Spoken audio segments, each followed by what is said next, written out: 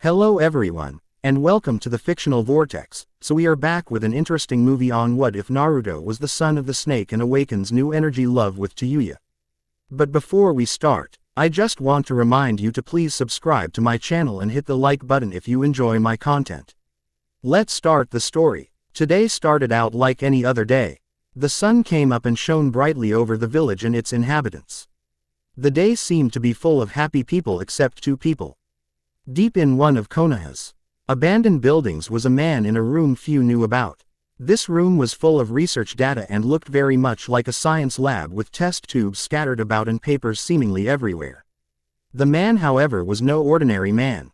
T.S. man had smooth black hair that reached about midway to his back. With skin as pale as the brightest moonlight. Eyes that were silted just like a snake's eyes would be. This man was dressed in the typical Jonin attire for the village. This man was none other than the legendary snake Sannin, Orochimaru. He had a look of true worry on his face as he was next to a woman giving birth. This woman had long golden hair and deep blue eyes. She had beautiful tan and soft skin that was softer than the finest silk. She had a nice shapely body as well that was in extraordinary pain at the moment. Orochimaru held onto her hand for reassurance although he was sweating from nervousness just as badly.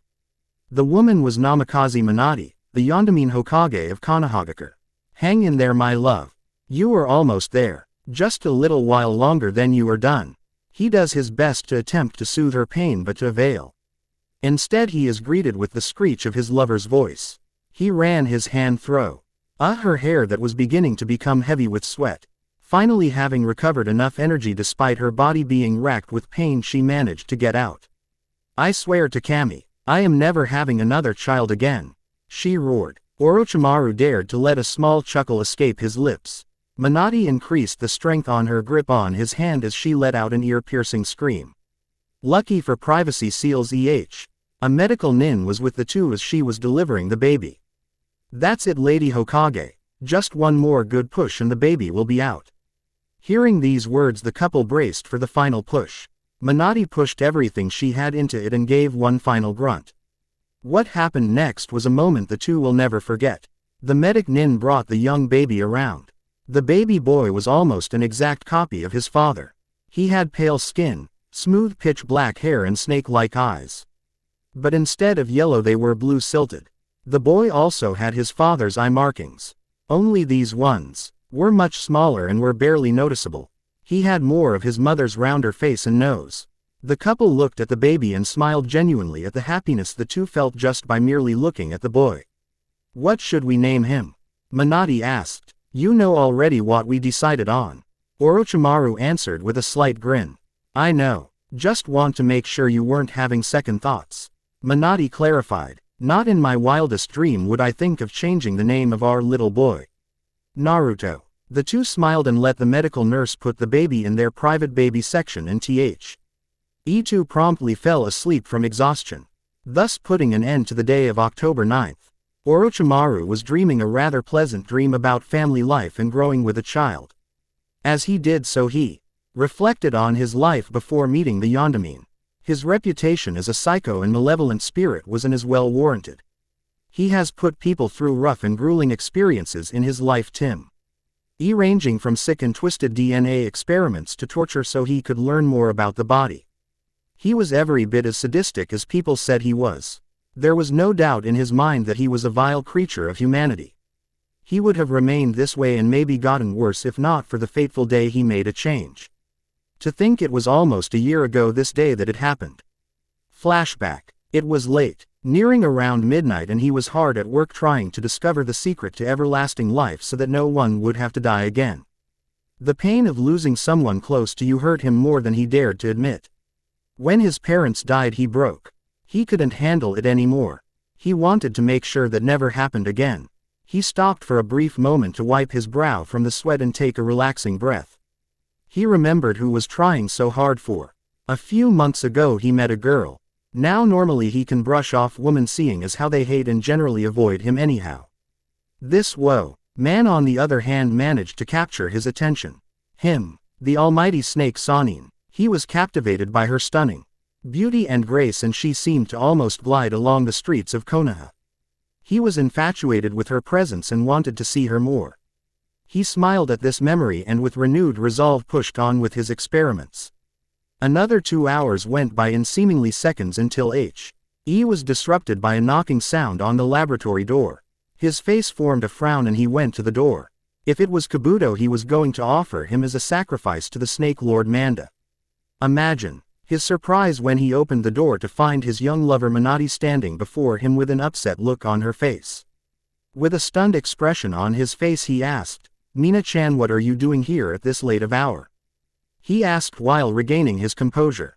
"I came to talk to you."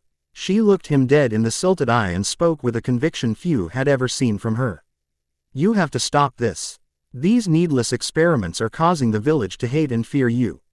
Even your own sensei is worried about you." She paused for a moment letting the words sink in. "I'm worried about you," she said with a concerned look on her face and tears threatening to leave her eyes. Hearing the first few words from her made him mad. More so than he has been in a long time. Who was she to say this research was pointless? This was his life's goal. His dream to fulfill and purpose in life, and he was going to accomplish this no matter what. How could she just waltz in his lab and tell him that his dream was corrupt? He was ready to reply in anger when he gazed upon her face. The sight of tears and a quivering lip made his entire resolve crumble. He silently cursed him for letting someone get so close to his heart again. "I'm doing this for the greater good. So people don't have to die," he said quietly as in a hope that she would not hear him. "The greater good doesn't see it that way. Oh, Orochimaru-kun, they will never let us be together unless you change your ways. They will force us to be apart. I don't know if I could live like that." She let her heart's depression show in her words as they left her lips. Orochimaru stood in the doorway for what seemed like hours of thinking. His heart, as cold as it was fighting against his brain. In his mind a war was raged between the two sides of his consciousness. His logical side stated, "Forget her. For the good of the world we need to keep doing this. Nothing will stand in our way." The newly formed good-natured side stated, "Be that as it may. Are you really willing to give up the love that has made us feeling more alive than ever before?" These were just some of the thoughts that raged in his head as he made his choice. After 15 long minutes he turned around and after running through some hand seals fired a Kaiden jutsu and shut the lab door. Smiling as he took his lover back their home for the night with the sea. Lent promised to turn over a new leaf and be a better person.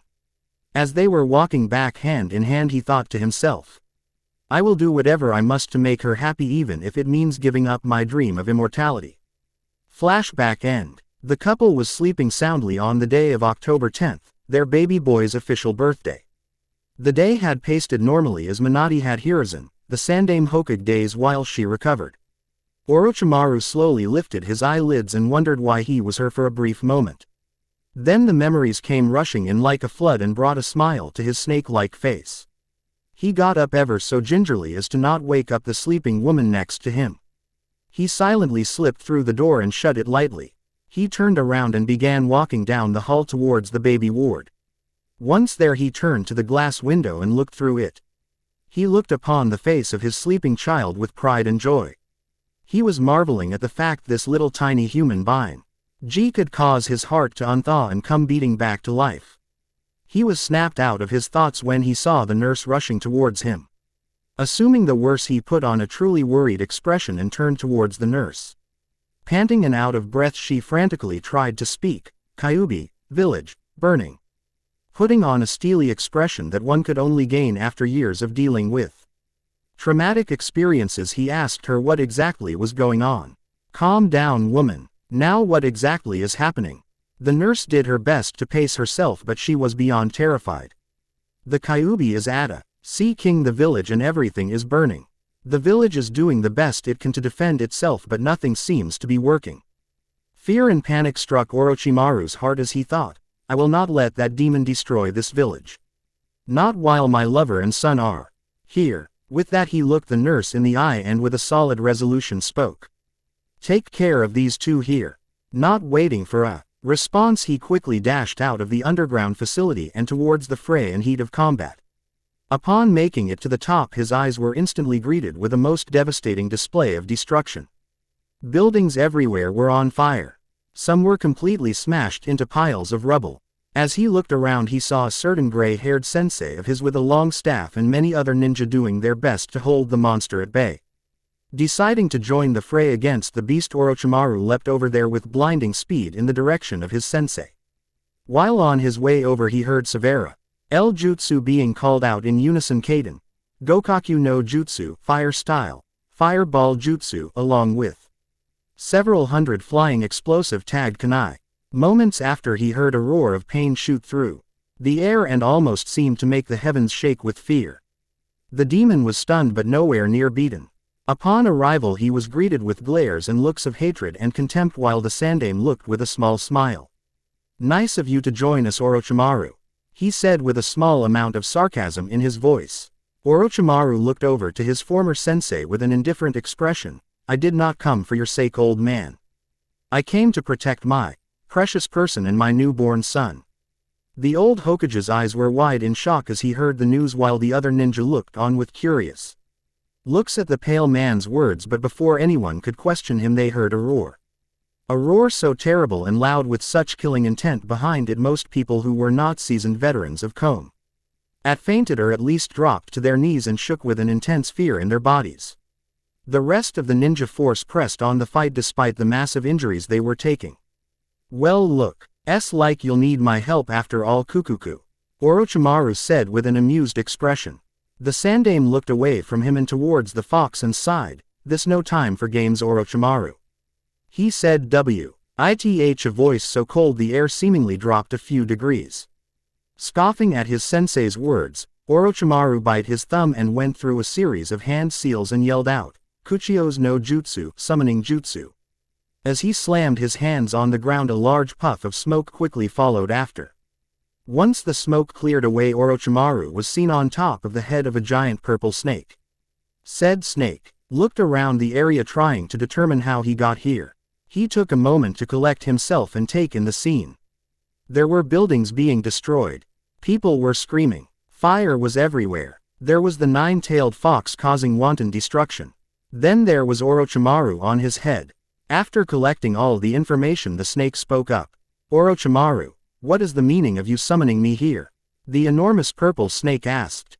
Orochimaru sighed as he knew it would not be easy to convince the Snake Lord to help him, especially in a situation such as this one with such slim-looking odds. "I need your help in defending my son against the Kyuubi," Orochimaru said. Meanwhile, the snake raised an eye to look at him and decided he would get the information out of him later. "Very well, I will help you. Though you should know, against the Kyuubi I won't be able to stall for very long," the snake says with a hint of frustration in his voice. "Thank you, Manda," the pale man said, before the two launched into battle against the demon fox. Hearing loud and thundering explosions going on outside, Minati awoke with a startled expression and an uneasy feeling in her stomach. She checked around the room. Orochimaru was nowhere to be found and the nurse was passed out on the floor. Minati threw her legs over the side of the bed and went to go check her pulse. She was alive and her vitals were strong. She wondered what exactly could have caused this. Then it hit her. A wave of killer intent so strong it made her choke on her breath for a second before she regained her composure. What in the hell was that? She wondered before a loud roar erupted throughout the village, followed by a subtle hiss. Deciding that she needed to go prepare for whatever that was, she teleported CK to her home using her ever-famous Hiraishin to get there in a flash. Once home, she immediately got dressed in her Hokage outfit and ran out the door. What she saw was a sight that gripped her heart in fear and refused to let go. She looked in the direction of the most fire and damage and her gaze met the source of it all. There was an enormous red fox with 9 tails that could flatten mountains and cause tsunamis. Coiled around this fox was a large purple snake, doing the best it could on squeezing the stomach and one of the demon's arms, while on top of the snake was a white man doing whatever he could to disrupt the fox. She gripped her special kunai and threw it in their direction with only one thought. "I will do what I must," before vanishing in a yellow flash. Arg, arg, quote. Both summon and summoner choked out as the fox they were wrestling with tossed them both off and sent them sailing into the forest ground below. Both of them, feeling groggy and off balance, did their best to regain their balance and focus. Orochimaru was about ready to attack again when Manda spoke up.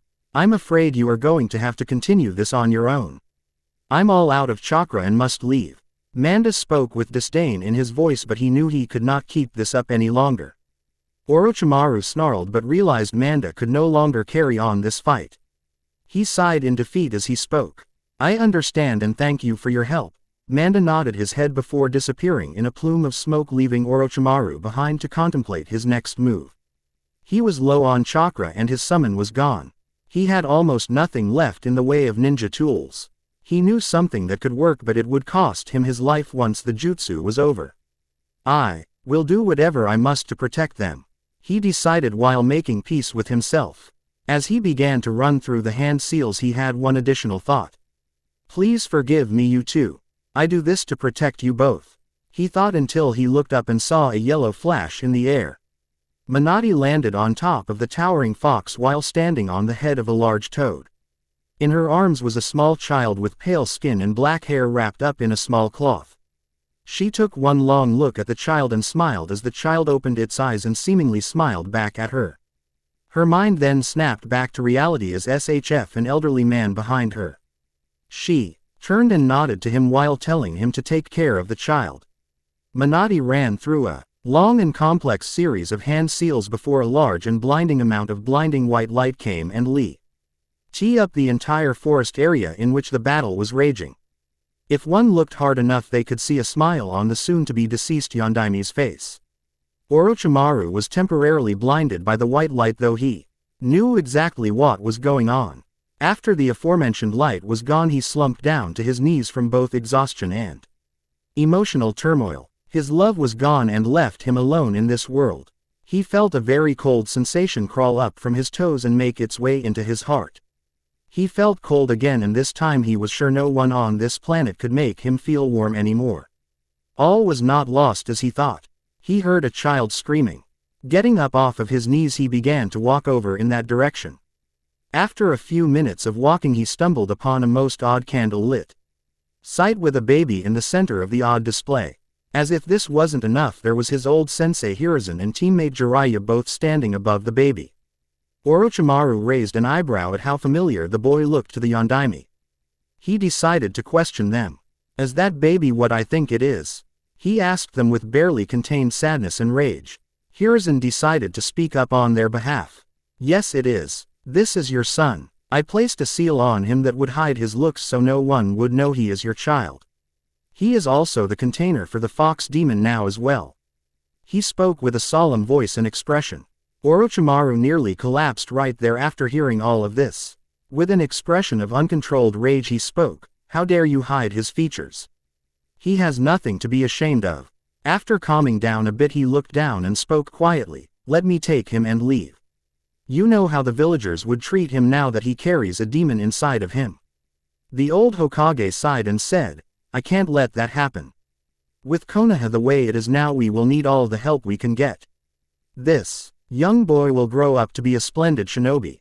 I can't let him leave. Orochimaru looked at the two with disgust, but he knew he could not fight them off the way he was now. Instead he left them with a few parting words. I will be back for my son one day, and when I do I will burn this place to the ground. He turned and took off into the forest. The other two sighed and turned towards the now screaming blonde-haired, blue-eyed baby. They would need to be extra cautious with him now. 5 years have passed. 5 long grueling years of pain over the death of loved ones, agony over finances, and most of all hate directed at one boy. This young 5-year-old boy had wild spiky beach bee blonde hair with beautiful sun-kissed skin and deep oceanic blue eyes that can make you feel lost in them. The boy had a name. His name was Uzumaki Naruto. On most days he was happy and smiling. If he wasn't out eating ramen at his favorite stand, then he was out causing trouble just to get attention. Unfortunately, he also incurred the wrath of his Jiji-san, the Sandaime Hokage. Yes, life was a joyful little bundle for our favorite blonde. Or so he would have everyone believe. In reality, Naruto just wanted a friend to play with. Wherever he would go, people would avoid him and give him glares if he was lucky. Sometimes the people rioted, and a group of 8 to 12 people would find him and teach him a lesson in respect, as they put it, leaving the boy broken and battered. If it wasn't for The blasted demon fox Naruto would have been long dead. Not just from the occasional brutal beating but also from malnourishment and often food poisoning. Try as he might, he never seemed to be able to find someone he could call his friend. As he strolled on down the street he received the very familiar looks of hate and disgust as he walked by, but as he did so he kept on thinking, I'll be the greatest Hokage ever.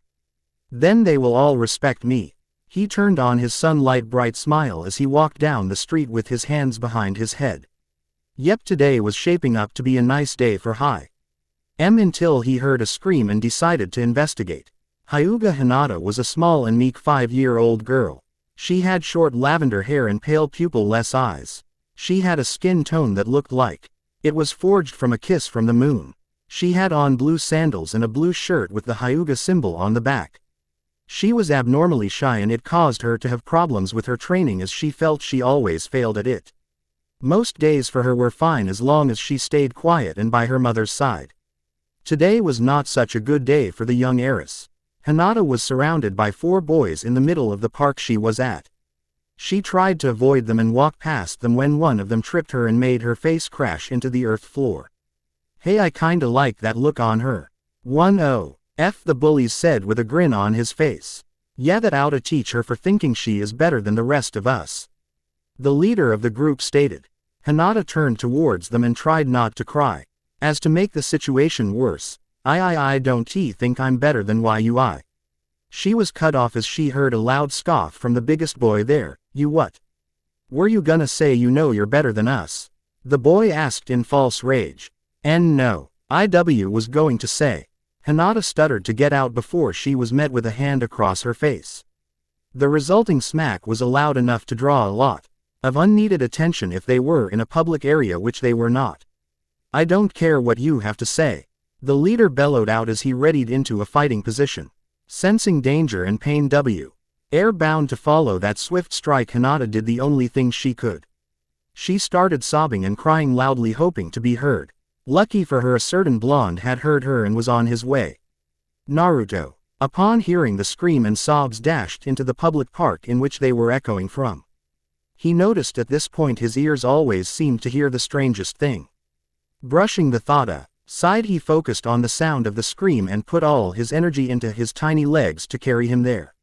Lucky for him, the park wasn't far, so he would be able to get there in a matter of minutes. Once there, he looked upon the scene and was immediately angry. There was a little girl with pale eyes and a red handprint on her face, and she was surrounded by 4 boys, with the tallest one having his hand cocked back, ready and able to deliver another foul swing. The aforementioned bully was about to do just that when something caught his hand and refused to let go. What the leader bully let out as his hand was caught. Hinata dared to look up to see what had stopped the impending smack. She rested her puffy, bloodshot pale eyes on a little blonde boy with slightly tanned skin and a white sheer tee with black pants on, and in his hand was an arm. She traced the arm back to its owner and found that it belonged to the bully that was about to smack her. He had stopped the hit. You little bra, hey, wait a minute. I know you. You're the little demon brat my parents always tell me about. They said you killed a lot of innocent people, demon. Hey guys, let's get him instead, then we can go back to the Hyuga girl. The boys nodded in unison and turned to face Naruto, only to find him gone. Where did he go? One of the boys asked. I have no idea, look out, the leader said as he looked up to see a beehive land not 2 inches in front of him. The enraged bees looked for the first thing to release their pent-up anger on, and fortunately or unfortunately in the case of the boys, the bees found the IR mark and speedily chased the boys out of the park. Smiling his pearly white smile, he lowered his hand down to help the pale girl up.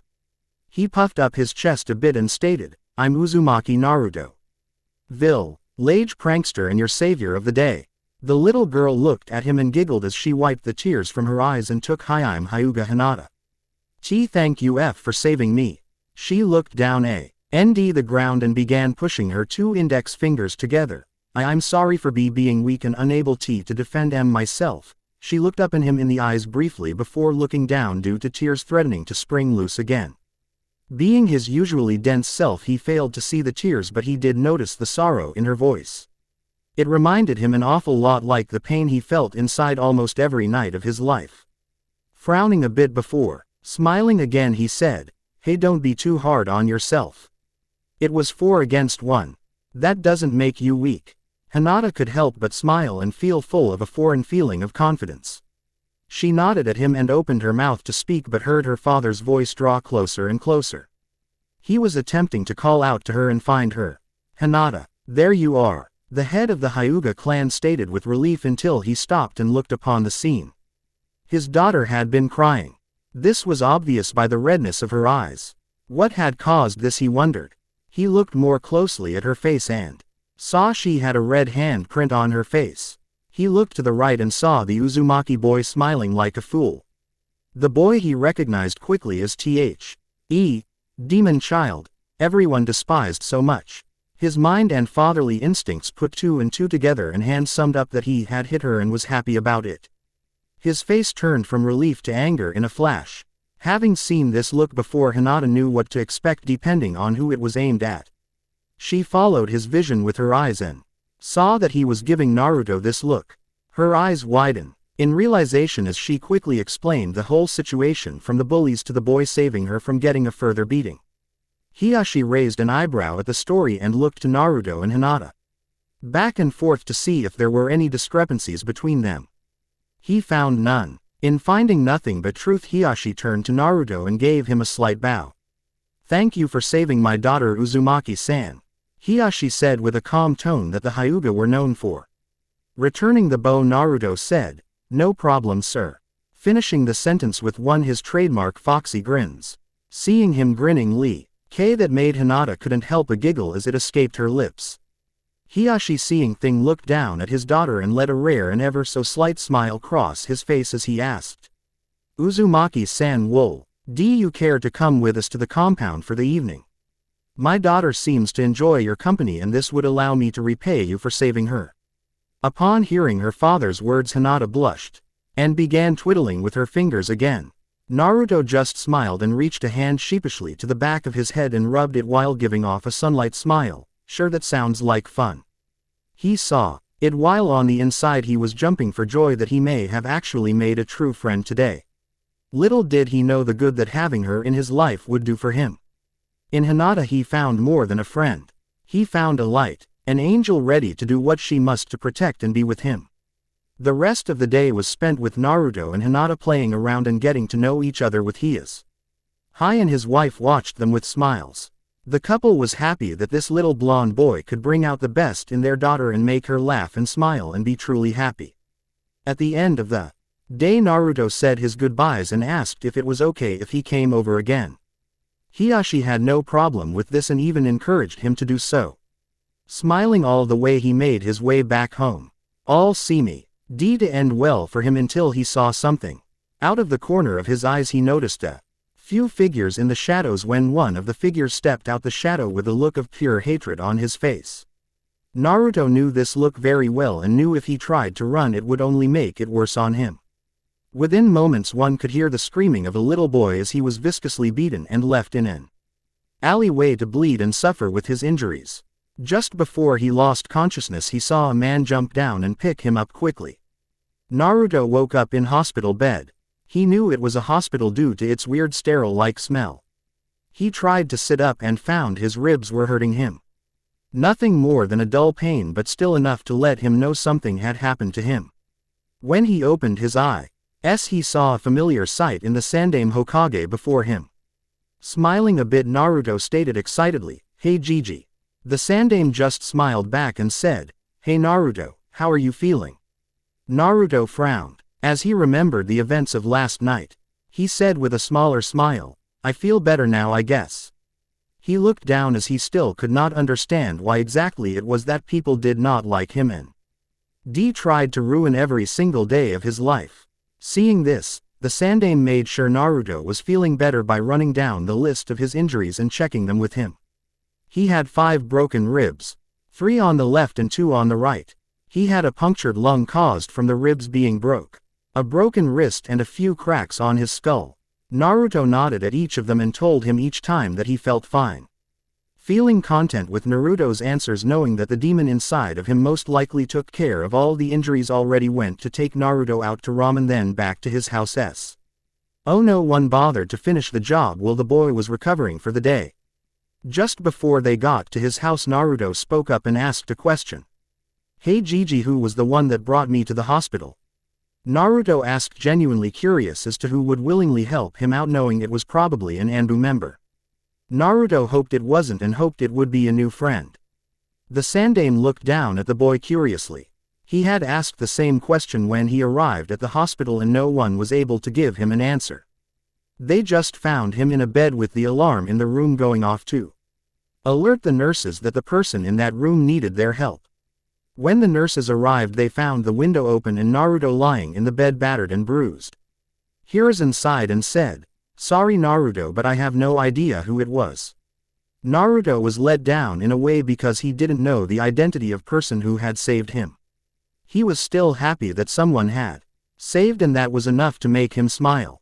Thanks for today, Gigi. And with that we went off to his apartment and locked the door.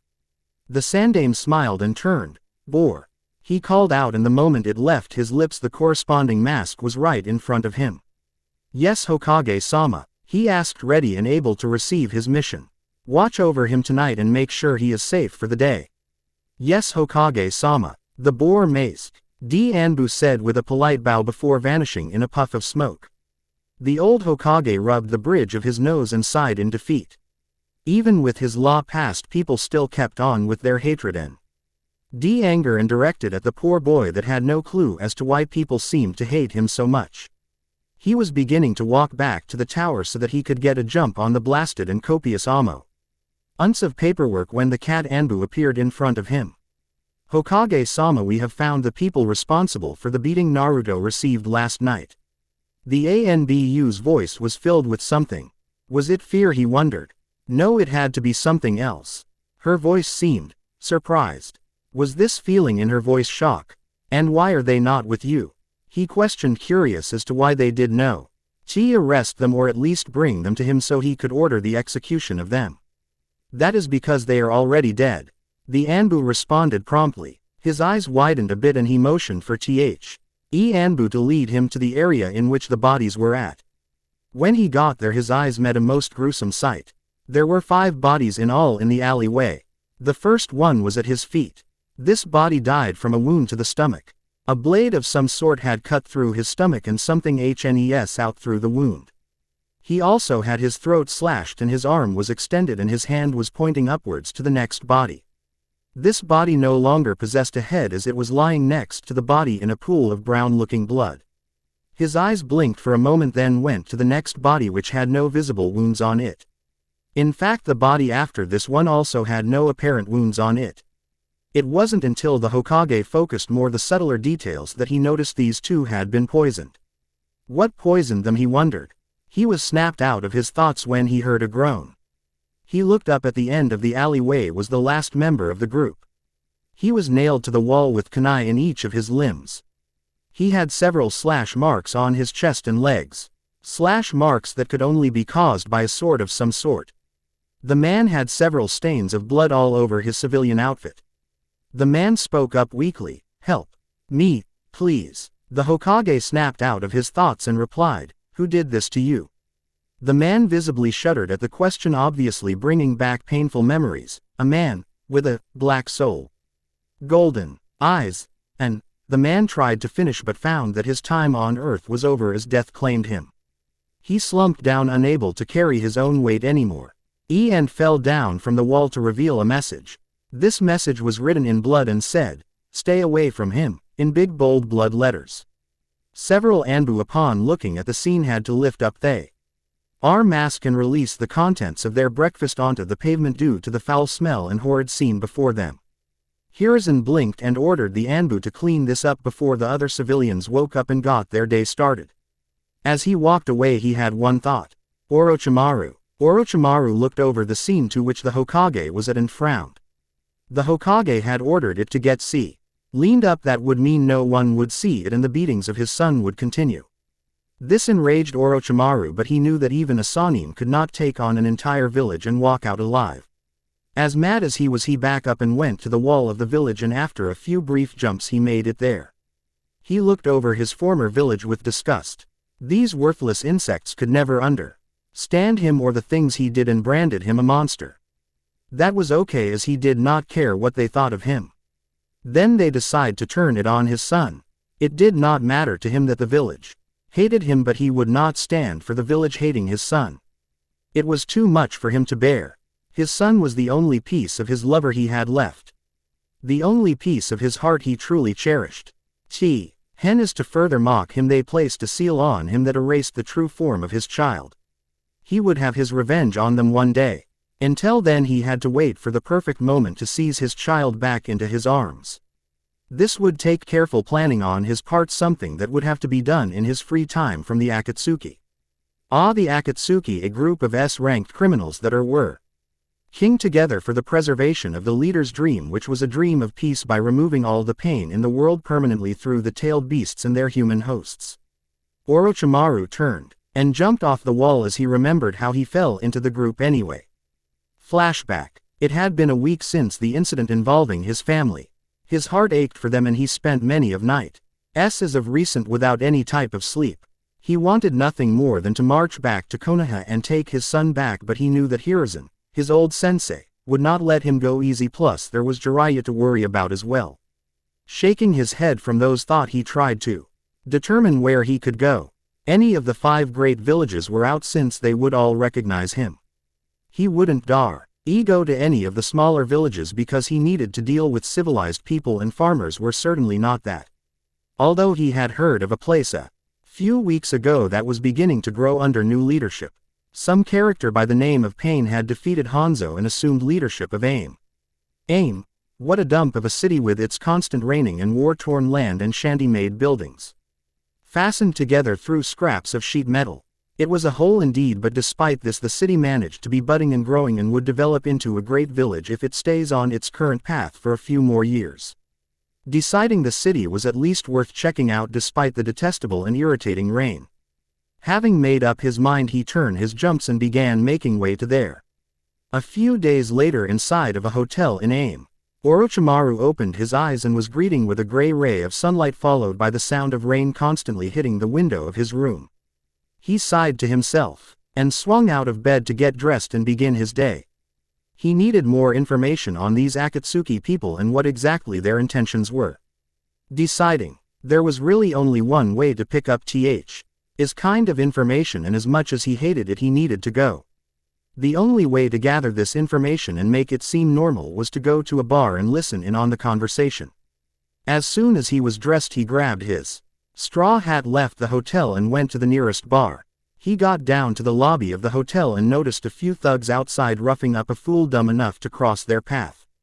Smirking, he pushed open the door and made his way into the rainy city with a brisk walk. As he walked, he recalled his battle with Hanzo, and he honestly thought he would never come back here. Shaken those thoughts from his head, he rounded a corner and kept walking. After a few minutes of traveling around past all kinds of shops and stores, he finally found what he was looking for.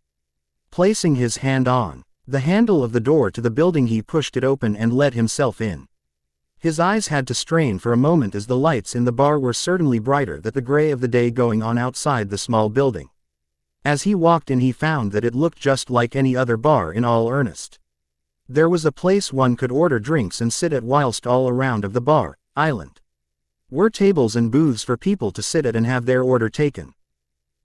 People looked up from their drinks to see who it was at the door, while others had simply glanced in that direction. Oozing to take a booth in the corner furthest from the door, Orochimaru sat down and waited patiently. After a few minutes, a waitress approached him and asked what he would like to have. He simply asked for a cup and a bottle of sake.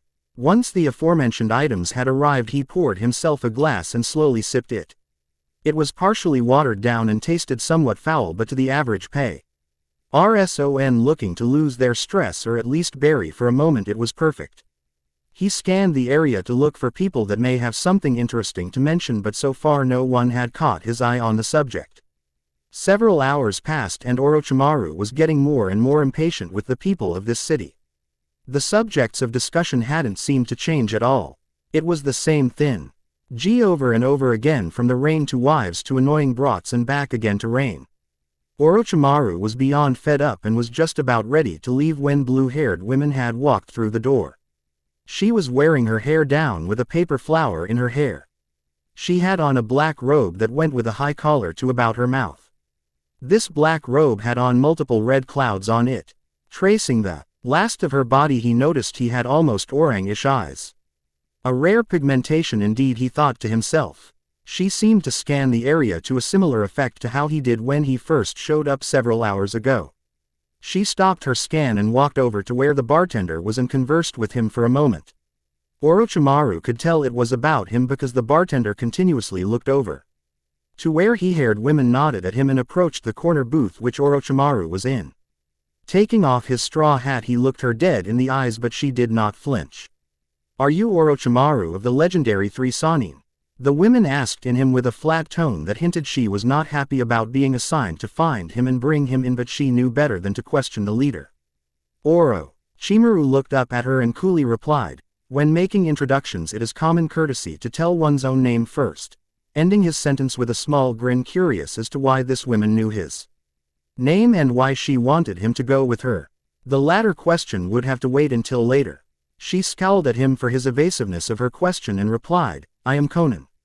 "Now are you or are you not Orochimaru of the Sannin?" she stated with a slightly impatient tone. "I am him," he stated with a slight amount of anger as he remembered the other two that were considered part of that group. "Follow me," she commanded to him.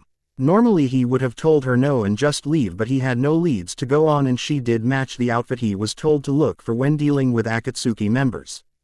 Settling his thoughts, he got up and followed her while being cautious and well aware of his surroundings as to not run into a trap if one was set up. They walked side by side through the streets of Aim and towards the tallest building. A large tower made out of different types of metal and piping. Noticing Orochimaru was on edge, Conan spoke up in a stoic manner. "Relax, you are not being led into a trap. I am taking you to go meet the village leader, Pain." His eyes widened ever so slightly. The very object of his desire had requested an audience with him. Using this time to his advantage, he decided it was his turn to question her and find out all that he could before the confrontation with the leader. "How exactly did you know who I was?" he asked in a generally curious manner, though inside he was hoping to get more insight on the leader, Pain. Not much goes on in this village without the leader being aware of it. Also, not many people come here for pleasure thanks to the weather of Aim, she stated bluntly as to not give away too much to him in case he turned Pain down on his offer to him. She hoped he wouldn't be that stupid, as she really did not feel like getting in a fight today. Especially not one with an S-ranked criminal like Orochimaru. Orochimaru frowned at this. Nothing in that sentence was anything more than just the logical and plain answer. She must know something to give him such a blank statement, or she is smarter than she looks. Pursuing the information he so craved, he asked, "Is that so? How does he have such a knowledgeable mind about things within the village? Better yet, why would he take interest in one single person in a village with many other people scattered about?" he asked her with a quick glance over in her direction to see her reaction. He was quickly disappointed as she maintained he blank face and even-paced walk. "He wasn't exactly looking for you, but I will allow him to explain himself. We have arrived at our destination," she said, as she opened the door to a winding path of stairs that lead up to the top of the tower. Orochimaru walked in and began walking up the stairs, bracing himself for whatever may face him up there. After a few short minutes of traveling, he managed to reach the top of the tower where a man in an Akatsuki robe stood. This man had orange and purple, swirl-layered eyes. Taking a moment to examine them, he aimed to the realization that he must have the fabled Rinnegan. So that's how he was able to be Hanzo. "There you are, Orochimaru. I am the leader of this village. My name is Pain and welcome to Omegakure," Pain said as he turned and opened his arms as if he was preparing to hug the city itself as he introduced it to Orochimaru. Orochimaru noticed his pride for his village and was reminded of the pie and his own village and the inhabitants it carried. How he could not wait to crush that village with all of his might and laugh as it burns and crumbles under his strength. He was snapped out of his thoughts when Pain spoke again in a low but authoritative voice that almost boomed over the empty room and left out of the balcony that looked over the village. "Before we get our conversation underway, I want to know from you. Why have you come to Aim? I can't imagine an S-ranked criminal like you to come here because of the scenery." Quote, Orochimaru glanced at him and decided there would be nothing gained by lying to him. Plus if he felt like he was lying then he would have a whole city to fight through and he was not about to do that. He took in a breath and spoke truthfully, I am here to learn more of the organization that you run. Pain looked him over once or twice before speaking again, what do you know of the Akatsuki already? He asked coldly to make sure he understood the gravity of his current question and make sure the seriousness got through to him. Orochimaru looked back at him unfazed by his question's coldness. He replied with equal coldness, they are a group of S-ranked criminals. That is all you know? Pain asked with a slightly curious look on his face, but most of it was hidden by the collar of the robe. Yes, Orochimaru stated blankly. Pain looked to Konan and nodded at her briefly, then looked back to Orochimaru. The Akatsuki is indeed a group of powerful S-ranked shinobi, that much is true. However, that is not all.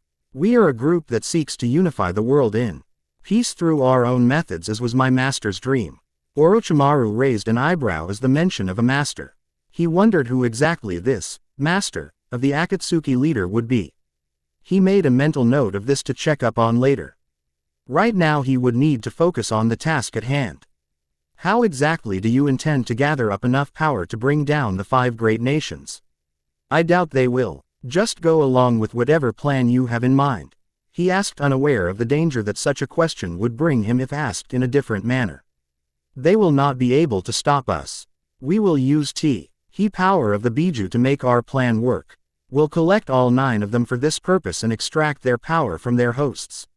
Orochimaru internally began to worry. His son was one of the ones that they would go after. His interest reached a new height. By extract, what do you mean? And what happens to the host after the extraction process? The process of removing the Biju from its human host will kill them. Orochimaru's eyes widened. His son would be killed if they got to him and take him to place of extraction.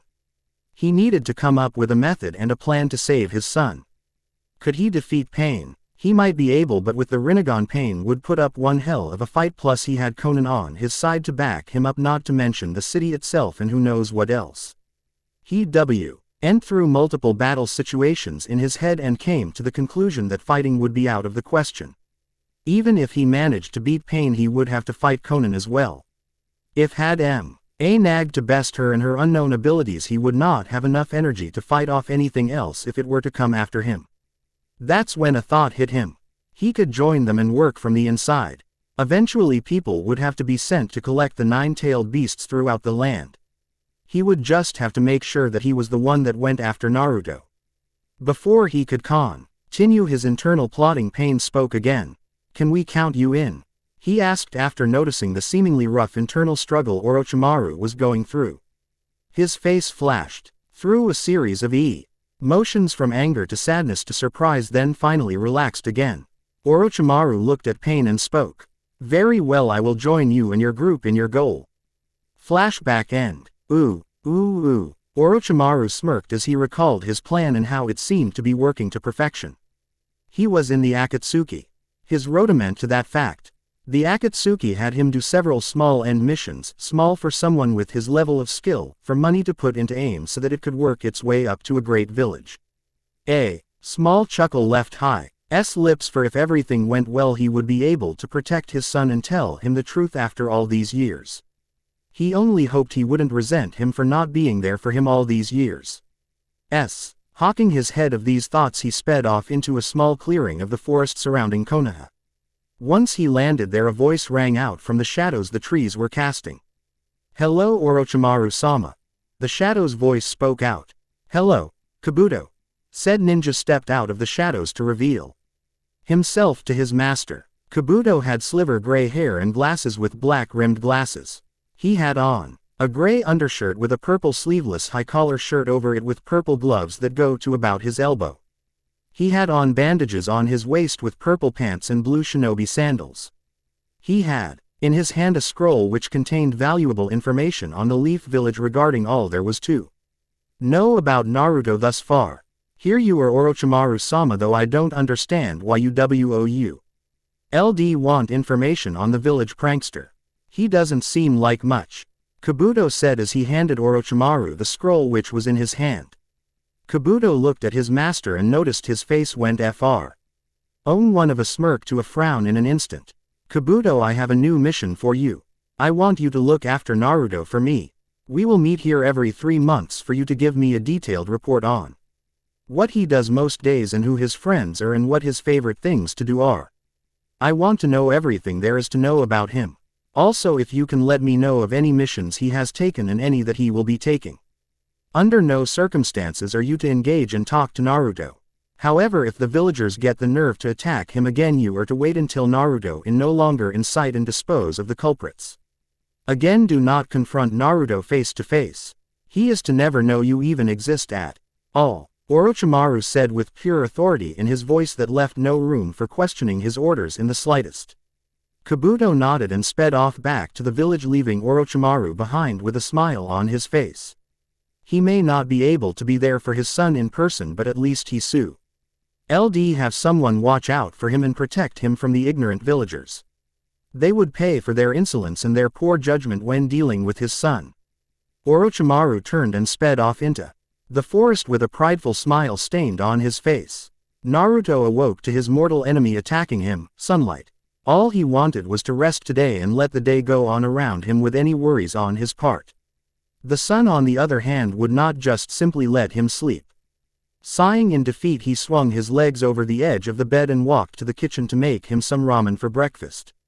He got out one of his cast iron pots, filled it with water, and set it on the stove and turned the knob to activate the gas from the propane tank below, since he didn't get gas to his apartment directly. He remembered how he learned to jury-rig the propane tank through a maintenance book he found in a dumpster one time. The water came to a boil and he poured the noodle goodness in and made his breakfast. After he was done eating, he thought he would go and meet a certain Hyuga girl while she was getting done with her morning spar. Such was their usual routine ever since Naruto stopped those kids from hitting Hinata and went back to play with her for the day. After such, the two became practically inseparable from each other, doing practically everything they could when they got the chance to do so. There were of course some days Naruto couldn't see her because she had clan business or impromptu training or something akin to that nature. He was developing quite the bond with the little girl, and began feeling something strong in his stomach when he thought of her. Such is what happens when one spends over 4 months consecutively with someone. Now, with only 2 months until they had to go to the Ninja Academy, the two now 6-year-olds could hardly wait. We get to learn how to be ninja. We'll be the best ones ever. We'll graduate at the top of the class. These were just some of the thoughts that rang around the two children's heads with the thought of the academy. Both of them were beyond excited, to say the least, but both for different reasons. Naruto was excited because he got to go and gain the next step to becoming Hokage, and Hinata because she got to spend more time with Naruto, albeit it being in a classroom. With the last of the ramen done, Naruto threw on his aura NGE jumpsuit he just recently bought and headed out the door and into the streets of Konohagakure no Sato. Hinata had just woken up from her slumber to her favorite sight. Rays of sunlight shooting through the window to greet her pale skin and tell her it was time to rise from her slumber and dreams. This night's dream was no different from the rest as of recent. She would fall asleep and dream Naruto and her doing all sorts of things together, from eating together to taking missions together and possibly raising a family together. Hinata blushed as she remembered how blissful that dream felt to her. It felt so real and so right. Sighing as she remembered the dream, she swung her legs out of bed and put on a robe the maids had laid out for her when she awoke. She threw the robe on and brushed her teeth. After that, she went downstairs to eat breakfast and begin her morning spar with her father. Over the course of 4 months, Hinata had gotten much better, due in large part to her found confidence from Naruto. She vowed that something like the bully situation would never happen again, and she wouldn't need someone to help her by saving her. From now on, Hyuga Hinata would save herself from harm. Getting down to the bottom of the stairs, Hinata slid the door back and proceeded to eat the breakfast that the maids had set out for her. Finishing her breakfast, she stood on her tiptoes and put the dish in the sink and went to go spar with father, hoping that Naruto would show up in time to see her and cheer her on like he normally did. The aforementioned blonde sneezed as he was running to the Hyuga compound and almost lost his balance, causing him to stumble mid-stride. Damn it! He I'm already running late. At this rate I won't make it in time to see Hinata spar. With his last thought he put his energy into his small and pushed hard as he could towards his goal. Hoping to whatever Kami was out there that he wouldn't be too late. He pushed and rounded the last corner with considerable speed for a 6-year-old despite the sheen of sweat that was collecting on his face and the fire in his lungs from lack of oxygen. The Hyuga guards at the gate seemed slightly amused at the little blonde blur speeding his way to them. The guards were not surprised as they knew exactly who it was and had actually grown rather fond of the little blonde. Once Naruto had head he was nearly ripping at the seams with nervous energy. Please please please please tell me I am not too late to see Hinata and Hiyashi-sama spar. The little blonde boy asked the two stoic Hyuga who looked down at him and then looked at each other. I believe if you hurry you will catch the tail end of the spar. The left guard said. Naruto bowed his head in appreciation at the guard and sped into the compound. The right guard watched as he went into the compound when a question popped into his head. Hey, he has blonde hair, right? The only people that have blonde hair is the Yamanaka clan, right? The left guard nodded and wondered where exactly his train of thought was leading him. That's just the thing though. Naruto is not from that clan. Who else in Konoha had blonde hair? I feel like I am missing someone very important who had blonde hair. It will come to me eventually. With that the right guard resumed his normal stance. The Yondaime had yellow hair, right? There is no way Naruto is the son of the Yondaime, is he? He mentally shrugged and went back to duty. Naruto dashed inside the compound while the two guards unknowingly to the boy had a conversation about him and his lineage. Naruto stopped for a moment to catch his breath and wipe the sweat from his face before sliding the door back. Much to his dismay, Hiyashi and Hinata were both sitting down at the table discussing the events of their spar and where Hinata needed to improve for next time. Naruto stood in the doorway and did a slight bow. Hiyashi-sama, I hope I am not interrupting you. I am sorry for not being able to make it as per usual. Now Hiyashi himself was rather fond of the boy as he had gotten to know him over the course of the 4 months and he had never heard him use such manners before to anyone ever. Hiyashi's eyes widened at his sudden display of gentlemanlike behavior. Hiyashi nodded at him and motioned for him to accompany them and have a seat, much to the joy of Hinata even though she was a little upset that he couldn't make it for the spar. Naruto, thank you for joining us. Naruto-san, may I ask you a question? Hiyashi asked, which Naruto nodded vigorously at the older head Hyuga. Where did you learn manners like that? Hiyashi asked, generally curious as to where he acquired such information regarding the sophisticated society of manners and how to properly implicate them when in a conversation.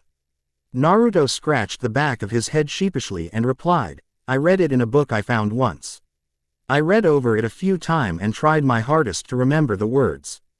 Never thought it would actually help me. The blonde stated proudly. He was actually happy he managed to get recognition based off something good he did instead of something wrong this time around. Had he told Hiyashi was the truth for the most part. The fact is that he did not read it several times over.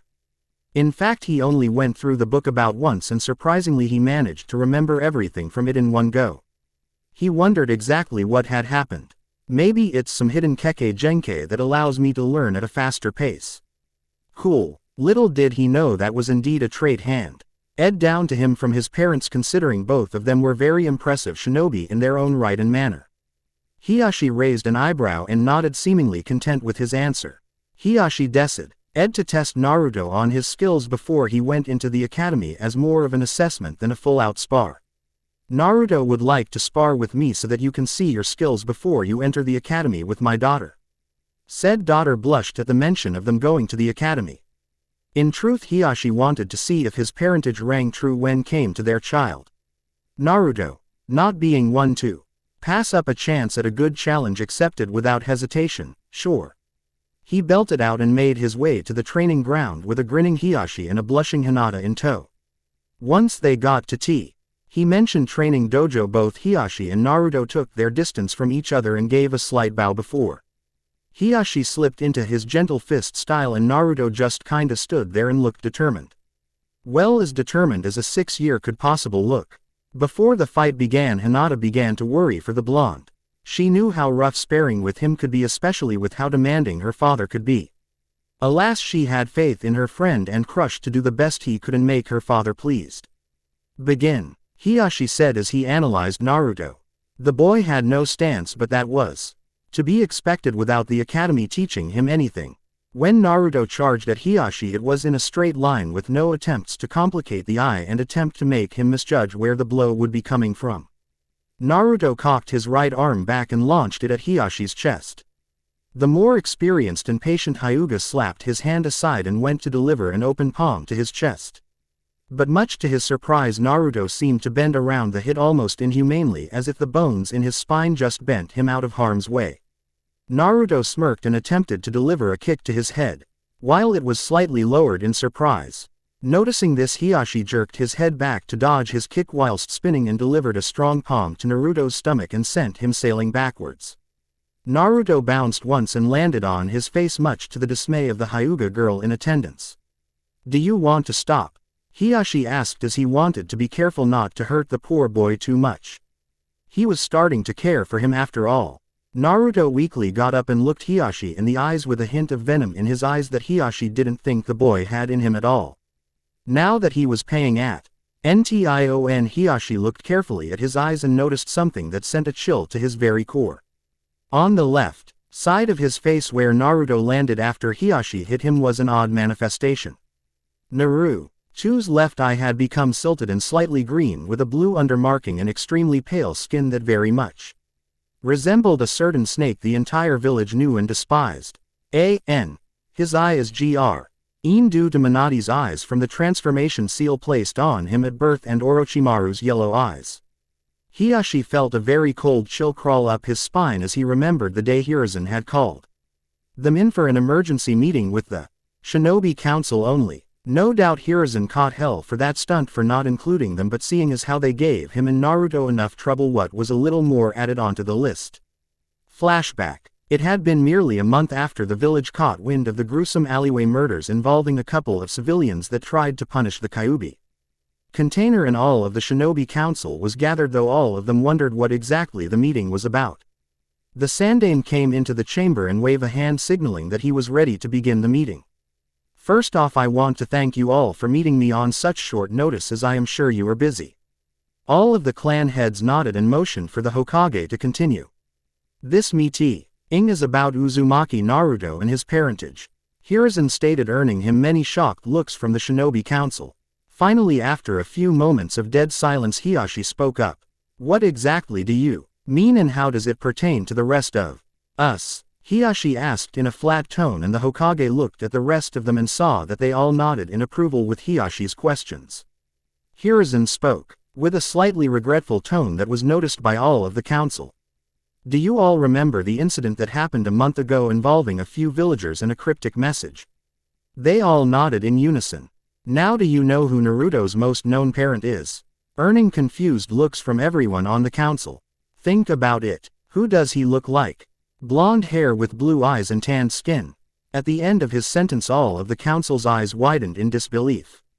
They had heard that the Yondaime had given birth to a child, but they always assumed that they both died carrying the Namikaze clan name to grave with them. "That's correct. Naruto is the son of the Yondaime." The council ignited in an uproar of commotion and questions ranging from, "Why weren't we told sooner?" and "Bring him here so we can properly discuss this." But eventually the entire council quieted down once they looked upon the Hokage's face and realized that it was one of mixed anger and regret. Hiyashi remembered thinking what exactly Hiruzen was so regretful of that it showed on his face quite clearly. It was then Hiyashi came up with the next logical question in reference to the boy.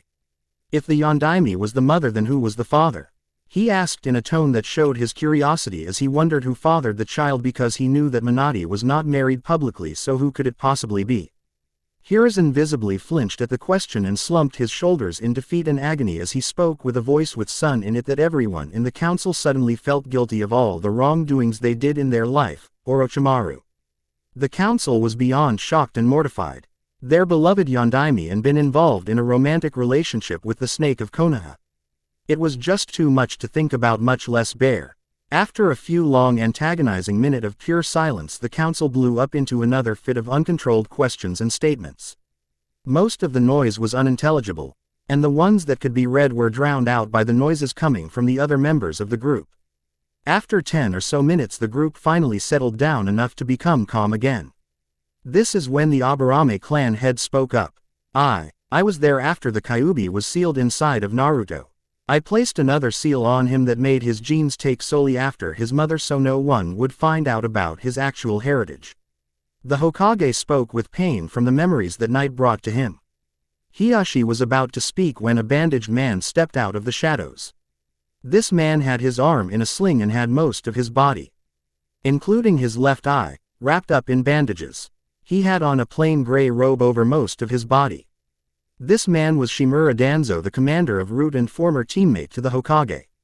He spoke with a war-hardened voice that one gets after seeing way too much combat in their lifetime. If what you say is true, then the boy is a huge risk. Not only is he the spawn of that traitorous snake Orochimaru, but he is also the container for the Kyuubi, making him also very volatile in terms of emotions. Therefore, I request to take the boy and give him emotional control training similar to that of my Root agents. He proudly and matter-of-factly proclaimed, feeling proud of himself due to the lack of loopholes in his plan. Everything he said was true, and he was the only one who could teach the boy that level of emotional control. Hiruzen knew it would be a very bad idea to hand Naruto over to Danzo to turn him into a super weapon to crush all the enemy villages. Luck. Why for him? Minati had thought about this in her will. Hiruzen smiled brightly against his longtime friend rival. Well, that would be the logical thing to do, Hiruzen said, letting Danzo believe he had finally won one over on his friend rival. But I can't let that happen. It was specifically requested that Naruto remain free of any and all training you may give him. As stated here, in the will of the Yondaime herself. The Sandaime held up a scroll with the official Hokage seal on it. Danzo scowled at him. Furthermore, you wouldn't really want to go against the last testament of the Yondaime and one that was approved by both the civilian and shinobi council, would you? Danzo frowned at him but said nothing more as he nodded and made his way out of the chamber. A few brief moments of silence followed before the council asked to read the will of the Yondaime for themselves. After a good 30 minutes had passed, it finally got the end of the row where Hiyashi was at. Unrolling the scroll high, Ashi began to read the message laid out for him. Dear honored council members, if you are reading this message, then it means I have died during the attack of the Kyuubi and sealed the demon inside of a child. Hiruzen has probably explained by now that the child I sealed the demon into was my own child Naruto, and I assure you it is true. Naruto is my son. I don't know if he explained who the father is because of his shame regarding the issue. Naruto's father is Orochimaru. As strange as it sounds, I willingly bared his child within me. No, I was not influenced in any way. By now you are wondering why he looks like he only takes after me. This is because I prepared a seal in case I wasn't there to convince the council of Orochimaru's changed heart. The seal alters Naruto's genes to look solely like me as to draw less attention from the rest of the crowds of villagers. If Naruto resembled Orochimaru in any way, I am not sure what would happen to my poor son. It is my last wish that Naruto no be told of his heritage until he graduates from the academy and is getting along well with his new team. Also, I do not want Naruto to have any relation to Danzo or anything he is directly involved in. Please treat Naruto well if you can and tell him I love him. From the Yondaime. Hiyashi felt his breath hitch for a bit as all of his questions were laid to rest after reading the genuine article. With Minati's stamp on the bottom of the scroll, Hiyashi still had one more question to ask. What do we do with the boy now? Just go about your normal business like nothing happened. This meeting was to inform you all of the information that was at first cancelled from everyone. Hiyashi, I believe Naruto spends a great deal of time with you and your daughter Hinata, right? Perhaps you can fulfill the last part of the Yondaime's request in keeping him happy. Hiyashi nodded at the old Hokage and sighed as he rolled the scroll back up carefully and walked over to Hiruzen and gave it to him before slowly walking out of the chamber so he could go to his gardens and meditate over this new information and process it carefully. Flashback end. Naruto looked at Hiyashi, who seemed to be completely zoned out while Naruto caught his breath. Naruto wondered why exactly this was, considering for the past couple of months Hiyashi had been acting rather strange towards him. In fact, there had been a few times had been caught by Naruto downright staring at him. Naruto of course called him out on it, but being a prideful Hyuga, he refused to acknowledge that he lowered himself to such a level.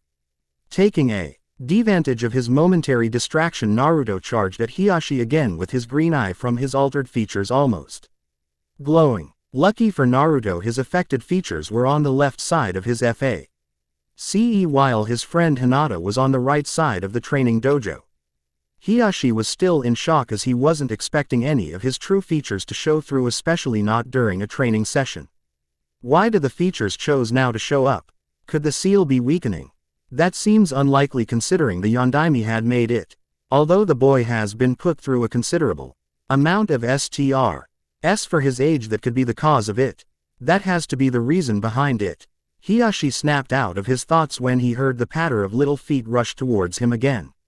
Naruto threw punch after punch and kick after kick with little to no success in hitting the Hyuga clan head.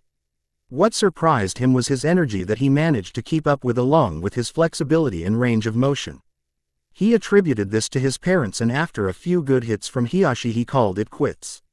Regaining the ever-famous Hyuga composure, Hiyashi stood out of his stance and readjusted his robes. That's enough for now, Naruto. You did very well and are more than ready to enter the academy. Upon hearing this, Naruto beamed with pride, and Hinata did a little bit of clapping on the side to show she was happy as well. The rest of their day went as well as could be, with the two children playing and eating together as they normally do, with a concerned Hiyashi off on the side watching the two. Specifically, he was watching Naruto and noticed when the spar was over and he caught his breath, his features had returned to normal, much to the delight of the clan head. 2 months later, Orochimaru was fuming. He could not believe the turn of luck he was having at the moment. All of his plans were ruined. All because a blasted Uchiha brat would not shut up about his son. Orochimaru frowned as the memories came rushing back to him. Flashback. Orochimaru and Sasori had just completed yet another trivial mission for shinobi of their skill and had been requested back at their hideout base. After a few days traveling from the land of iron, they had made it back. Pain and Konan were both there in holograph form. Along with them were both Hidan and Kakazu.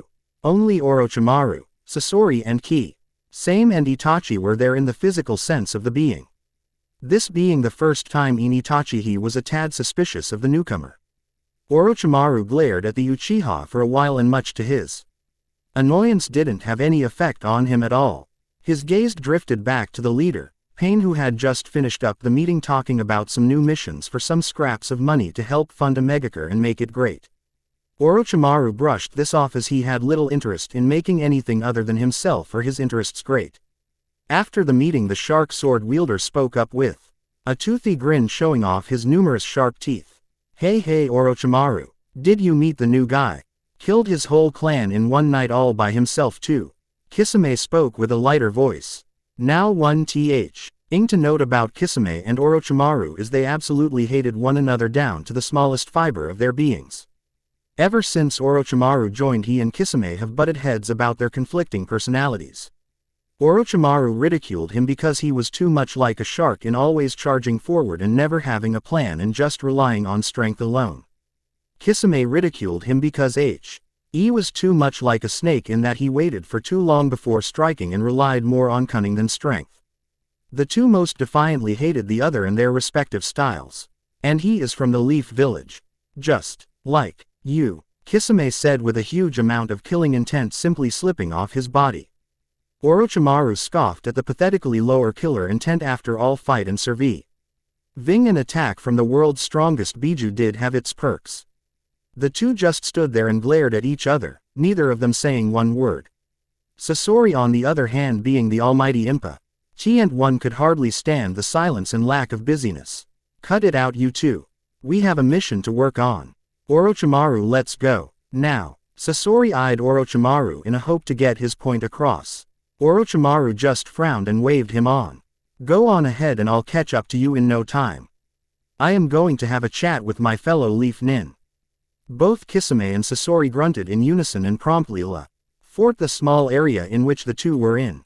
Orochimaru was looking for Itachi and failed to find him until he saw him leaving for the bridge which connected to the small building. Orochimaru grinned at ND swiftly followed him and stealthily snuck up behind the Uchiha. He was getting ready to answer a question when Itachi spoke. "Why did you want to talk with me?" he asked in a tone void of all emotion. On and as cold as the water in the river swirling down below them. Orochimaru simply smirked and replied, "How is my former village doing?" he asked coolly, trying to maintain an intimidating presence. The other S-rank missing nin, though he could not tell if it was working or not due to the Uchiha's calm exterior he had. "Don't you mean how is your son doing?" Orochimaru was visibly shocked and stunned upon hearing what Itachi had said. "Yes, I know Naruto is your son. I scanned him with my Sharingan and noticed his chakra. When I looked at you for the first time I knew I had seen the chakra somewhere. All it took was a little bit of thought before I connected the two of you. At first I found it absurd. Then I realized he looked an awful lot like the Yondaime. I put two and two together and found his heritage." Orochimaru could not be in shock any more than he was right now. Here comes this boy and tells him that his deepest and darkest secret is nothing more to him than a simple open book. He growled. "Well, more like hissed lowly," before Itachi spoke up again. "The only thing I don't understand is why you are with this group. Surely you could care less about the goals of the Akatsuki, so what is it? Money, fame, glory over Konoha, the tailed beasts." Orochimaru flinched at the last one and immediately cursed himself for doing so. Itachi just smirked as he knew he had hit the nail on the head. "Now why would the tailed beasts be of any concern to you?" Itachi thought loudly while running through a list of possible reasons as to why he may be interested in the aforementioned beasts of legend. Now that Itachi thought about it, he remembered when he looked at Naruto for the first time and realized he had seen a pit of red chakra in his stomach behind a seal. It hit him. Naruto was the Yondaime's son. The Kyuubi was sealed into a baby that night. The Yondaime was far too noble to ask anyone to place the burden of a demon on their child willingly. He remembered hearing at the Anbu station that the Yondaime had given birth just before she died. Was Naruto that child? Was he the one that had the Kyuubi sealed inside of him? It had to be him. He was the perfect choice for it. He was just born, so his chakra pathways were still fresh and brand new, and he was the baby of the Yondaime. Who better to pick for the noble Hokage than her own son? Itachi's eyes visibly widened, and as he turned to Orochimaru with a smile on his lips. Orochimaru frowned at this, as he knew nothing good would come from a smile like that. "Ah, now I understand. You want to be the one to go after the Nine Tails because your son is his container, am I right?" Orochimaru's eyes narrowed as he focused on the young Uchiha before he slid his sword out of his sleeve on the right side and proceeded to swing it at him. Itachi, seeing this in slow motion, easily jumped over and behind Orochimaru and ran through a flash of hand seals before taking in a deep chakra-laced breath and breathed out a large fireball that hurtled towards Orochimaru with impressive speed for its size. Orochimaru jumped back a good distance and, running through hand seals of his own at incredible speed, Doryuheki Aya. RTH release. Earth-style wall, and as he spit out the mud, a large wall suddenly shot up to protect its caster from the flames. The giant fireball smashed into the offending wall and quickly dissipated, as it did not have enough strength to blow through the wall of earth. This was merely a distraction for Itachi, as he quickly appeared behind Orochimaru and delivered a swift kick to his spine, causing him to fall down. Orochimaru turned and was running through some hand seals when he made the mistake of looking Itachi in the eyes. The effects of such a mistake were instant, as Orochimaru's world became dark and cold, and soon he found himself behind steel bars in a prison cell that, no matter how hard he tried, just would not budge in the slightest. Soon he saw two figures come into shape. One was tall while the other was shorter. The shorter one made a dash towards the cell, and Orochimaru quickly gasped as he saw his son come running to him, while the taller one just stood there and looked at the scene with great interest in his eyes.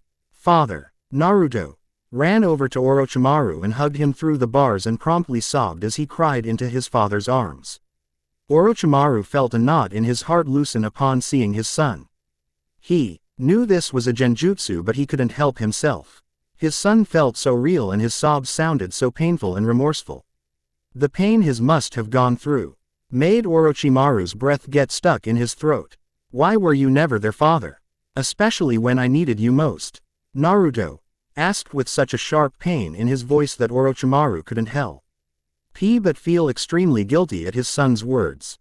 I'm sorry, Naruto, but I had to do things to Pro. He was promptly cut off when Naruto started sobbing louder and louder and increased the strength in the hug he was sharing with his father. Things to do. Was I not important enough for you to put me on that list? Naruto screeched, and Orochimaru felt a 40-ton weight land straight on his heart. His worst nightmare was playing out before him and just wouldn't end for him. Naruto he was cut off as blood splattered all over his face. Orochimaru looked and was mortified to see a sword sticking out of Naruto's belly. Naruto mouthed, "Father, help me," before his eyes closed and his body was crudely tossed to the side, leaving a stoic Itachi behind with no emotions playing on his face. Orochimaru, on the other hand, was livid and furious with contempt for the Uchiha in front of him. Welcome to my genjutsu, Orochimaru. Here I am Kami and control absolutely everything. Time also moves slower here and you are stuck here for 3 days, and right now we have 72 hours 59 minutes and 59 seconds to go. Itachi proceeded to torture Orochimaru through various methods revolving mostly around his family that he lost and his son and lover. Nearly 3 seconds has passed in the real world since Orochimaru looked into Itachi's eyes. Soon Orochimaru's face contorted in a face of pure anguish. Orochimaru sluggishly stood up and quickly made his way away from the offending Uchiha. Said Uchiha dashed at him and swiftly cut his forearm off before the arm's previous owner jumped off the bridge and landed in the river below. The Uchiha picked up the arm and took the ring that was attached to it before dropping said arm off the bridge and down to the watery grave of his owner. Itachi turned and jumped away to catch up with his teammate that was waiting for him just a little bit away from where the altercation took place. Orochimaru struggled against the current of the river. Normally is would not be a problem, but he was losing blood from his arm fast and he just suffered a serious psychological blow. He paddled with his one remaining arm and made his way to shore after what seemed like an eternity of swimming. He quickly tore off his robe while performing his shedding snake-style jutsu to regain his lost limb. He quickly moved into the forest lest Itachi find him in his weakened state and finish the job. Flashback end. Orochimaru cursed himself for his lack of control and thought processing at that moment, but what was done is now done. He had other things to worry about, such as what he was going to do now that he needed a power base to be able to stand up to Konoha and aim. He jumped off a tree and landed in front of a sign. Looking at the sign, he frowned before he thought of an idea. He chuckled darkly before he briskly walked past the sign, taking in the scenery with a devious grin. The sign read, "Welcome to the land of rice paddies." Orochimaru walked down the beaten road for what seemed like days. On either side of the road was nothing more than fields, plain empty and useless fields. Some of the fields had been modified to be able to make rice as per the name of the country he was in. Nonetheless, Orochimaru continued and only stopped periodically when sleep would force him into the dark nightmare-filled abyss. Truth be told, ever since his encounter with Itachi, he had been having the most vivid nightmares he could ever dream up. It was beyond horrible for the snake Sannin. Every night he had a different dream about how Naruto or Minato would suffer and how he would be helpless to stop them from the pain. He would then wake up in cold sweat and shivering. He would wipe off the sweat and get up to keep moving further into the backwater country. One such dream happened last night. In the dream, Orochimaru was fighting Itachi. Again, Orochimaru seemed to have the upper hand on him, and right as he was about to land the finishing blow, Itachi's eyes glowed and Naruto came running out covered in a red chakra shroud. Orochimaru looked at his son with a curious eye, then began trembling as he felt a very familiar wave of killing intent. Before his eyes, his son turned into the Kyuubi no Kitsune and growled lowly at him. Orochimaru raised his sword in defense before he was gobbled up by the enormous fox. Shaking his head from that horrid Mori, Orochimaru pressed on for a few more hours until he came upon a town. This town was nothing too special. A few buildings of moderate quality followed by a few small family-owned restaurants lining up on the main street. Orochimaru's eyes followed the main street through the center of town and up a little bit further till it hit a castle. This looked like your average castle all right, but something about it didn't sit right. People were lined up outside the gates with items in their hands ranging from a sliver candle holder to a vase to homemade pottery to gold and silver. This struck Orochimaru's fancy. He needed to figure out what exactly was going on with this town and this land which had been so poorly handled. He remembered hearing about this land when he was just a little boy and how it was growing relatively fast. He stepped through the old and battered gate and found a few average people with unmemorable faces pass by him as he walked through the simple town. He would have kept on strolling had he not bumped into a man with his head hung low. "Oof," the man said as he stumbled to the ground. Not wanting to cause a huge scene, he offered his hand and helped the man up. "Sorry," was all Orochimaru said. Little did he know that the small act of kindness he just performed caused a bigger scene than he would have ever guessed. As if sensing the kind act in the air, 3Ugs came out of nowhere and approached him about it. "Hey you, why'd you help him up?" The biggest of the three thugs asked, trying to sound intimidating to the snake Sanin, but had absolutely no effect on him. In fact, it caused quite the adverse effect on him. Seeing how his last few weeks were nothing but nightmares and hellish dreams put Orochimaru in a very foul mood indeed. Add on top of that, this thug was trying to push him around. To say he was livid would be a heavy understatement. With his snake-like eyes almost glowing, Orochimaru asked, "What does it matter to you?" With a scowl and narrowed eyes, the other two smaller thugs looked up to the bigger one for a confidence boost and found none. None of the three had ever seen a person with eyes like a snake, let alone ones that could glow. Add to that fact that this man seemed to have faced things far worse than them surely did not help their current situation. The biggest thug swallowed hard as he looked around and noticed the small gathering of a crowd surrounding them with gleaming hope in their eyes. He turned back to Orochimaru and began to shiver. Bio order of LL Lord Tashimawie to stop all attempts at kindness, the thug said with his face trembling with pure fear. Orochimaru smirked and continued his questioning as he released a small amount of killing intent focused solely on the three thugs. The smaller ones dropped to the ground almost instantly and began to release the contents of their lunch on the ground next to the big one. The big thug, on the other hand, had seen a big more combat and survived a few more deadly situations, so was not as affected, but he was still shaking and found it very hard to breathe under this kind of pressure. "Who is this Tashima?" As this question was asked, the entire crowd gasped at the stranger's display of ignorance. Certainly everyone had heard of the almighty Tashima, right? The biggest thug puffed up his chest and proudly stated, "He is the ruler of all that you see in the land of rice.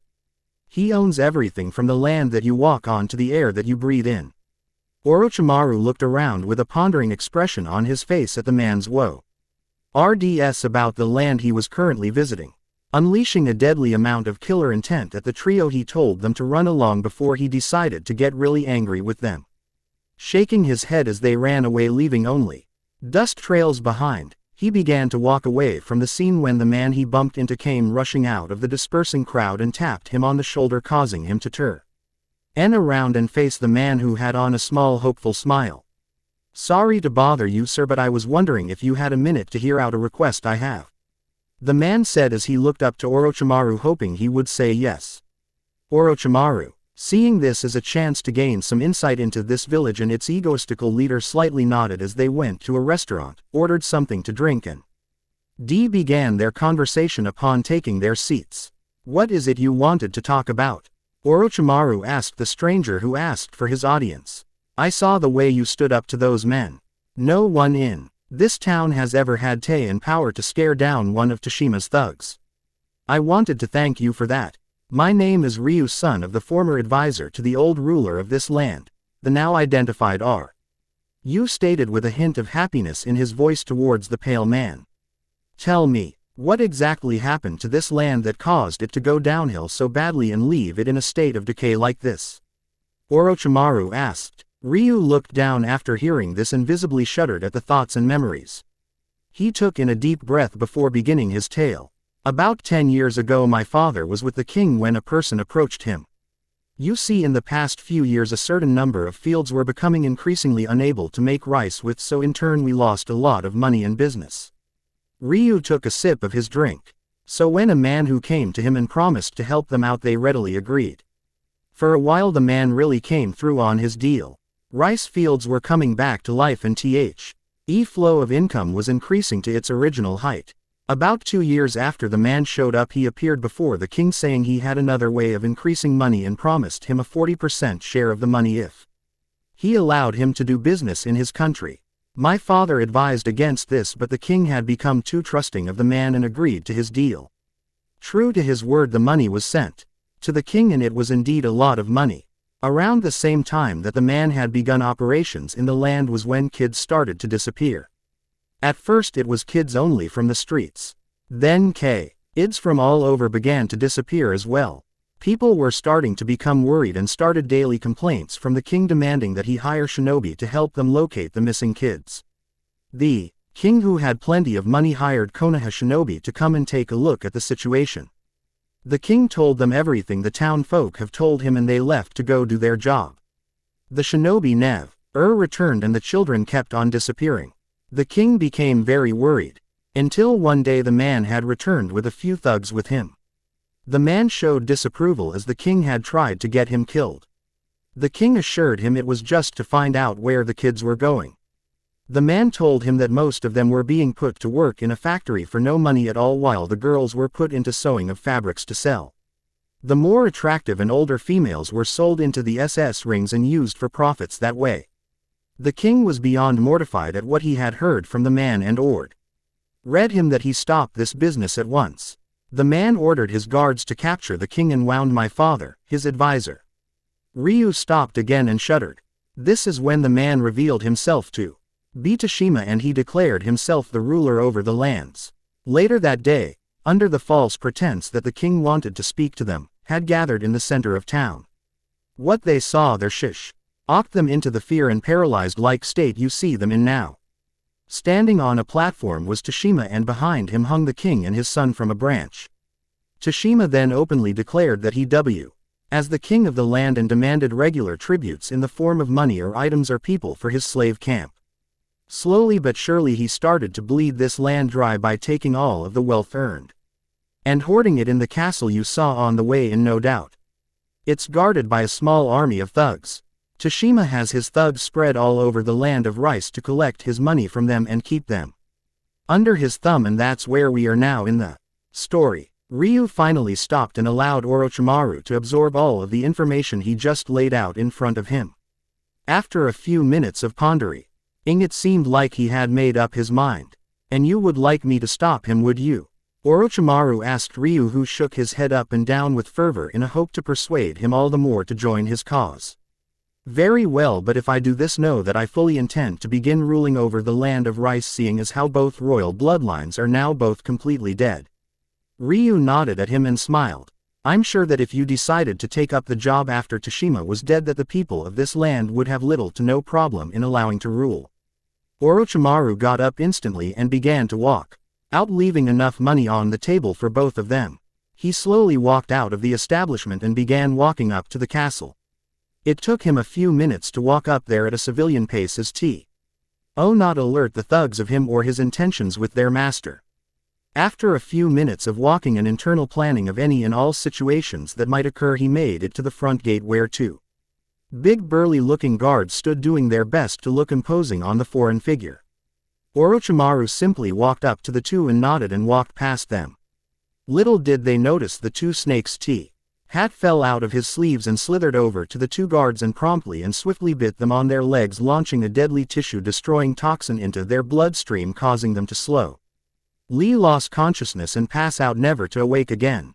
The hall was lined with red carpet made of a very fine fabric that went all the way to the throne room, which was behind a set of doors. The ling was being supported by massive granite pillars with gold bands on the tops and bottoms of all of them. All along the aisle were doors on either side that had been furnished with very fine craftsmanship and gold door knobs. Orochimaru could see where he was putting all of this money. Walking up to the throne room, he noticed 4 guards standing in front of the door and were staring right at him, as they knew today was not a collecting day for the people. Either this person had business with the boss or he was planning to cause trouble. Little did they know how right they were. As Orochimaru Yu approached. He got the feeling these guys were not about to let him through without problems. Sighing internally, he started walking up the stairs to the doors of the throne room when one of the guards stepped forward.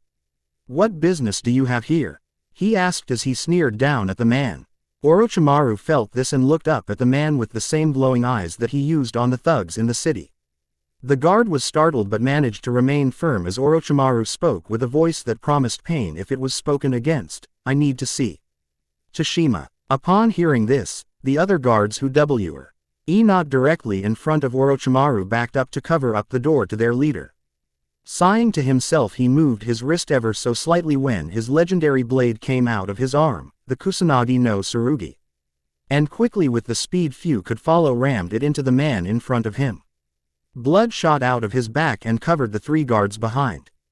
As if this wasn't enough to scare the Saint stiff, they looked over and saw Orochimaru using his long tongue to lick the blood off the end of the sword that was sticking out of the victim's back while staring into the fear-ridden eyes of his next victim.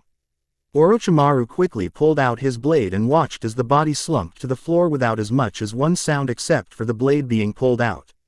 Orochimaru turned to the three and smiled sinisterly. What happened next was a quick and brutal slashing of the guards, leaving them bleeding out or dead before they hit the floor. Orochimaru smiled at his handiwork and calmly pushed open the door to the throne room. Everything in there was full of gold plating and marble floors, and all of it was leading up to the massive throne that was fashioned out of gold and jewels of the finest caliber. 20 or so guards made their presence known as they closed in on Orochimaru but did not attack. Instead, they cleared a path for their lord to walk through.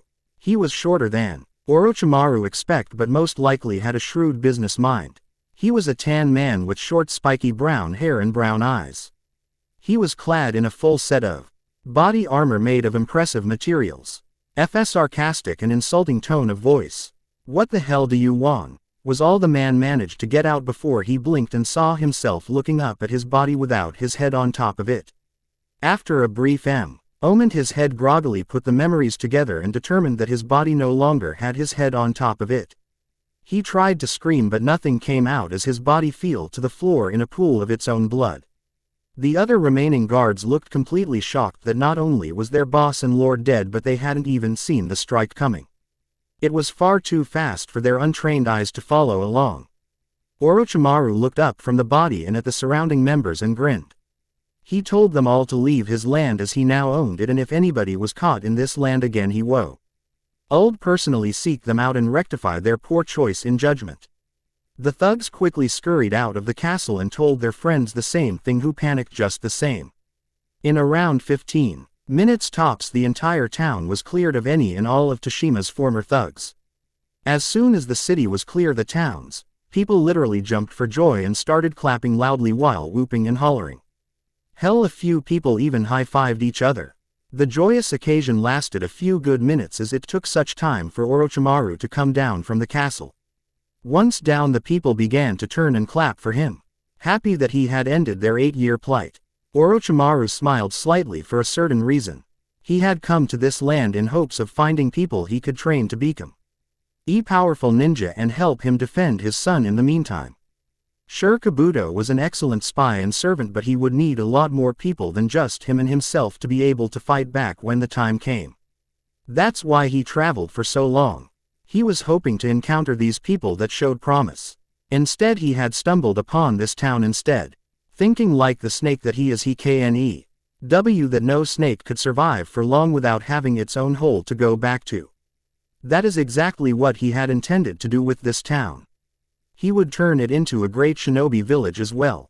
This place had the perfect basis for money to come rolling in, plus there were enough natural dangers to train people on before they took over and started doing missions. Snapping out of his thought, Amaru raised his hands up to silence the people when Ryu came out of the crowd and bowed deeply to him. Orochimaru smirked as he knew he could get used to this kind of treatment. "May we know the name of our savior and future leader?" Ryu asked. "Orochimaru," he said with that smirk never leaving his lips. Ryu smiled and turned around and gave some long speech about the oppression being lifted and how they can finally move on with their lives properly. It was a good day for the village and one that would become memorialized in the future for the village history. 2 months later, Orochimaru was in his office and he was pissed. There was no other way to say it. He was absolutely pissed. You see, on his desk was a stack of papers. Normally this wouldn't be so bad, but for some reason the papers kept on growing every hour and never seemed to stop. Sighing in defeat, Orochimaru began to rub his temples until he heard a knock. He was grateful for the good distraction and welcomed in his advice Ryu, who had a smile on his face and a folder in his hand that read out, "Academy," as he set it on Orochimaru's desk. "Orochimaru-sama, we have a bit of a problem. The building of the academy is going swiftly into your exact specifications, but seeing as how we have no style, we have no way to train them. Each of the great villages have a certain style they teach the young ones that make them stand out above the rest," Ryu stated wisely as he seemed to pick up all of his father's good traits of advising. Orochimaru smiled as he had been thinking of something similar for a while now. In fact, he started thinking about it right after he shut down the old slave factory and turned it into useful scrap metal. It was around that time that the idea hit him and he had seriously pondered it. Finally coming to a decision, he spoke. "Ryu, get me a request to change the village name." Ryu gave his master a quizzical look and made Orochimaru chuckle softly. "When the academy is done, we will train them in a hidden and unseen art. One that no one expects to encounter but does every second of the day. We will train them in the art of the sounds and thus the village by association. Henceforth we shall be known as Otogakur, the village hidden by sound." Today was the day, the legendary day where one's greatness began, and soon all would tremble and respect him. Today was the start of the academy for our young Naruto and Hinata. Naruto was so pumped up for the day that he hardly gotten any sleep. The only amount of sleep he got was when he deeply reflected over how fast the last 2 months have gone and how close he and Hinata had gotten. Having no one in his life made things rough, but as long as Hinata was there he was happy. By association, the Hyuga family had come to accept him, except the elders, who saw him as the snake and fox demon. Even Neji, who was hit rough by his father's death, had learned through Naruto that some things aren't controlled by fate and you can change yourself. It was hard for the young Hyuga to accept this line of thought, and the two ended up break into an all-out brawl, with Naruto constantly coming back after Neji despite his vastly better skills in fighting. Neji could hardly believe himself, and that's when it clicked in his head. Since then Neji had worked extremely hard to become nicer and softer towards others when it mattered. Even his trainee, Ing, seemed to improve when his new attitude took place. The blonde ball of energy was almost shaking with excitement, so when the ray of light and his alarm had gone off, he practically shot off his bed and threw on his orange tracksuit and sped out the door into the Hyuga house. While on his way there, he had thought about how far he had come in his training while working the Hyuga. Hell, he had even developed his own style, ironically named Snake's Bite. This style relied heavily on his natural flexibility and his ability to counter-attack by dodge and striking, or biting back as Naruto put it. Now he was far from strong in this style, or against anyone for that matter. Sure, he was getting a head start, but the other families had their own style and they trained in it all the time. This reminded him of Hinata, who had come far in her family's gentle fist style that focused on the internal damage part of combat and focused on closing off chakra points in the system to severely damage people. Still nowhere near Neji's skill in the style. It was enough to satisfy her father and by extension the council to keep her as heir to the clan. Rounding the last corner, Naruto's smile brightened widely as he looked and noticed Hiashi and Hinata waiting outside. The two looked over in his direction and smiled, Hinata more so than Hiashi. Hinata waved and Hiashi simply nodded and made their way over to the academy to meet their teacher. The three chatted while heading over to the academy. Well, more like Naruto boasting about how he was going to be the greatest shinobi and Hokage of all time. And Hinata blushing at his antics while Hiashi just shook his head at the two who he noticed were growing awfully close to each other. Hiashi smiled as this is what Minati would have wanted them to do if she were still alive. After a few more minutes they finally arrived at the drop-off zone at the academy where kids of all kind were saying bye to their parents and went inside the building. Naruto and Hinata turned around, smiled, and with a slight bow turned and went inside to their room, number 213. Naruto pushed open the door and noticed they were the first ones in the room. Not even the teacher had shown up yet. Naruto waved Hinata in and asked her where she thought they should sit. Hinata, being the shy girl that she is, suggested the back row, and Naruto Batty is quickly agreed and walked up there with her and took their seats and waited for everyone else. "Isn't this awesome, Hinata?" Naruto asked her and nearly jumped out of his seat, getting a small eep from Hinata as she blushed at her crush's loud actions. They seemed to be the perfect polar opposites. Naruto was loud and brash while Hinata was quiet and soft. Quite the mix indeed. "Why yes, it is Naruto-kun." She tried to sound as excited as he was, but came nowhere near the blonde's natural enthusiasm that would make a guy shed a youthful tear. Soon the door swung open and Naruto almost instantly switched personas. His eyes quickly kept darting around and his palms became sweaty and his stomach became one big knot.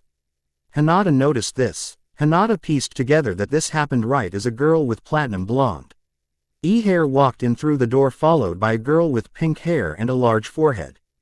Hinata failed to notice the three boys that walked in.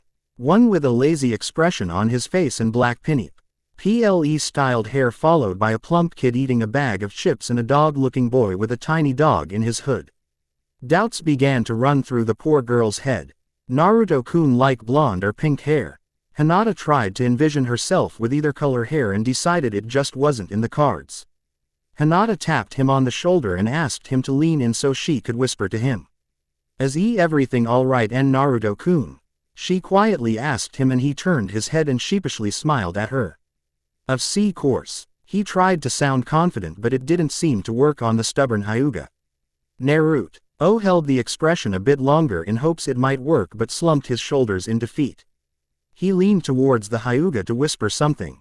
He noticed the girl got redder and redder the closer he got. "Truth is, I am really nervous," he whispered quietly to her and hung his head in defeat as he hated admitting weakness. He was surprised when her felt a hand clasp around his and heard a small sweet voice whisper to him, "It's okay. I am too." Naruto smiled and gave the hand a squeeze and was about to ask her something when a puff of smoke appeared in front of the room. After the smoke cleared, there was a man standing there. This man was wearing the standard gear for all those chunin and above, with the blue undersuit and chunin vest. He wore his headband directly on his forehead. He had tan skin with a scar that ran across his nose, with his hair in a ponytail, and he was smiling. "Greetings everyone. I will be your teacher for these next 4 years. My name is Yumino Iruka, and I would like to learn a little about each of you."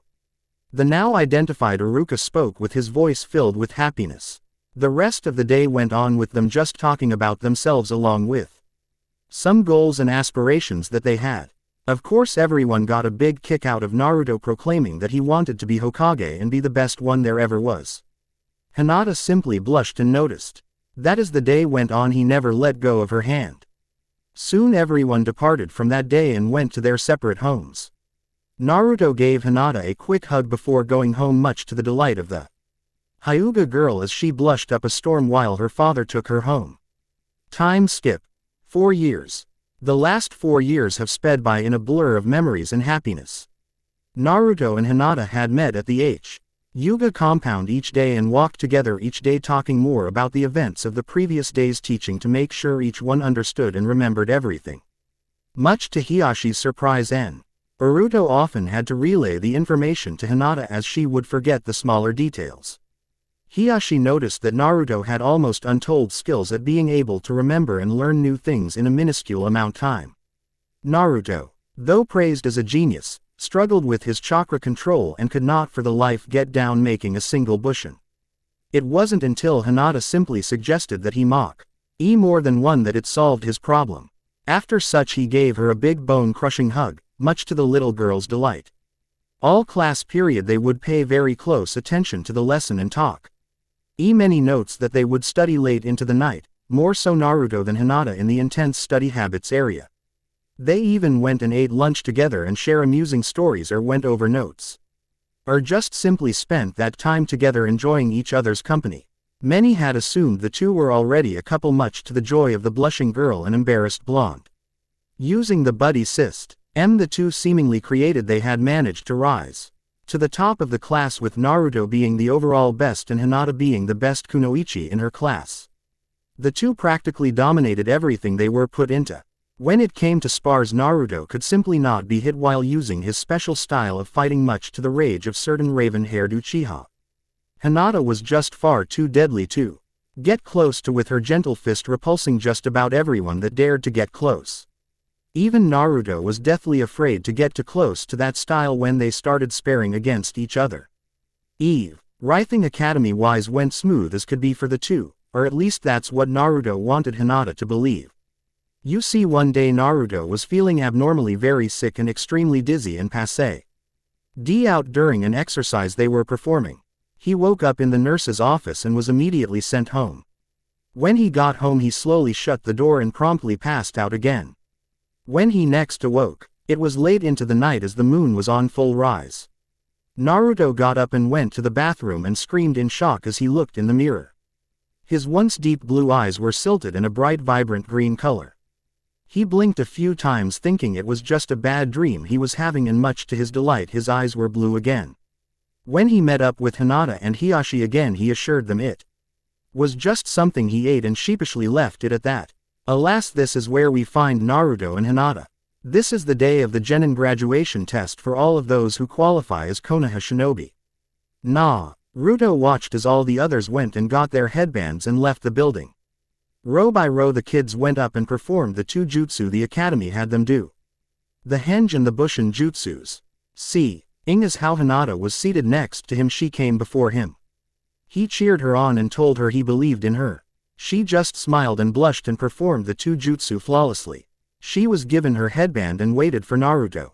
He performed the henge to a perfect T and created around 20 or so perfect clones of himself, stunning his teacher and earning his headband. His cheers of joy could be heard all throughout the academy, scaring some of the younger students. The two 12-year-old now genin were told to return tomorrow at the beginning of class to get their senseis that would be teaching them. The two nodded and bowed before they left. A few hours later, after a celebration at the Hyuga compound, we find the two outside on a bench basking in the moonlight of the garden at the Hyuga Gardens, Hinata's favorite place. The two were staring up at the moon when Naruto spoke up. Hinata, we're friends, right? Hinata turned and looked the bigger boy in the eyes carefully and nodded. Why, yes, we are. Why do you ask? That means I can tell you anything, right?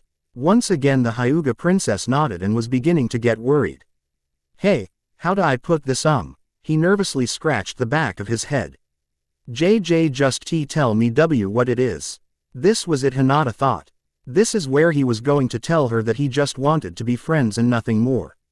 How would I move on?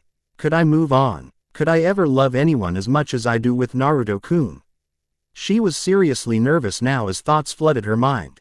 Oh, okay. Well, whenever I'm around you I get this weird feeling in my stomach and I feel a bit lighter, like I'm stuck in some weird genjutsu, and no matter how hard I try I can't break out of it. As she remembered, some days Naruto seemed distracted and was constantly pinching himself. When she looked back up at Naruto, she blushed a deep shade of red. His blue orbs staring directly at her and were shining off the moonlight. I never had anyone that was there. For me this much like you have been, and I'm not too good with emotions, but I think there is only one that fits with what I am feeling. Love. As he said, Hinata's face turned an impossible shade of red as she thought, and Naruto-kun loves me. It was at this point of self-realization that Hinata noticed Naruto was inching his way closer to her face. His eyes were half-lidded as he made his approach to her. Hinata kept chanting in her head not to pass out during this moment. She stared in his partially showing eyes and slowly moved her face to his. After what seemed like hours, the two found their lips touch and press against each other. They both closed their eyes and let the warm, happy feeling spread between them. The knot in Naruto's stomach he was trying to explain to Hinata went away, signaling that this is what he wanted subconsciously all along. Hinata was just doing everything in her power to stop from fainting again despite the situation. The lip contact was brief, but to the two genin it felt like forever. Eventually they pulled apart and looked up at the moon while holding hands. Neither one of them said anything to each other the rest of the night, happy with the moment just being how it is. Unbeknownst to them, a certain clan head had watched the scene with great interest and smiled at the two before retiring to his study. Outside the walls of Konoha, in a section of the forest few knew about was a man with a hood on and only showed his black-rimmed glasses on his face. The man had just arrived there and seemed to be waiting for something to happen when suddenly he heard a noise and turned towards the noise. Did everything go to plan then? The second shadow figure spoke. Yes, everything is in place. Soon the boy will be yours. The second figure chuckled before breaking out into a full-blown laugh as he was finally about to get what is his. Naruto was having one of the most pleasant dreams he had ever had in his short and unpleasant life. He was dreaming that after 4 years of constant hard work and effort he had finally graduated from the Konohagakure no Sato Academy for Shinobi at the top of his class. What made this dream even better is that he had graduated from said institution with his best friend Hyuga Hinata. Hyuga Hinata, the shy and meek little girl that sat next to him all year. The same girl that used to have problems with self-confidence. The same one that seemed to faint every time she was near him. The girl he had shared his first kiss with. Naruto blissfully smiled in his sleep as he remembered the details of that very dream. He loved this dream in every way because to him it had felt so beyond real that nothing could ever compare to it and sent him floating away on cloud 9. Without a single care in the world. Well, that was only half true because right about now his dream would be shattered. Beep beep beep beep beep. His alarm clock screamed at him to wake up for something very important today.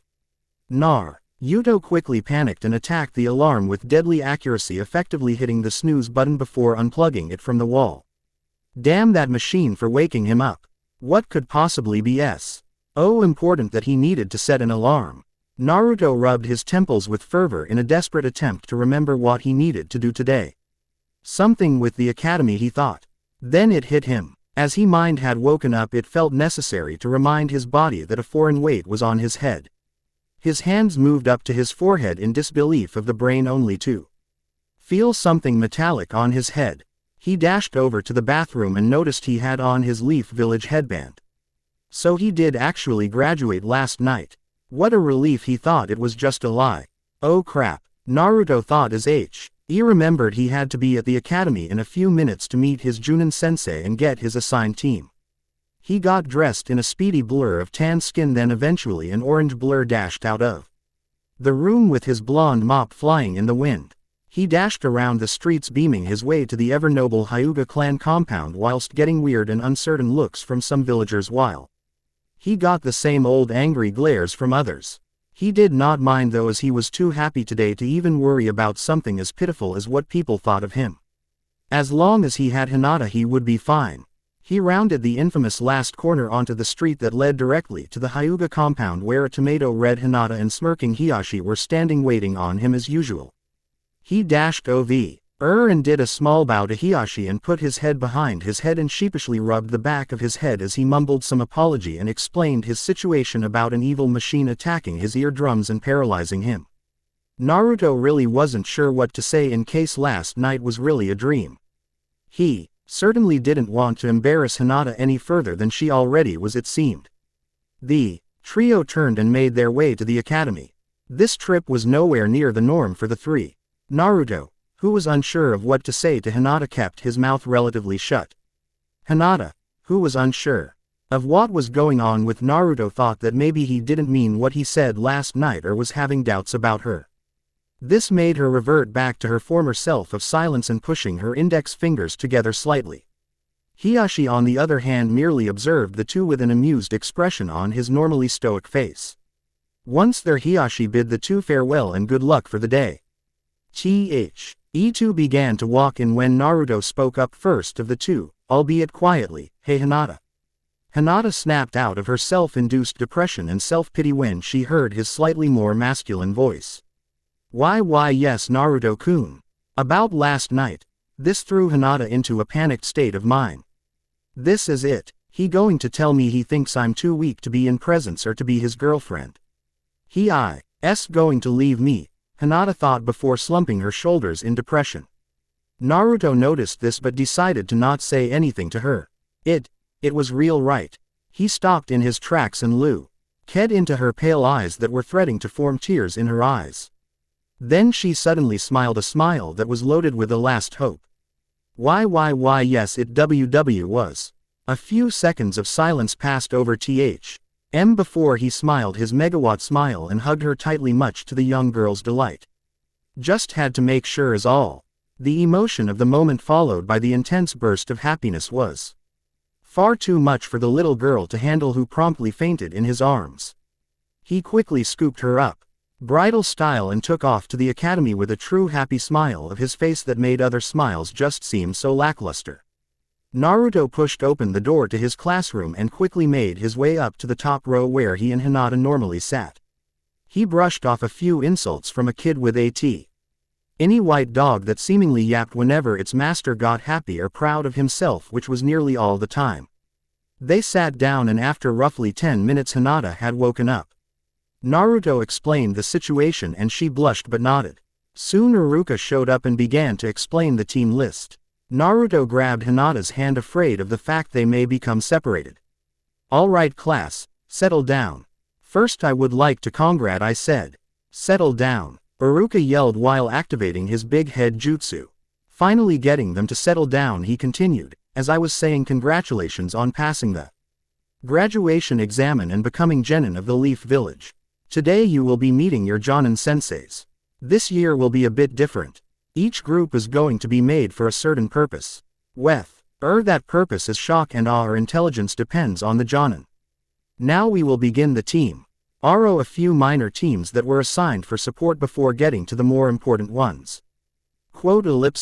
And Team 7 will be comprised of Haruno, Sakura, Sai, and the room grew deathly quiet as they awaited the last member of the team.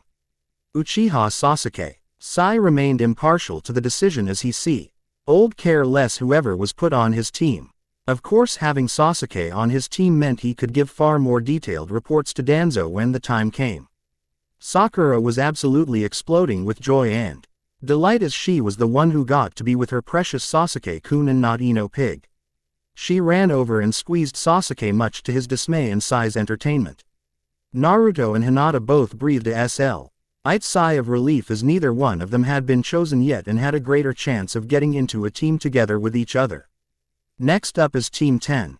Team leader is Yuji Kurenai, that specializes in tracking. Team members are Aburame Shino, Hyuga Hinata, and Uzumaki Naruto. Iruka finished with a big smile on his face as he glanced up from his sheet and noticed both Naruto and Hinata seemingly jump out of their respective seats. Hinata and Naruto tuned out the rest of what Iruka had to say until it came to announcement. "All right, now that all of you have your senseis, please wait 30 more minutes for them to show up. From there they will tell you where to meet them and at what time. It was truly a pleasure to teach you all. I am sure that the will of fire will burn brightly in each of you."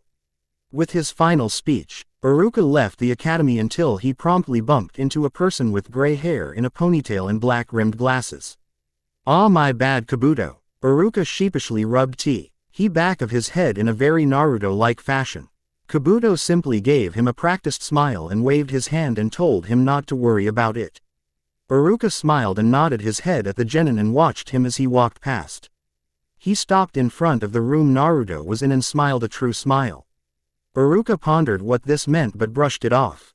If only Iruka knew. Naruto and Hinata had just down having a conversation with their teammate Shino. They had learned a bit about his clan and about his method of using bugs that fed off his chakra system. They were slightly freaked out but owned the Aburame with open arms despite his bugs. This was a nice reprieve from the normal treatment he got. The two had their conversation stopped when their sensei walked through the door and told Th.M. to meet her on Training Ground 24, aka the Hunter's Paradise. It had taken the three of them around 10 minutes to find the training ground. Once they did, they found the red-eyed woman standing before them with a blanket on the ground large enough to seat all three of them. The women motioned for them to sit down and they did so. She smiled and spoke in a slightly joyful tone. "I trust you three found this place easy enough." The three nodded. "Very good. Well, before we get started with the test, I'd like to learn a little bit about each of you. To demonstrate this, I'll go first. My name is Yuji Kurenai. I like reading and genjutsu. I hate perverts and men who think they are superior to women." "They're now your turn," she said, pointing to Shino. Shino raised his head and spoke in a flat and logic-filled voice. My name is Aburame Shino. I enjoy collecting bugs and adding them to my collection. I dislike people who dislike bugs. The other three simply nodded as Kurenai pointed to Hinata. My name is Hyuga H. Hinata. IL like cinnamon rolls and N Naruto-kun. ID dislike bullies A and PP prejudice. Naruto blushed slightly at the mention of his name and nodded when the other three did. Kurenai pointed to him with a smile. My name is Uzumaki Naruto. I like Hinata-chan and learning. I dislike toads and bullies. Oh, and I am going to be the future Hokage. The greatest ever. Believe it. As he said the last part, everyone just glared at him like they were trying to kill him with just their eyes alone. Naruto sheepishly rubbed the back of his head. Not gonna catch on Thought I'd try it out, hey. Shaking her head, Kurenai continued. Not quite, Naruto. Now this is supposed to be the team of trackers, so that is what the test is going to be over. You guys are going to get 3 hours to pick up my trail and find. If you fail to find me in that time, then you go back to the academy for a year. With that, she smiled one last time before using the body flicker to travel Elsu. Here, leaving the three newly minted genin stunned and on their own and to their own devices.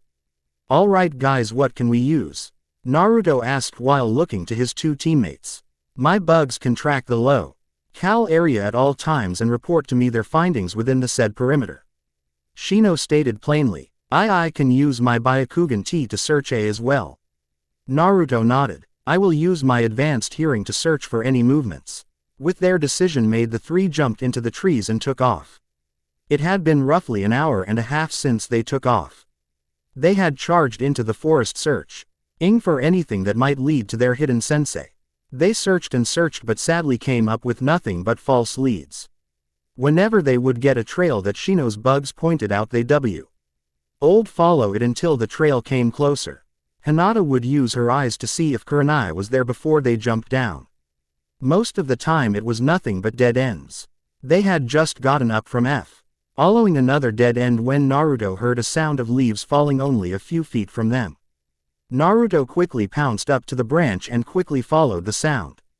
Kurenai smirked. The boy did indeed have amazing hearing like they said he would. She had barely made a single noise and yet there he was. Right on top of her trail in a heartbeat. She ran through a few hand seals and launched a low WLY genjutsu at him designed by her to put people into a pleasant dream. She smiled. But not because it had worked. It hadn't fazed Naruto at all. She wondered why exactly it had not affected him until she looked closer at what seemed like a black spot on his face. Of course. Shino can use his bugs that are loaded with his chakra to inject his teammates to knock them out of a genjutsu if need be. But also to keep track of them while in the forest. Very good. She snapped out of her thoughts when suddenly Hinata was in front of her with a meek smile on her face. Kurenai smiled back and gave the group a thumbs up. Needless to say, Naruto jumped high into the air and rushed over to Hinata and hugged her much to her joy. Shino simply nodded and smiled, which was an extremely rare thing to see from the stoic Aburame. Finally, Naruto's list of precious people had grown and he had the beginnings of his own family. Something he would cherish with everything he had. He would also defend it with his life. 3 months later, time had flown by for the newly minted Team 8. You see, because they were the tracking group, they were given nearly every single D-ranked mission that revolved around finding something that was lost or hiding. In fact, that is where we find out little heroes now. Suddenly Naruto's radio burst to life with a soft and lovely voice that he had grown very much attached to. He smiled and listened intently to the news the voice brought. Moonlight to Foxy Boy, do you copy? Foxy Boy here. Go ahead, Moonlight.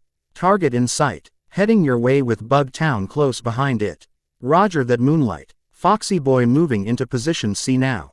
With that, Naruto crouched and anxiously waited for the target to come into sight. Within seconds the target was seen speeding down the street with blinding speed that could only be matched by the late 4th Hokage. Naruto licked his lips and his heart pounded with anticipation.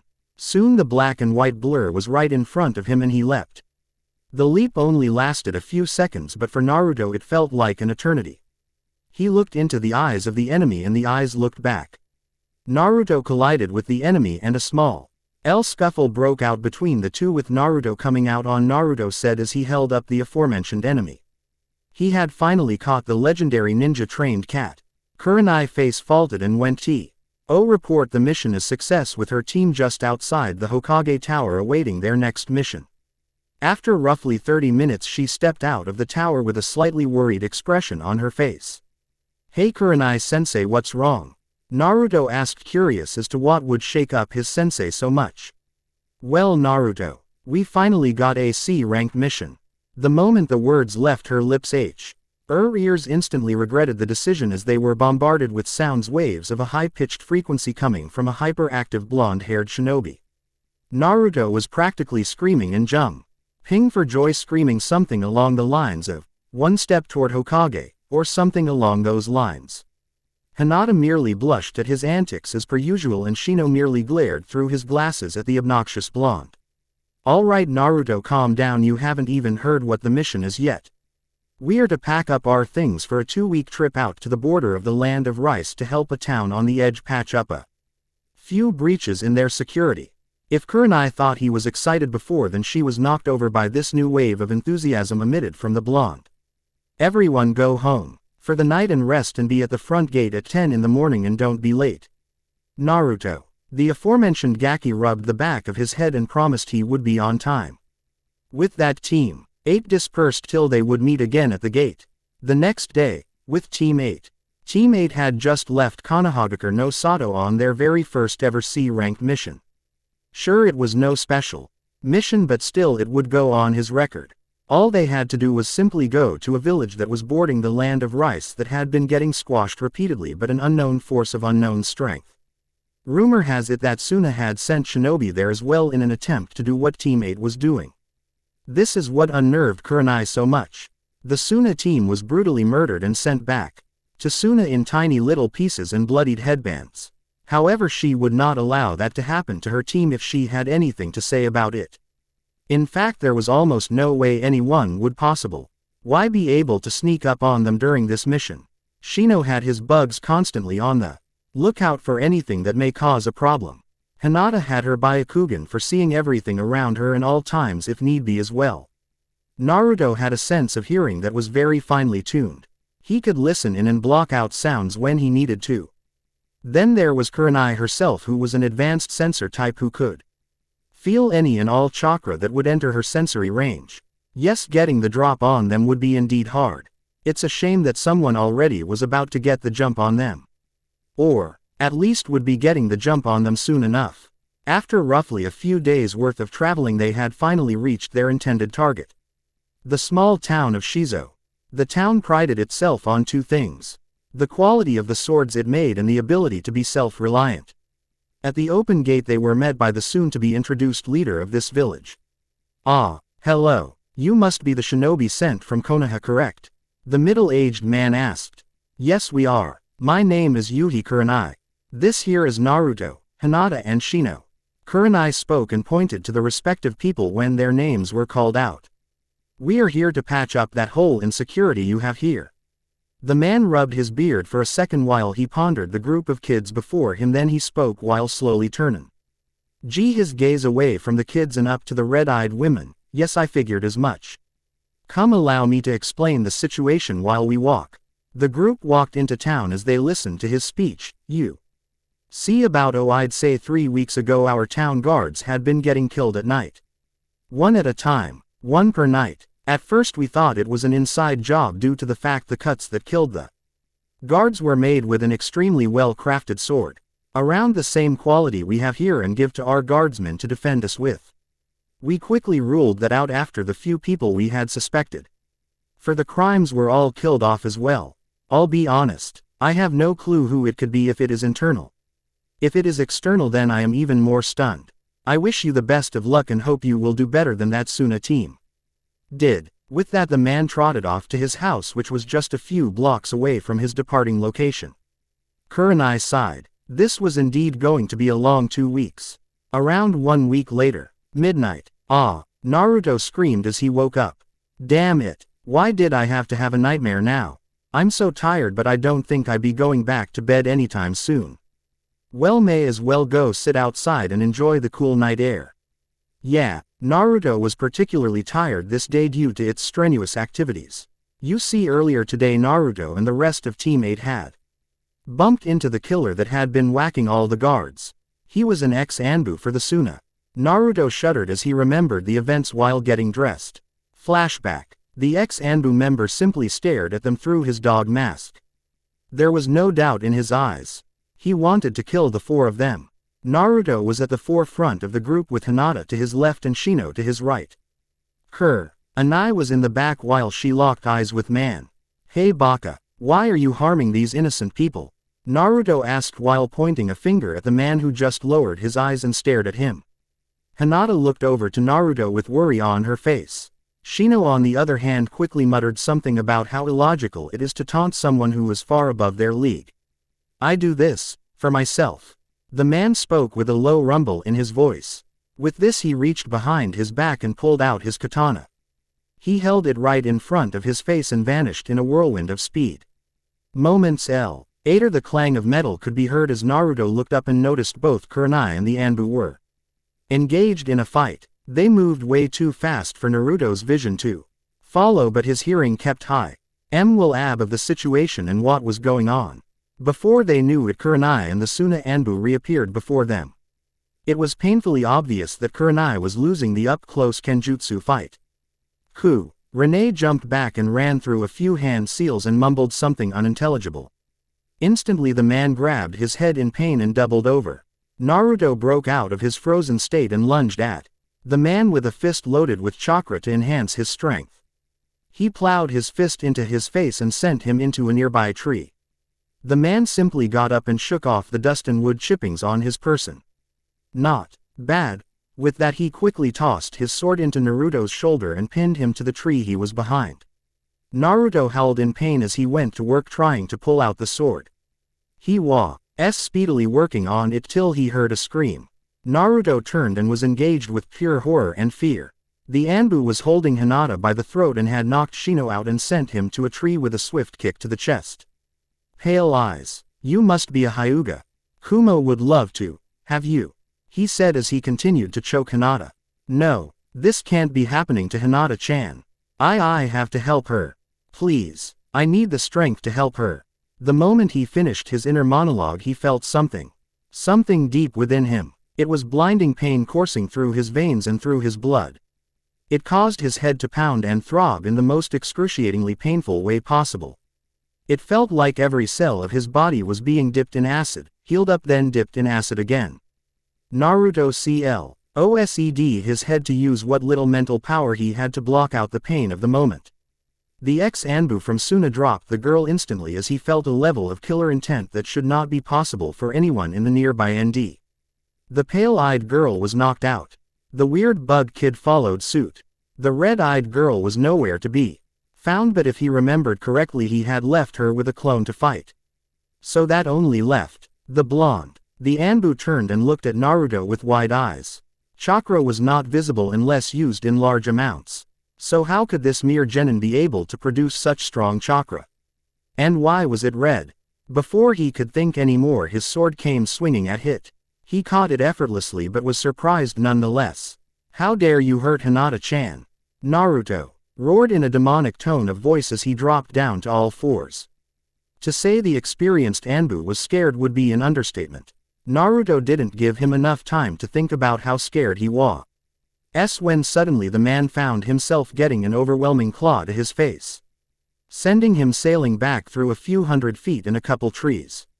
This was only the beginning. The moment the man recovered, Naruto was there and delivered a thundering uppercut to his jaw that sent him like a missile towards the sky. Naruto was already there when he reached his peak height. Naruto gathered a large amount of the red chakra in his lungs and shouted at the man and sent him flying towards the ground at an inescapable speed. Once he hit the ground he formed a large 20-meter long and wide crater in the earth. Naruto summoned a clone and had him swing him to the ground before puffing out of reality. "And this is for my team," Naruto said as he loaded the chakra in his hand once more and unleashed it upon the man's stomach, causing him to launch a torrent of blood on Naruto's face. Naruto looked over to see his teammates safe and recovering before he promptly passed out due to exhaustion. Kurenai showed up after dealing with Clone and shaking off her fear upon feeling a very familiar presence of evil. She was beyond amazed that the blonde Gaki was able to beat down the Anbu and save the team by himself. She wondered how he would be affected by using that chakra. She sighed and picked up her team and went to go to rest in their hotel they rented for the duration of the mission. Flashback end. Naruto pushed the door open and took in the nighttime air as he breathed it in deeply.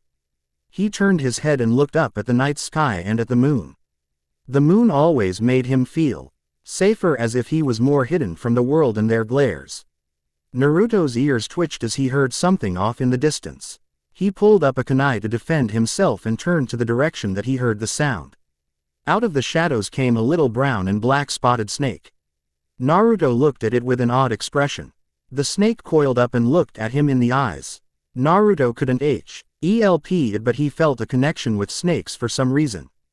Couldn't sleep either, huh? Naruto asked the snake as if it would respond to him. Now that you mention it, not really. Naruto looked around, then back at the snake. That couldn't have been you, right? Naruto asked the snake. The snake merely turned its head as if it was confused at the question. The mysterious voice rang out again from the shadows. I assure you that it was not the snake that said that, Naruto. How do you know my name? Naruto asked the shadows. Ah, but you see, my poor boy. I know a lot about you. Not as much as I had hoped, I'll admit, but indeed a lot. And who exactly are you? I can't tell with the shadows blocking your face. The man stepped out of the shadows and Naruto gasped with wide eyes. My name is Orochimaru. My name is Orochimaru. Naruto looked up at the snake Sannin in utter fear. He had heard of him. One of the legendary 3 Sannin. He was also rumored to be the strongest of 3. He fought, used mainly on ninjutsu, and has been known to do unsavory things to his test subjects. Though for what purpose Naruto could never figure out. That line of thought would have to wait until later. Right, now Naruto was wondering just what on earth Orochimaru would want with him. What do you want with me? Naruto asked in fear of the tall pale man that stands before him. Orochimaru looked down at his son and softened his gaze. This was his first time interacting with his son and also cut him some slack. Naruto seemed to respond to this by relaxing slightly. I'm here because me and you need to have a conversation. Alone. Orochimaru's eyes drifted upward and to the door where Kurenai was hiding. Naruto spun around just in time to see his sensei come out of the doorway with a stern look on her face and a kunai in her hand. Naruto, come over here quickly. That man is Orochimaru of the Sannin and a missing nin from Konoha. Kurenai spoke with intensity and steel in her voice. Naruto looked utterly confused. Orochimaru had shown him no aggression whatsoever and his gaze was soft. Although when he looked at Kurenai his gaze was that of war and pain. Naruto, you can trust me. I will not hurt you. The fools of Konoha do not understand you like I do. All I ask for is 5 minutes alone. If you don't like what I have to say, then I will not stop you and I will bring you back here. Orochimaru said as he held out his hand and looked softly upon his son, hoping that he would take his hand and listen to him. This was his best chance to tell him. He spent a great deal of money on Hat Anbu agent from Suna to constantly attack this village. Hell, he even had to promise him the curse mark. Of course Orochimaru didn't tell him that it had a very low survival rate of only 1 out of every 10 people, but oh well, right. Naruto looked completely torn. On one hand was Orochimaru of the Sannin. He had promised him answers that he was looking for and wanted to hear. On the other hand, was his sensei Kurenai, who was like a mother he never had. She would always protect him from danger, but Naruto could sense no danger from this man. He closed his eyes and thought about what he should do. Trust the unknown or go with what he does know. After several internal minutes of debate, Naruto decided that if nothing is ventured then nothing is gained. I will go with you, Orochimaru, but even if I like what you have to say, I want to come back and let the others know that I am safe. Orochimaru listened and nodded to his conditions.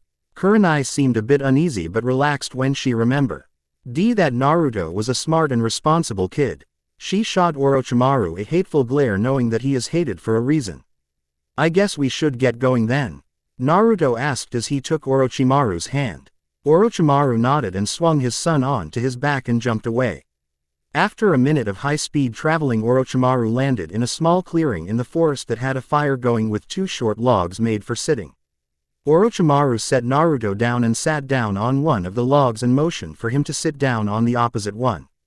Naruto did so and began to wonder. Exactly what he could tell him that he would want to hear. Naruto got his answer real fast, and it was more than he ever hoped to learn. Naruto, do you know why exactly everyone calls you a demon? Much to Orochimaru's dismay, Naruto shook his head no. Naruto learned the Kage Bushin, but Mizuki did not tell him of the Kyuubi. Orochimaru sighed, but he expected this. How much do you know of the Kyuubi? Orochimaru asked with a look that hinted at a moment of depression. Naruto looked at him with a quizzical look before answering. As much as they teach when it comes to the fourth Hokage. The Kyuubi attacked the village and was killed by the Yondaime. Orochimaru looked down and rubbed his eyes at the mention of the Yondaime, then cleared his throat to speak. That is only somewhat true. I am honestly not surprised that old fool decided not to tell you of your true history. Get comfortable, this is going to be a long story. Naruto shifted in his seat and Orochimaru continued. You see, Naruto, that a Biju cannot be killed by a mortal, no matter how strong they are, no matter how much we wish they could. Instead, to contain the power they are sealed into a human being. This human sacrifice is turned into the is what was done the Kyuubi, but only partially. You see, the Kyuubi is a being of immense power that could not wholly be contained in a human. This is where the Yondaime comes in. Bless her soul, sealed the yin part within herself and the yang within her newborn child. Her only child at that. You see, the yin part was the Kyuubi's spiritual energy. The yang part was its physical essence. Now, you are probably wondering what this exactly has to do with you. Orochimaru stopped and took a deep breath, prepping for his son's reaction. Naruto, you are the child that the yang half was sealed inside. This means that the Yondaime is your mother. That seal you have on your stomach is the seal that holds that piece inside you. Naruto blinked for a moment and looked at Orochimaru in an incredulous fashion before looking down and letting the tears flow.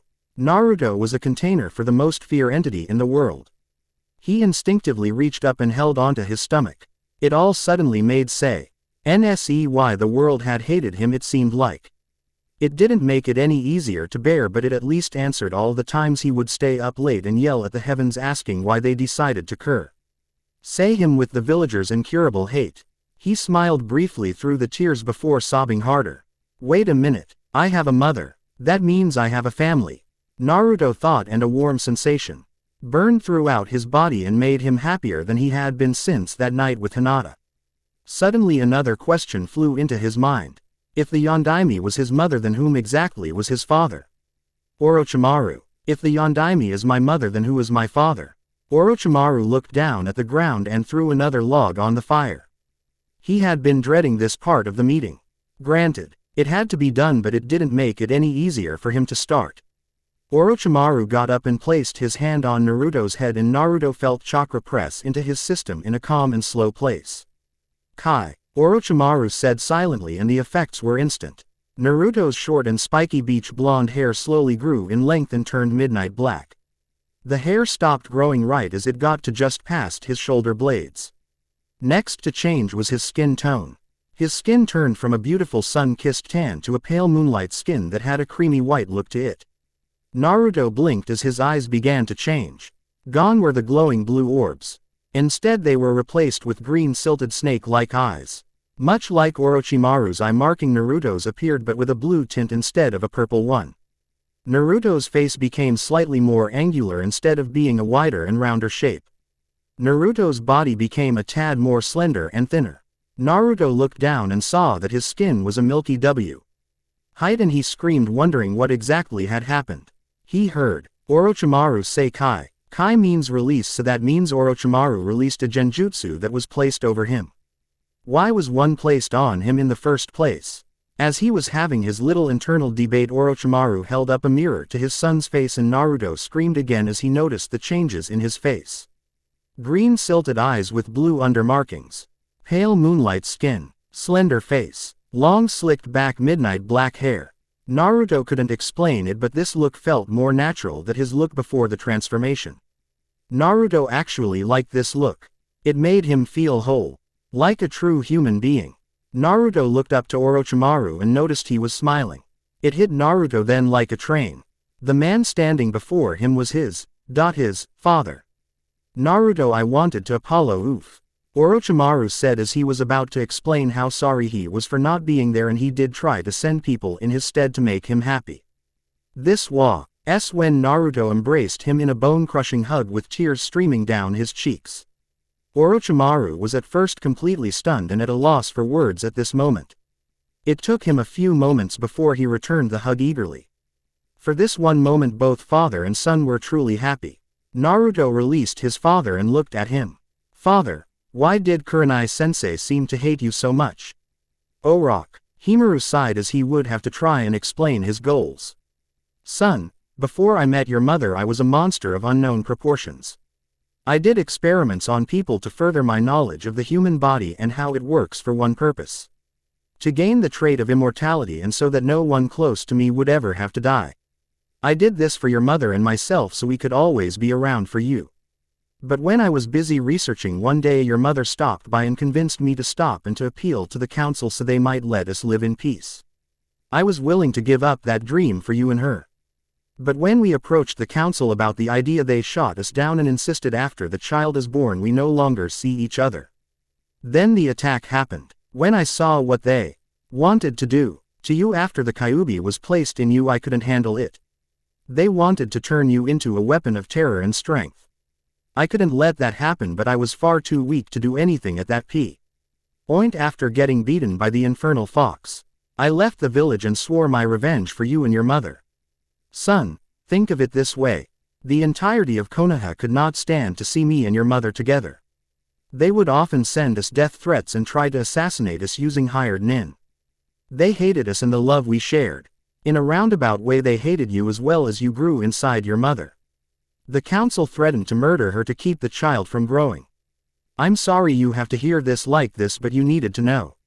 Naruto looked down and stared at the ground. Something crept into his heart. He could feel it. It was colder than 1,000 icy lakes. It made Naruto tighten his fists. How dare they do this to his family? What gave them the right to do this? Naruto felt his heart freeze up and his eyes turn cold towards his village. He would never look at them in the same light. Father, thank you for telling me this. It means a lot to me knowing that you are out Air and I have family looking out for me. What are we going to do now? I can't go back to the village looking like this. Those fools would take their misplaced and stupid hate out on me. Naruto spoke, with an icy cold tone that caused his father to smile warmly.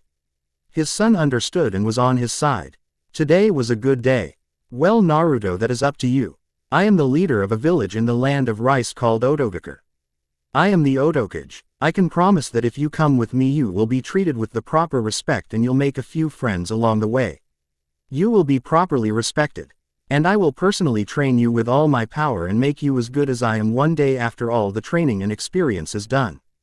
But if you want to go back to the leaf I will reset the genjutsu on you and you can go back and live how you want. You will always be welcomed home with open arms should you choose. Naruto's eyes widened and he smiled big and was about to accept when he remembered something that would indeed hold him back from accepting his offer. Hyuga Hinata. Father, I would love to go with you. I really have nothing back in Konoha except one person. Orochimaru raised an eyebrow. What am I going to do about my girlfriend Hinata? With Kurenai sat outside on a bench and nervously tapped her foot on the wooden floor while waiting for Naruto to get back from his conversation with Orochimaru. What could they be talking about, she wondered. It had been well over 5 minutes, so Naruto must have found it interesting to stay longer. Naruto was a smart kid with a good head on his shoulders despite his past.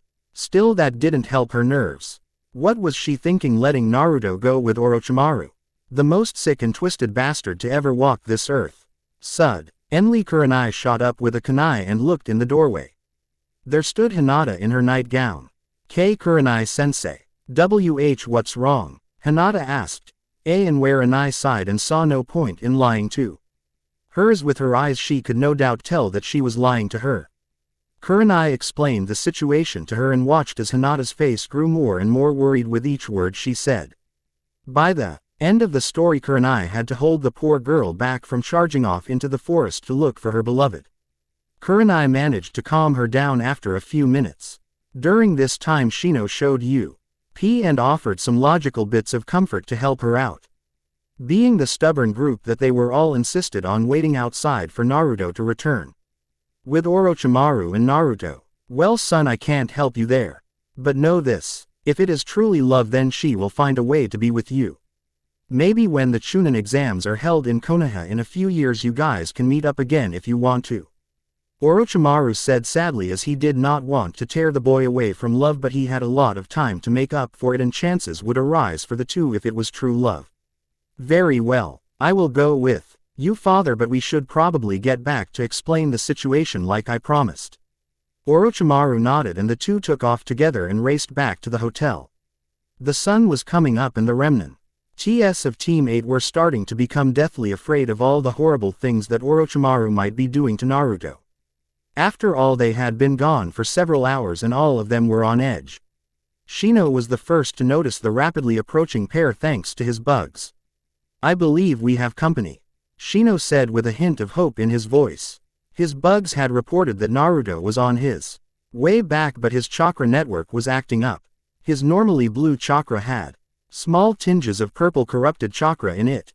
This worried Shino, but he decided he would let Naruto explain things before he brought it up. Hearing Shino mention the possibility of people coming in, Hinata activated her Byakugan and applied chakra to it and enhanced her vision. She focused in the direction Shino mentioned, and saw two approaching figures, and one of them was indeed Naruto.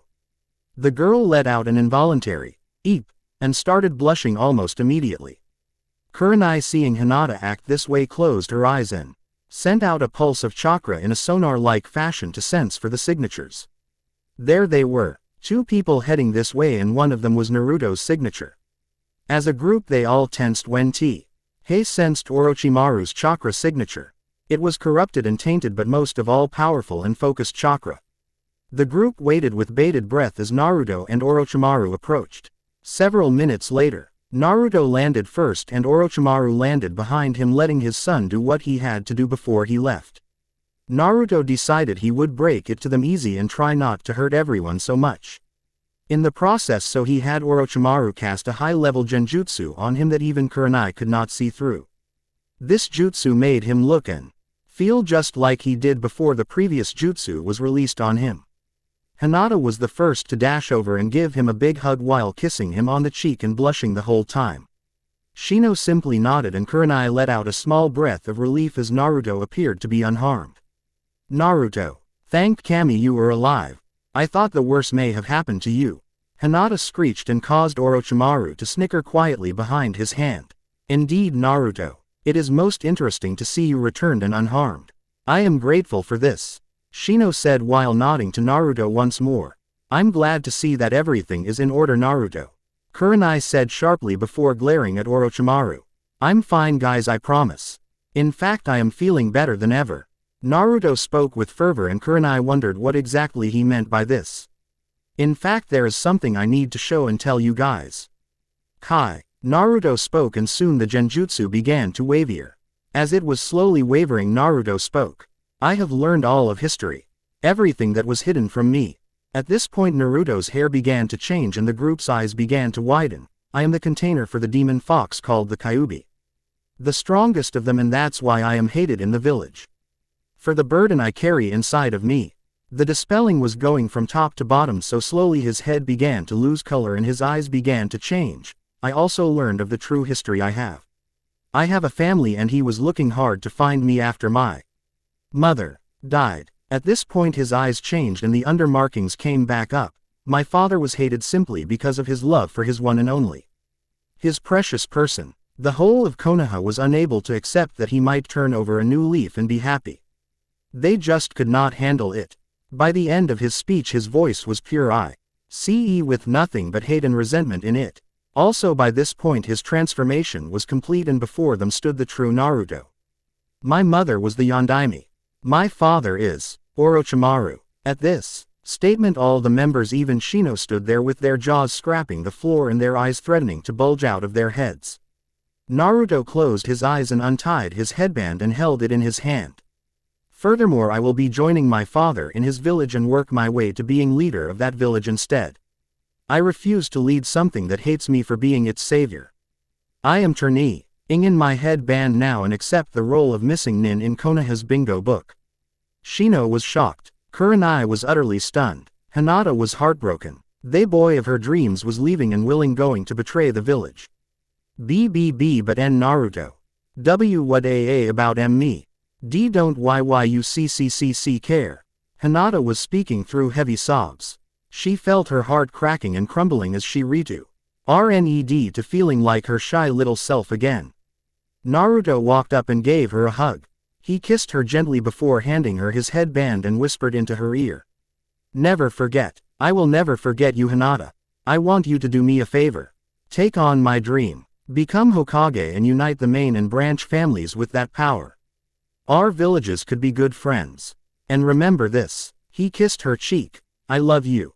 Hinata closed her eyes and shook silently. When she opened them again, Orochimaru and Naruto were gone without so much as a single trail. Hinata looked down at the headband and wiped the tears off of it. She tied it onto her own forehead and smiled with new determination. I will do it, Naruto-kun. I will become the greatest Hokage ever for you. I love you. The next day in Oto. Naruto woke up after a stressful night in a comfortable bed in a dark candle-lit room.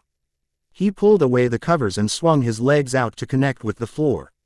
His heart was in pieces after seeing the look on Hinata's face at his words that he was leaving. Naruto shook his head and noticed he only had on his underwear. Looking around, he spotted a set of folded cloths. He walked over to THM and got them on without too much of a problem.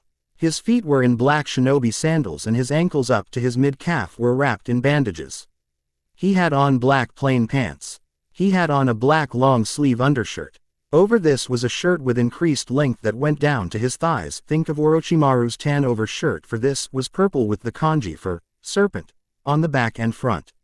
Around his waist was the purple rope that all sound members had. He tied on the bow and walked over to the mirror in his room and looked in it. He looked up and down at his new outfit and smiled. The whisker marks added a lot of animal-ness to his look that he liked. It went well with him. Turning to head out the door, he wondered what exactly his father had in store for him today. The moment He opened his door, there was a guy with silver hair and glasses stood before him. Apologies, Naruto-sama. Orochimaru-sama wishes to see you when you are ready. Also, he wants you to have this. When you are ready, I will escort you to him. This place can be confusing for a bit. Kabuto spoke as he handed him a sound village head and strapped it to his forehead. Naruto smiled, then looked back at Kabuto. May I know your name? Naruto asked the silver-haired man, who just smirked at him and pushed up his glasses so that they touched up with his nose bridge. My name is Kabuto. Are you ready to go, Naruto-sama? Naruto just nodded and soon the two were off. Kabuto was right when he said the place was hard to get around in Orochimaru's underground lair. The place was barely lit and everything looked exactly the same as the hallway before. Kami Kabuto was there, who just seemed to effortlessly drift through the hallways like he has lived here his entire life. After roughly 10 minutes of traveling, they reached the exit. Kabuto pushed open the door and their eyes were attacked by the light of the sun. Naruto had to squint his eyes until they adjusted. Kabuto just smirked and kept moving. Naruto followed right behind him once his eyes adjusted. Kabuto led him through the town where Naruto was on edge the entire time.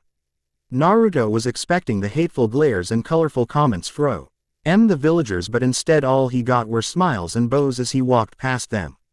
At one point a little girl dropped an apple and enrolled in front of Naruto. He stopped and picked it up and dusted it off. He extended his arm to give it back and the little girl bowed to him and took it back with a smile. She bowed to him. Naruto was in pure shock. No one had ever showed him any hint of respect in his life, and if they did, it was always out of pity. Naruto continued his walk until he got to a large tower. This tower was no bigger than some of the other buildings, but the fact it was on a hill made it seem much larger than it was. Kabuto waved bye to Naruto, saying he had something he had to do for Orochimaru. Naruto waved back and walked up to the tower while two guards were talking. Hey, did you hear? Orochimaru-sama's son was found and brought here. Guard 1 said. Yeah, who hasn't heard about that? I bet the kid is gonna be a brat.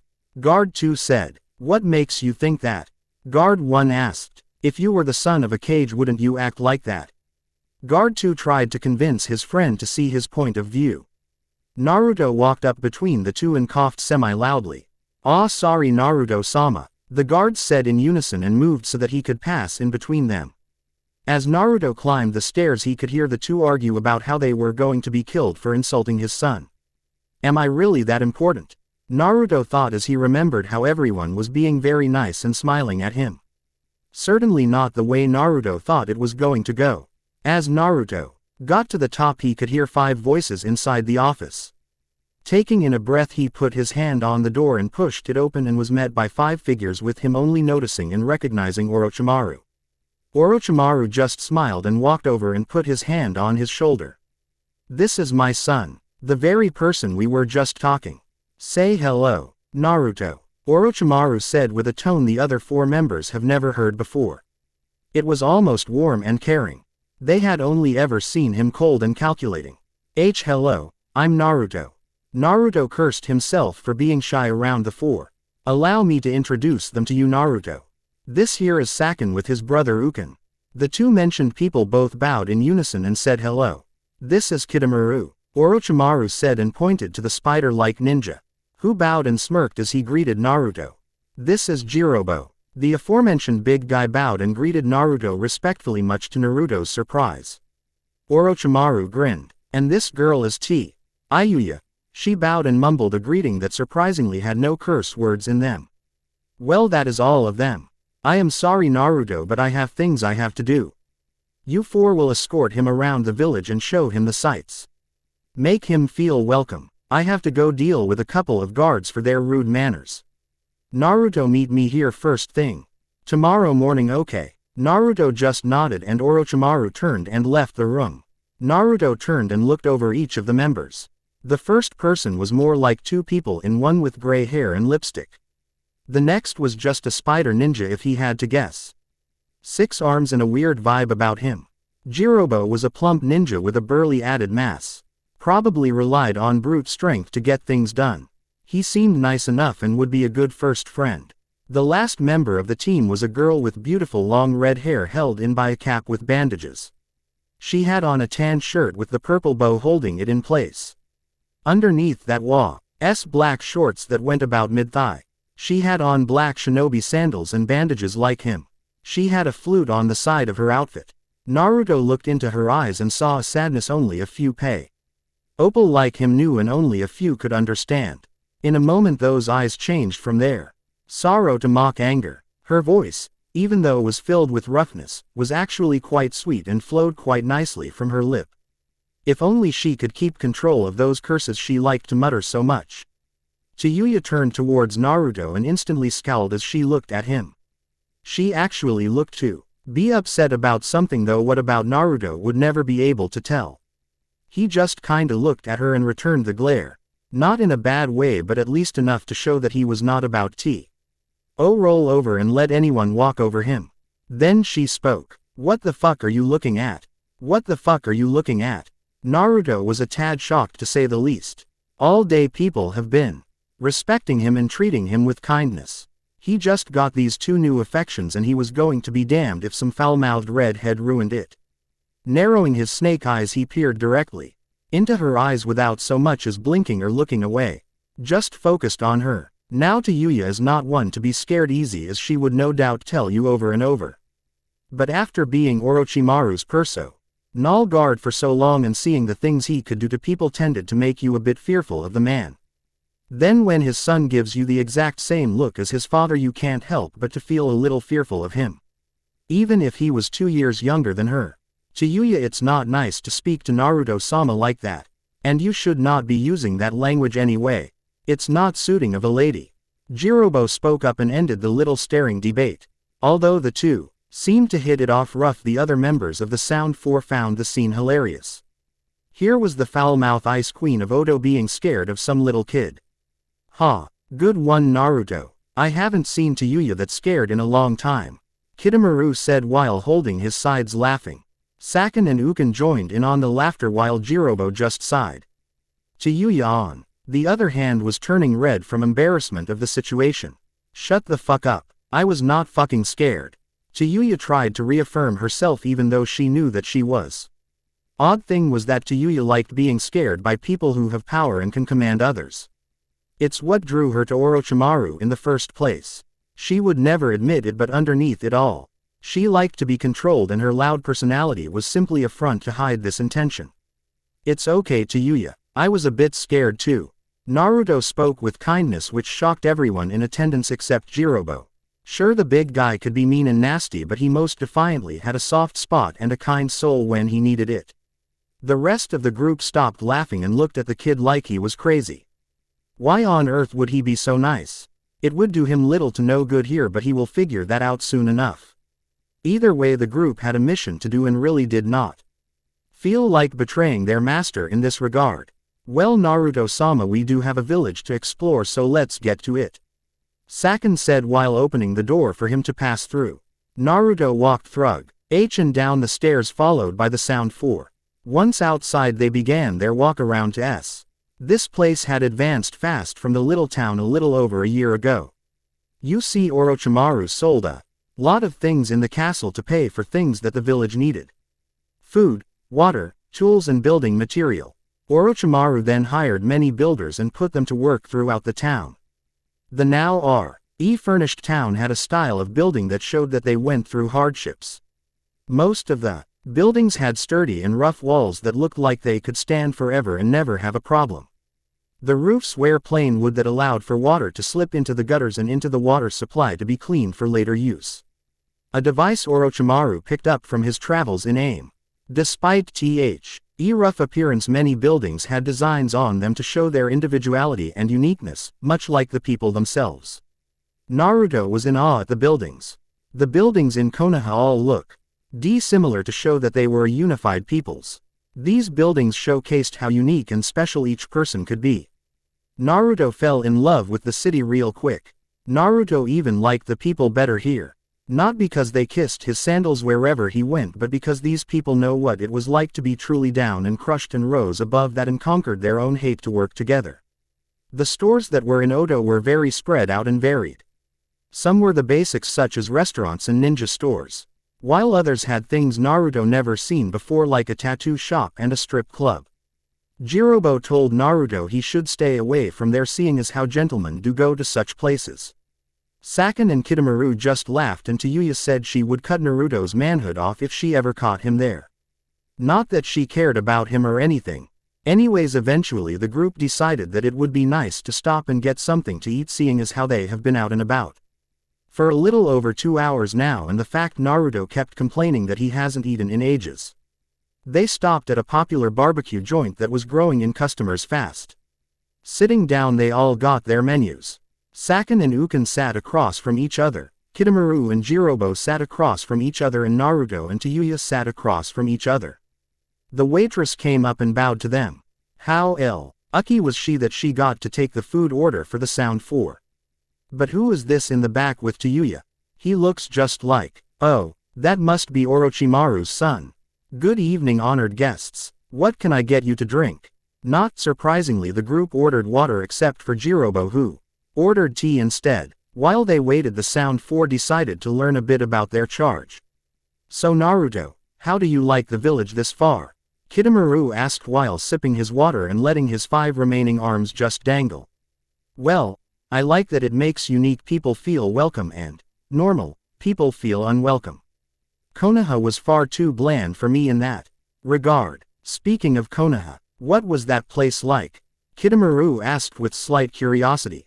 It's like one big unified family, always looking out for each other and always caring. If you were accepted by the general population. If you were like me, then you were hated at every turn and beaten every chance they got. Naruto said with a slight disappointment in his voice. Well, I know what it's like to be considered a freak. Saken and Uken said, earning a nod from Kidomaru. Kinda hard to have 6 arms and live a normal life, Yano. Kidomaru responded. Well, I know how I got here with Orochimaru, but how did you guys get here? This caused a slight break in the conversation, with each of them looking around like they didn't want to answer, but they all decided to anyway. With Saken and Uken leading the way. Well, you see, my clan had a fight over their Kekkei Genkai. The very same one that me and Uken use. The ability to merge bodies. On a cellular level was quite the gift for those who wanted to do stealth instead of brute force. This made our clan very popular for stealth missions as we could hide in other people's bodies and sneak in or overhears conversation. Well, with that pride came arrogance. Eventually the clan literally tore itself apart from the inside out. Me and Uken here didn't see the point, so we fled before the actual battle happened. When we fled we ran into Orochimaru. He offered me a chance to join him and have a purpose again, so I accepted the offer and came here. End of story. Saken said with no amount of sorrow in his voice at all. Uken just nodded with his twin. Kitamura was the next to speak up.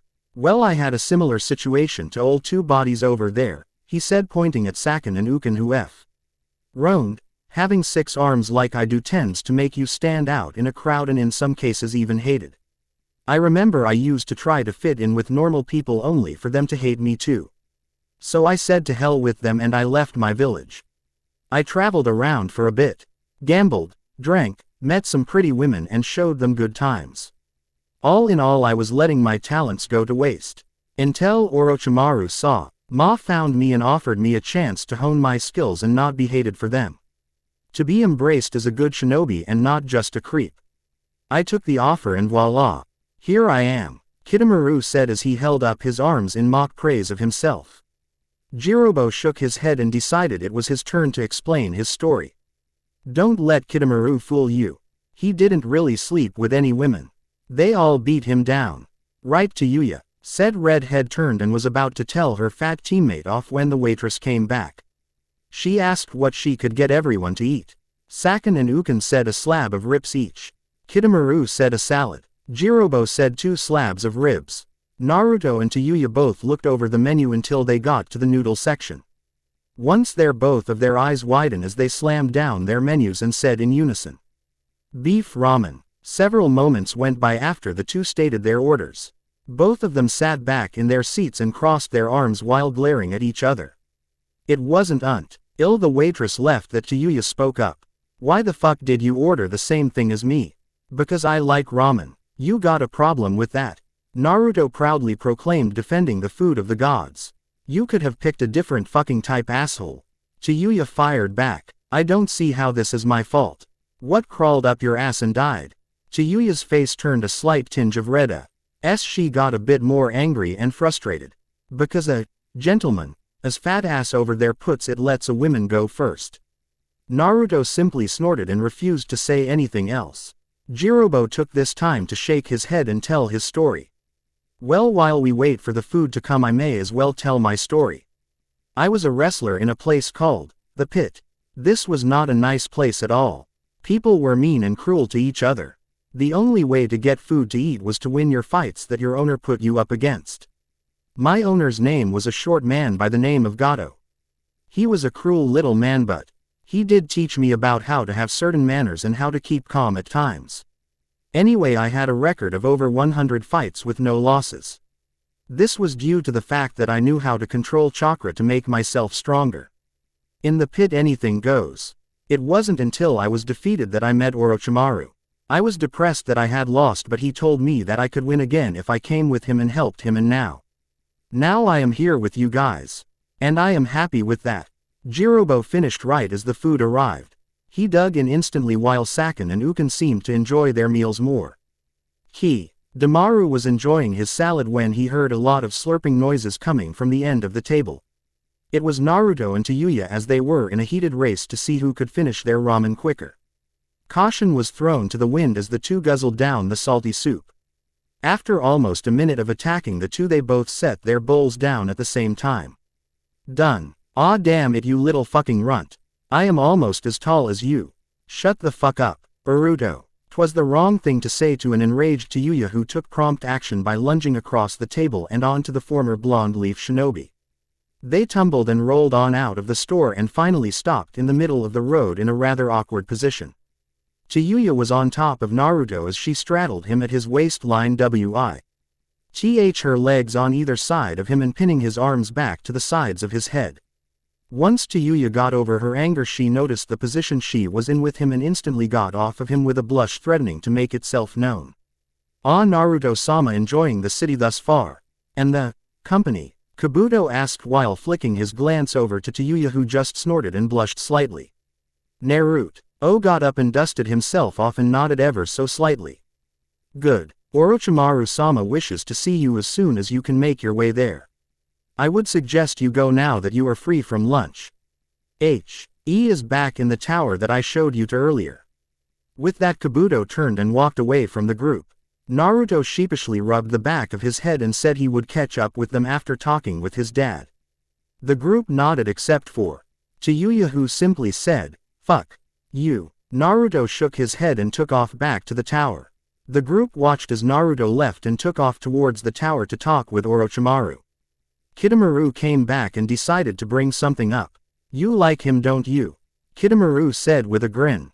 Tayuya turned a light shade off pink from embarrassment. "How the fuck do you figure? I only just fucking met the guy. You didn't react like that when you were introduced to the rest of us. Hell, I do not ever remember being able to make you that mad in the first day." Quote, "Fuck you, Kidomaru. Maybe another time, baby doll. I got things to do." With that, the spider ninja walked off towards the inner city. Sakin, Ukin, and Jirobo all made up different excuses and left her in the street alone. Tayuya looked off in the direction of the tower, blushing before hopping away to practice her flute skills and melody. Naruto quickly made pace through the town and in the direction of the tower, all the while having some new thoughts. I have a father now. They may not be my friends now, but they will be. The Sound 4 will be my friends. I wonder what Dad wants now. Is it a mission? Maybe some cool jutsu? Maybe a pet snake? Yeah. Naruto dashed into the tower and quickly made his way to the top. Once there, he politely knocked on the door and heard Orochimaru tell him to enter. Once in there, Naruto saw a scroll on the desk. The only thing on the desk was the scroll. Naruto began to become excited. "Hello, father. You asked for me to come here." "Yes, I did, Naruto. In fact, I did for a good reason. Me and you are going on a mission together. Just us. This way I can show you how I will be training you and what styles and jutsu you will learn with time." At T.S. Naruto shot up and down with happiness. He got to go on a mission with his dad to learn how to fight the Snake Sannin style way. "Calm down, Naruto. We leave in roughly an hour, so go get ready and meet me outside the tower then." 1 hour later. "Ah, Naruto, there you are. Are you ready?" Earning a nod from Naruto. "Good. This would be classed as AC rank, but it is a personal thing to me. We are going to raid a building that is hiding someone who would rather see me dead. We are going to go there and stop him." "Okay." Earning another nod from Naruto, the two took off in the direction of the town with the traitor. On his way, Naruto couldn't help but to think, I wonder what Hinata is doing right about now. Hinata, who had just woken up, delivered a powerful sneeze into her pillow as she felt it come on out of nowhere. Hinata looked around and noticed that she had fallen asleep for a long time after the emotional toll Naruto laid on her. She did not blame him, of course. He was just fulfilling his dream with his newfound family. Hinata would have done the same thing if she was in his shoes. She rubbed the sleep from her eyes and got up from her bed. Kurenai noticed she was having a rough night, so she let Hinata have the bed. Hinata was of course grateful, but she didn't get much sleep that night until her mind had been overloaded and forced her to shut down. Walking out of the room, in her normal shinobi attire, she was greeted with the streaking rays of sunlight that indicated it was late in the afternoon. Kurenai and Shino were there, all packed up and ready to head out. Hinata got their stuff packed and left without so much as one word. It had hit them all rather hard, Naruto's defection. But for Hinata it felt as though a piece of her soul had been ripped apart from her. She tried to think of every possible reason he would leave and settled on the one she told herself now 100 times. He is just doing it to accomplish his dream. It helped to calm her down, but why? Oh, you don't get over something like that in one night. With haste the trio managed to make it back in record time. Hinata told Kurenai she wanted to go home to her family, and Kurenai said she would be back later to give Hinata the mission money. Hinata nodded and left, determined to get home. Once home, Hinata ran instantly into Hiyashi, who was waiting to her how her first C-ranked mission went and all the little details that came with. Once he saw the state his daughter was in, he took her to his study and the two sat down. "What is troubling you, daughter? So much, father, I don't even know where to start." Please start at the beginning of this problem. Oh okay. Well, we had J just left for the mission A and Hinata went on to explain to her father all of the details of the mission. Startin' G with how they arrived and the man showed them around and explained the situation around the Anbu killing off the guards one by one. Then she went on to tell them how they went through the steps of searching and tracking as a team. Then she grudgingly explained how they combated the criminal. She conveniently left out her part of getting strangled as to not worry her father. Then the tears start to fall as she spoke through sobs about how Naruto met his father and the real reason for the village treating him like dirt. Sob then he gave me his headband sob and LLL left. Ada broke down fully into tears again over the incident revolving around her best friend and her love. Hiyashi's face during her retelling of the story was a jumble of mixed emotions ranging from proud to happy then sad then confused. Finally it went from embarrassed to straight up shock. Naruto willingly left the village. Fully aware of all the consequences that follow such a decision, Hiyashi was beyond stunned. He felt a great deal of sadness as he had come to care for the boy like his own child. Hinata, I'm sorry. I know how much he meant to us. Especially you. I can't imagine the type of pain you are going through after losing his. I wish there was more I could do to ease the pain in your heart, but other than training I can't do much more. Hiyashi spoke with a tone that had an underline of depression in it. Hinata wiped the tears from her eyes and looked into her father's eyes with a fire that could not be matched or subdued no matter how hard one may try. I am going to train harder, father. I'll need your help there if I am to be Hokage one day. To say Hiyashi was surprised would be like saying Naruto only liked ramen a little bit. He was surprised at his eldest daughter's newfound pride and determination and ambition.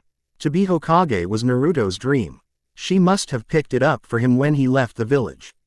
Well, my daughter asked for my help training, so I am going to train her to be the best Hyuga I can.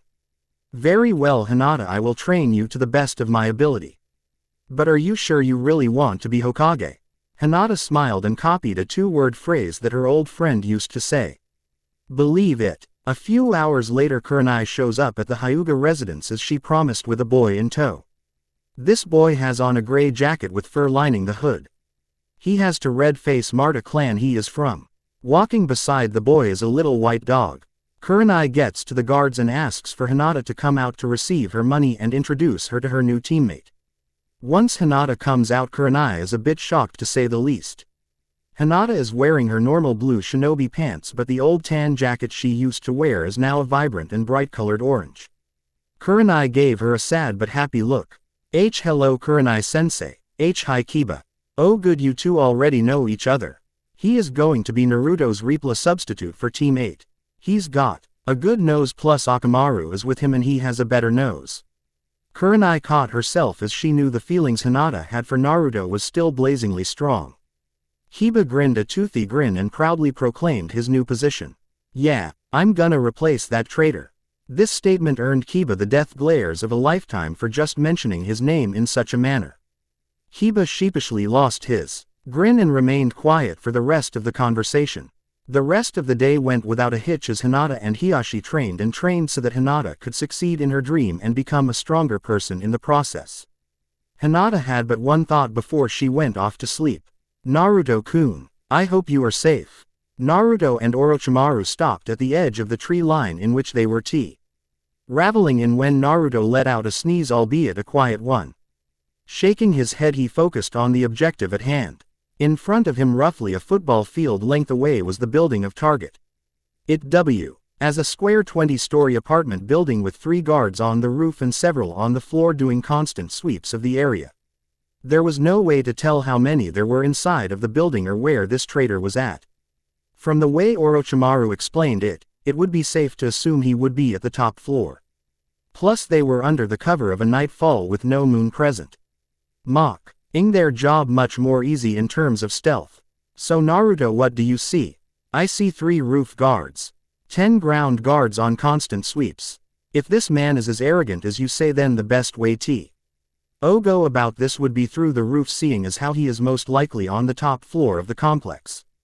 Naruto carefully dissected the situation at hand. Very good, Naruto. That's the way we shall go then.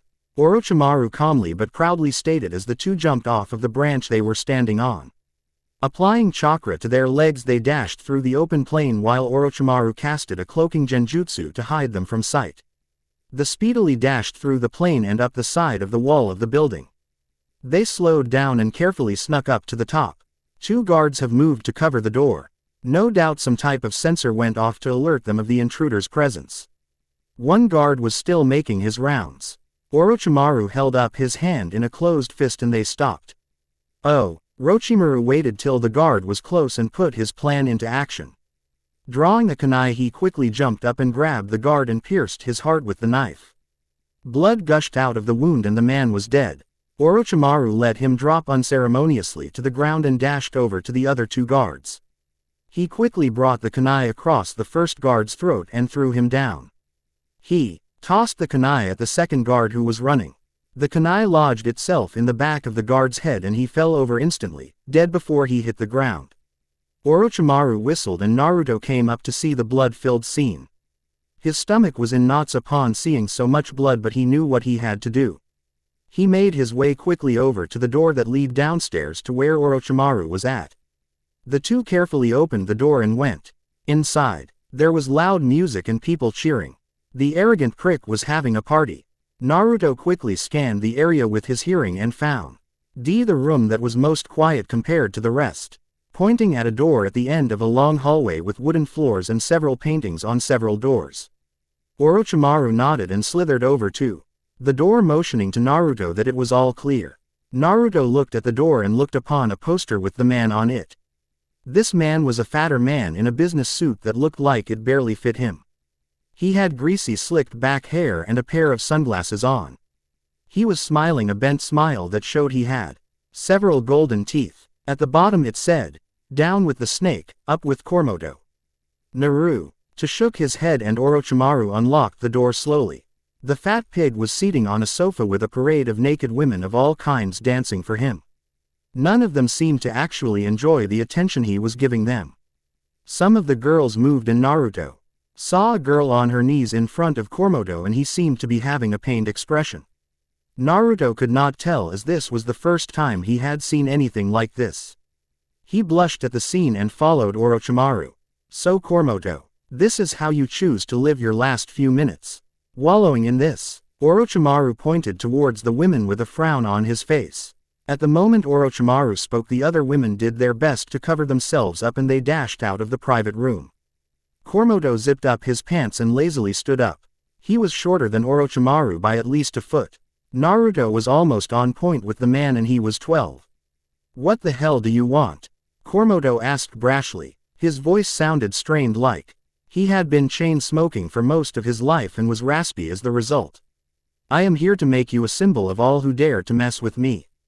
With that Orochimaru quickly dashed and brought his kusana gi across the man's knees, causing them to buckle and wavier. Keep the momentum, he quickly spun around and slashed his ankles. Achilles' heel, causing his to lose mobility from his legs. Kormoto yelped out in pain as he fell to the ground and had to use his arms to keep himself up on his knees. By this time Kormoto was sweating and Naruto was shocked that any person could move that fast with that kind of grace. Orochimaru looked up to Naruto and gently handed him the hilt of his sword.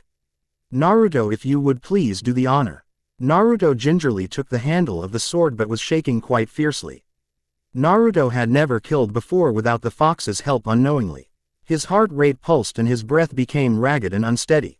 He swallowed hard as he looked down at the man in Naruto's war. He could hear his heartbeat pulse in the fat man's body. Naruto brought the sword up, shaking violently as he did it, and the fat man looked up at him pleadingly. "Please don't do this. I'll pay you whatever you want. Please just let me live." Kormoto pleaded with Naruto, who seemed to falter a bit as he was raising the sword. Naruto looked down at him. His eyes must have been playing tricks on his because he suddenly morphed into one of the villagers that used to beat on him when he was a kid. Naruto became cold at this sight. "This is for betraying my father." Naruto's eyes turned steel hard and his shaking seemed to stop. Kormoto's eyes widened and he started screaming for his life. Naruto closed his eyes and brought the sword down in one swoop. Blood shot out and landed on Naruto's face. Silence. There was no more screaming. Only the sound of a severed head rolling off of its host body. Naruto stabbed the blade into the ground and used it for support. He had done it. He had killed someone and taken their life, and it felt kinda good to take out some of his pent-up rage on a person and do what he envisioned in his head so many times before. Orochimaru smiled and took the sword and re-sheathed it to its proper place. Good job, Naruto, and congratulations on your first kill. How do you feel? I feel better. It felt good to release some of that pent-up anger for once. Orochimaru smiled and the two took off back to home. Naruto was shaking most of the time, still not coming down from that high he had from killing his first person. It wasn't until he got back to finally relaxed a bit. A small smile formed on his face before he went to bed that night. That was fun, Naruto thought as he closed his eyes for sleep. Naruto awoke in a most unusual fashion. He had a massive smile plastered on his lips. He closed his eyes to recall the previous day's accounts. He had gone on a mission with his father to stop some arrogant man from slandering his family's name. Importantly, he had earned his first kill. It was scary but exciting for the boy. It made his heart pound like never before. Not only that, but he had earned his own father's respect and pride at that moment. It was truly something to admire for the boy. Naruto would never forget this day, as it was the turning point for his dark journey to begin.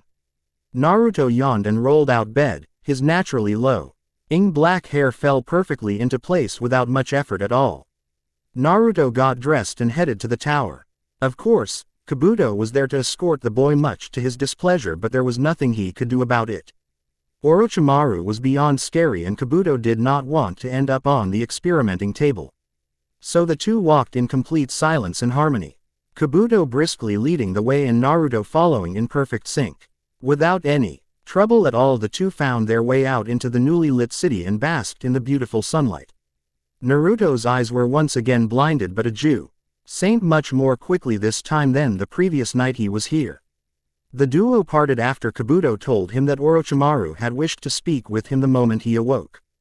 Naruto nodded and dashed Tayuya RDS, the tower in which his father was at during this moment. After last night, I wonder what father could want from me. Is it to talk to see how much I have changed because of it?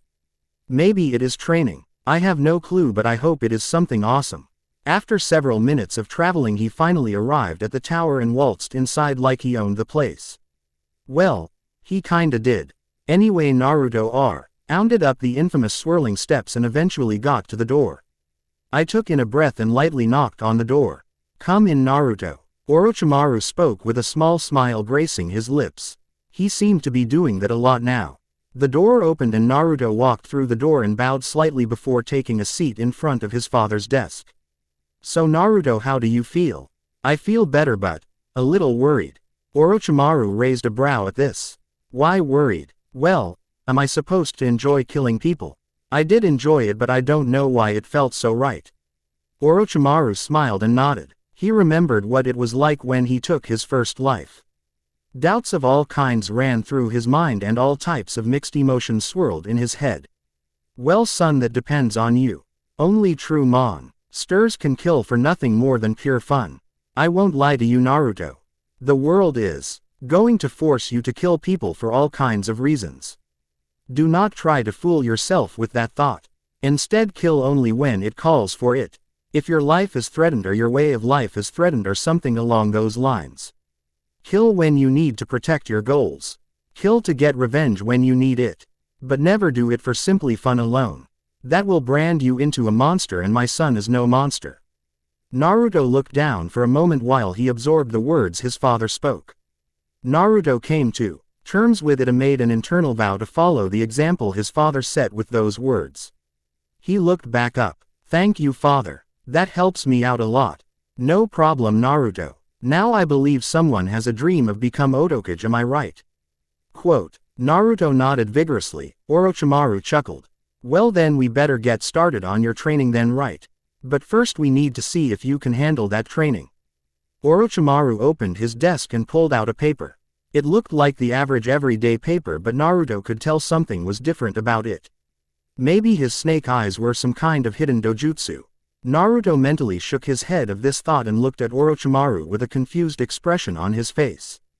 This is chakra paper Naruto.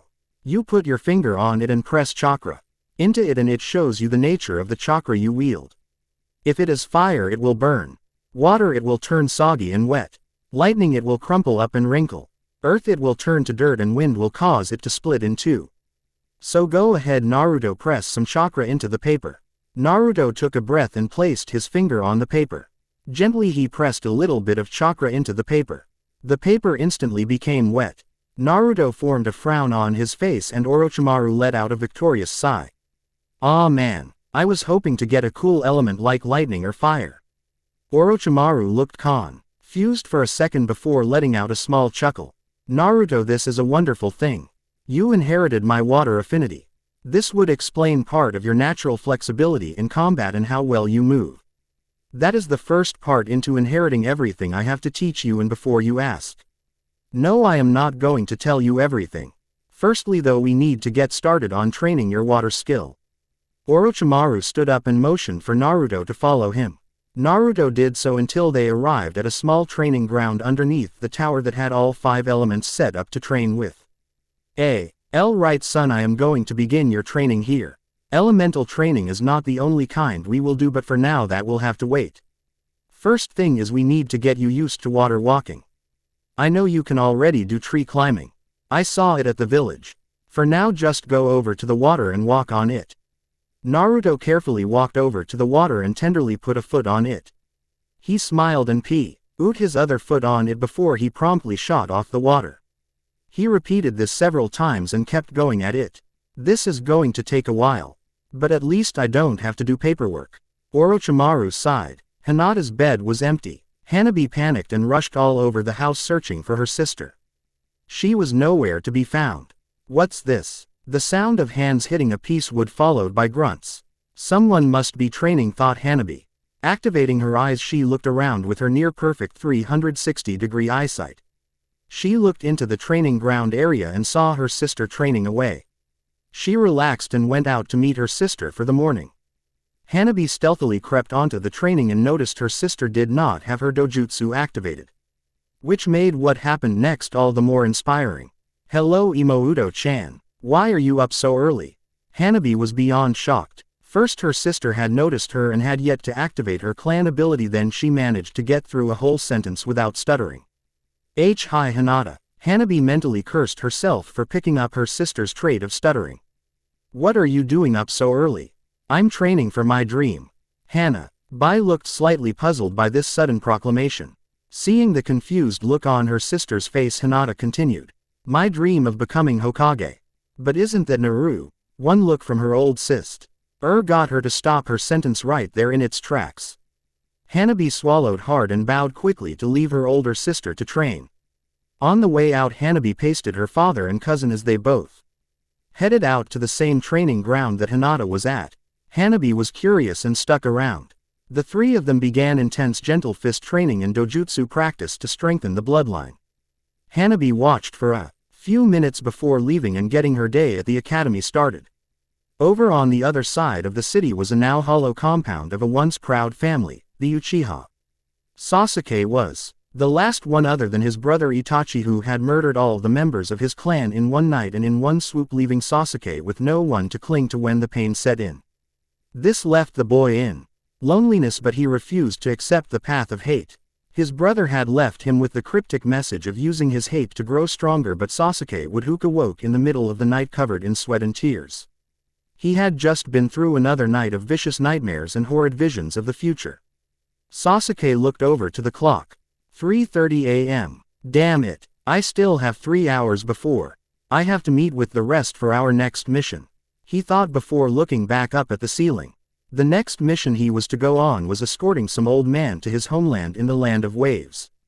While he was looking forward to the trip, he was certainly not looking forward to the annoying fangirl who no matter what seemed to cherish him at every turn. Sasuke could not remember how many times that he had told her off or rejected her to go on dates with her. But for some reason the Pink Death would never let him go. Sighing and seeing as how he wasn't going to be getting any sleep, rolled over and out of bed. He rubbed the sleep from his eyes and made his way downstairs of his house, then over to the training ground. Sure, it was a bit early to be training, but he had to get better somehow, right? Once down at the training ground, he began his normal physical exercise of running a few laps followed by some push-ups and sit-ups, then on to taijutsu training followed by brief ninjutsu training. It wasn't easy, but it made him feel better and gave himself time to think about life. As he was running, he thought about how he was going to live his life. After this mission, other more difficult ones are bound to show up.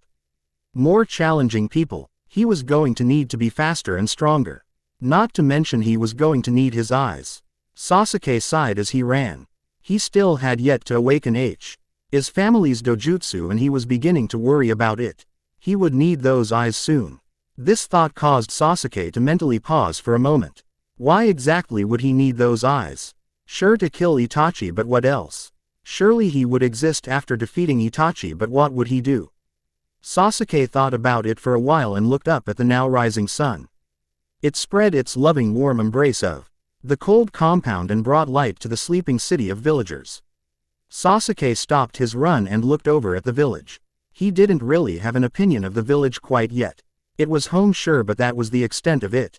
He did like the people though. They were friendly enough and kind to him during his time of mourning. He liked his team to an extent and didn't really want to see them hurt or killed. Sasuke resumed his run with his thoughts raging about in his skull. Then it hit him. That's what I'll need the eyes for after Itachi. I'll need them to protect the people close to me. To help me break the cycle of hate, I will need others that care for me. I will use my eyes to achieve this goal. With that, the raven-haired boy took off into his training with new energy. Several months later, clang clang clang. The sound of swords clashing off of each other echoed throughout the cavern-sized underground training ground. Naruto and Orochimaru were in the process of training. Naruto in the art of the snake-style kenjutsu art. Naruto at first was a bit slow with the style, but with practice and sparring the boy came into his own with the sword. Of course, this was not all they practiced on. Naruto had managed to get the water walking down after 3 weeks of trying and getting better control of his chakra in the process. Naruto also managed to learn a few Suidan jutsu in the process. They were hard to learn because to master the water element one had to be calm, and for a hyperactive ninja this was without a doubt one of the harder things he had to learn in life. Huff, with a little help from his father, he had managed something that would change how he was viewed forever. Flashback to 6 days ago. Naruto opened the door to a laboratory of his father's. Naruto had been in here once before but never noticed anything odd about it. Now he looked in the back and there was a massive skeleton of an enormous snake. Naruto knew his connection with snakes, but he was wondering what was going on. "Ah, Naruto, there you are," Orochimaru said with a small smile, though Naruto could tell something was bothering his father greatly. "You called for me, father. What is going on?" Naruto asked while raising his brow. Today was a weird one. His father had called off training for the day and asked to see him when he had eaten lunch for the day. It was rare for his father to give him days off at all, let alone free time. Naruto enjoyed it before going back to lab mentioned before. Orochimaru said it was for the second stage of his cursed seal. Naruto survived the first stage of the cursed seal of heaven. The fox had made sure of that. Orochimaru left the slave binding seal and the pain out of the seal. He would never willingly put his son through that much pressure and pain. Instead, this seal grew in strength the more it was used during negative actions. Instead of pain shooting through his body when negative emotions ran through his body, his dopamine levels were increased to a mild high. Nothing damaging, but enough to make him feel like releasing its power. Naruto was trained to resist the draw of the power so he would not become so reliant on it like the others have become. Like all cursed seals, the more chakra you put into it, the more power it gives the user. For Naruto this was a problem. He could pour so much chakra the seal would break and he would never have access to its senjutsu power again. Instead, Orochimaru developed a chakra storage seal that could limit and store excess chakra, allowing Naruto access to its power if he took the time to fill it up before a fight. If he did, he could have no chakra and still activate the seal. Of course, the chakra would drain 3 times as fast as the seal cannot limit itself in chakra usage. Orochimaru, you also left out the part of the seal that makes the person undyingly loyal to Orochimaru. He knew his son would not dare betray him. Naruto had asked why he would need a cursed seal in the first place. Orochimaru told him it was a gift for him in the future, and when he learned its purpose he would thank him. Yes, Naruto. Today you take on more of my legacy. At these words Naruto's snake eyes seemed to glow with a sickly green color. Really? Naruto became excited at the prospect of earning more of his father's legacy. Orochimaru let a small chuckle go. Yes, but like all my other legacy gifts, this one will hurt more than you thought possible. Naruto swallowed hard and noticed something slithering behind him. He turned around to see a large purple snake staring right at him with his glowing yellow eyes. Naruto jumped back in terror and let out a small gasp. The snake seemed amused by his actions and chuckled a bit. There is no need to fear me, child. I am Manda, the boss summon of snakes. Manda spoke with his voice booming in the laboratory. Naruto seemed confused by this. Greeting, Manda-sama. My father speaks very highly of you. Am I to sign the same contract then? Naruto spoke respectfully with the king of snakes. Manda lowered his head. If you can survive, then yes. That skeleton over there, he is kin to me. We were brothers until father declared me the boss. He left and I had not seen him since. He is involved in this. Manda spoke with a hint of sadness in his voice. Naruto looked to Orochimaru, who motioned him to lay down on the table. Naruto, if you could remove your shirt so that I may see the seal on you. Naruto did so, and the moment his stomach was visible the seal popped up. Orochimaru studied it and pointed to one of the triangles on the seal. He turned to Manda and spoke. There. We will go in through there. This is the weakest point on the seal and will make the easiest target. Manda nodded and began to build up chakra in the tip of his nose. Orochimaru handed Naruto the pills to activate the second stage of the cursed seal. Naruto took them and his body went into blinding pain before finally shutting down. This is what Orochimaru was waiting on. Once done, he ran through an extremely long and complex series of hand seals that were impossible to follow without the Chia. He placed his hand on his son's seal and said, Tamashi no Shiru ni. Hubi o Koru Fakusu no Koken Banzu, snake over fox replacement bone to soul sealing. Instantly Naruto's stomach glowed with a purple glow and Orochimaru felt his chakra drained at amazing speeds. His is when Kabuto and Manda helped out by lending chakra. Suddenly there was a flash of purple and the snake bones were gone and the seal on Naruto was glowing. Inside Naruto's seal, there was a set of massive iron bars in the damp sewer of Naruto's seal. Naruto himself was laying up against one of the walls of the place due to the pills knocking him out cold. The Kyuubi on the other hand was The Awaken was trying to knock open the gate, seeing as how the seal was incredibly weakened due to Orochimaru. The Kyuubi growled and launched another ball of chakra at the gate. Suddenly the gate blasted open. The Kyuubi roared in victory and lunged out of his cage and stormed down the halls to take over his body while he remained immobile. Outside, Orochimaru, Kabuto and Manda watched in awe. As red chakra exploded from the boy's body, Naruto was growing more feral by the second and the chakra tails were coming out more and more now. He was at 4 tails and he was surrounded by a dense chakra cloak. Inside the seal again, the Kyuubi was just down the hall when he felt another presence in the seal. Impossible, thought the fox. Nothing could venture in here unless that was what Orochimaru was doing. The Kyuubi was interrupted by a loud hissing sound. Grr, show yourself. The Kyuubi roared into the shadows. It's time SS, someone put you in your place. Said the shadows when sudden. A large snake as long as the Kyuubi when stretching lunged out and wrapped itself around the fox. Gah! Get off of me, you blasted snake. The aforementioned snake simply squeezed harder and began to glow. The Kyuubi roared in pain as it felt itself being sucked into the large skeleton. A large flash exploded and lit up the hallways of the damp landscape. Suddenly a loud thud was heard as something landed. Slithering back to the cage a snake was seen. Well, actually 9 of them. One head in the center with the rest around the main head. The main head was also thicker and longer than the rest. This snake was a darker purple than Manda and was longer too. The snake closed its eyes and the other 8 snakes melted back into the main body. Think of it going from Orochimaru's 8 snake technique to one single snake like Manda. Naruto's fox spirit melded with the body of the snake to give the snake life, albeit forcefully. Naruto is now the host to the 9-headed snake Mankuos. He has the ability to shed skin like the other snakes. Ability to control its 9 other heads at will. Still technically a Biju due to the fox spirit. The massive dark purple snake with white spots along its back and a black underbelly and purple eyes followed by 9 horns on its head slithered past Naruto and brought its massive purple chakra back under control. The snake chuckled a bit and slid into the cage and let the iron doors shut. It coiled up and rested inside after such a long process of binding and stealing the life force from the fox. Outside the seal, the group watched in awe, as the massive and oppressive red fox chakra was replaced by subtle dark purple chakra cloak.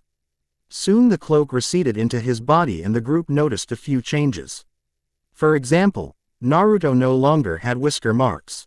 Instead now his blue eye under markings were now so dark purple they were nearly black but they could tell it was still purple. Naruto also had dark purple hair.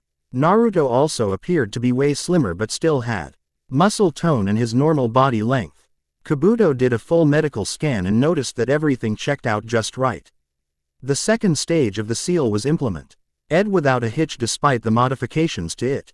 The fox's chakra signature was gone and there was a new mysterious one. His psyche took little damage and he would recover in a few days with proper rest. Manda went over to his body and sniffed it. His eyes went wide. Mankuos is in there and he is alive and much stronger due to that chakra he absorbed. He is much stronger than I but that is good. When I get too old to do this I am sure that Naruto will be too old to carry on and Mankuos can come and rule the snakes after me. Manda spoke with pride. Good then I guess everything works out. Naruto will surpass me and Mankuos will surpass you. We both get what we want. Speaking of which I hope you can speak to the white snake sage about Naruto and the Raichi cave. Orochimaru asked with an uneasy silence filling the lab. I will try but we both know that he is not one to take recommendations. You had better train him very well by that time. Manda said with a bit of uneasiness at the notion. Speaking of Naruto-sama I believe he did survive the process Manda-sama. He should be allowed to sign the contract now. Kabuto spoke with a small grin. Kabuto had come to respect the kid for following in father's footsteps. Kabuto had even helped him in his studies, lending him information when he could. In Naruto Kabuto found a piece of himself he never knew he could find. Kabuto wasn't whole yet but with Naruto Kabuto felt like he could possibly find that answer. Manda lifted his head looked at Kabuto. You are right boy. I did promise him that. I cannot do that now however. The summoner must be awake when the contract is signed. When he wakes up and is at full health then I will allow him to. I must return now. Farewell. Orochimaru looked at Naruto again and ordered Kabuto to carry him back to his room to let him rest. Kabuto gladly accepted and bowed before carrying Naruto back to his room. Flashback end. Orochimaru held up his hand to signal them to stop the combat. Naruto nodded and put his sword away into its sheath. Orochimaru smiled noting that his skills remained the same after the transfer. Orochimaru of course informed his son of what exactly had happened and he was slightly happy. This meant that in a way the reason he was hated is now dead. Mankuos had yet to actually speak to Naruto but he knew that in time he would. Very good Naruto. I am impressed had after such a stressful operation your skills remain on par as before. Now we are going to go through a test. It is important that you tell me exactly how you feel during these moments. Naruto jumped in the air with a big yahoo! And fist pumped. He loved being tested and if it was his father doing the testing then all the better. Activate your stage 1 of the curse seal. Naruto did as he was told and poured a small but steady stream of chakra into the mark and the little flame-like dots spread from the point on the back of his neck over his spine where the neck meets the shoulder. The Y spread upwards and onto his face and stopped just before the marks reached the second eye. How do you feel Naruto? Orochimaru asked with concern. I feel fine. I can sense things a little bit better than before and I feel like I could move quicker. Nothing out of the norm when using this form. Though this time around I do feel a bit more flexible and not so animalistic. Orochimaru nodded. Activate stage 2. Naruto nodded at his father and poured a larger amount of chakra into the mark and started the stage 2 changes. The marks on his body grew and soon covered his whole body in a fire-like glow. During this glow Naruto's eyes began to glow and his hair became a more vibrant purple unlike his normal hair which is just dark purple. This one was a much lighter and shinier purple. His skin remained pale white without black dots but now his purple eye markings stretched down to the tip of his upper lip and along his arms were long purple markings like the ones under his eyes. Also his was now scaly with snake scales that look like that could take quite a beating. His body became more slender. How do you feel? This was such a loaded question for Naruto. He felt much stronger the pull to lose oneself to this power was much stronger. Naruto also noticed that he could nose in the air and he could see body heat with his now glowing eyes. I feel so much better father. I feel the power coursing through my veins and it feels great. I can see body heat and smell almost everything in this room. This is an intense feeling father. Orochimaru seemed to ponder his son's words. Okay Naruto, let go of the seal for now. We have other things to do at the moment. But for now wait here while I go check something at the tower. Naruto nodded and his father left. Normally Naruto would need to do something to calm down due to his excitement about feeling so strong. Something just seemed to calm him down since the fox was gone. Naruto released the flow of chakra and reverted back to normal. He felt the adrenaline stop and noticed instantly that he was a lot weaker than when he went into the form. To rest a bit Naruto sat down and closed his eyes for a second to rest. Naruto's mindscape. Naruto's eyes snapped open and he noticed he was in the same place that the fox was before. Same dark and damp sewer-looking place, just as he left it. Only this time there was no giant fox behind the iron bars. No, there was something else. Something not so brash and brutal. Something much more subtle than the fox. Naruto blinked and looked up at the giant iron bars and tilted his head slightly at the bars, seemingly studying them. That's when an ominous voice rang out from the bars. It was quiet but defiantly powerful. Hello Naruto. The voice spoke. It was eerie but calm and focused. Hello, who are you? Naruto questioned and the voice laughed but it was a low laugh. I am the one that got rid of that fox. Naruto listened carefully and heard the sound of something slithering up to the cage. Naruto just wasn't expecting it to be a giant snake that looked like it could swallow the fox whole in just one bite.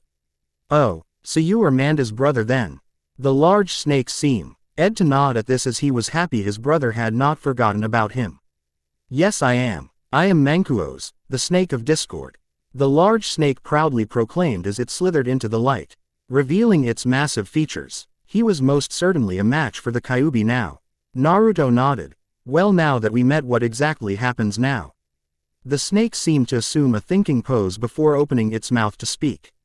I don't know. Naruto's sweat dropped and the snake smiled. Gah, what do you mean you don't know? Calm down runt. I have only been alive for 6 days now.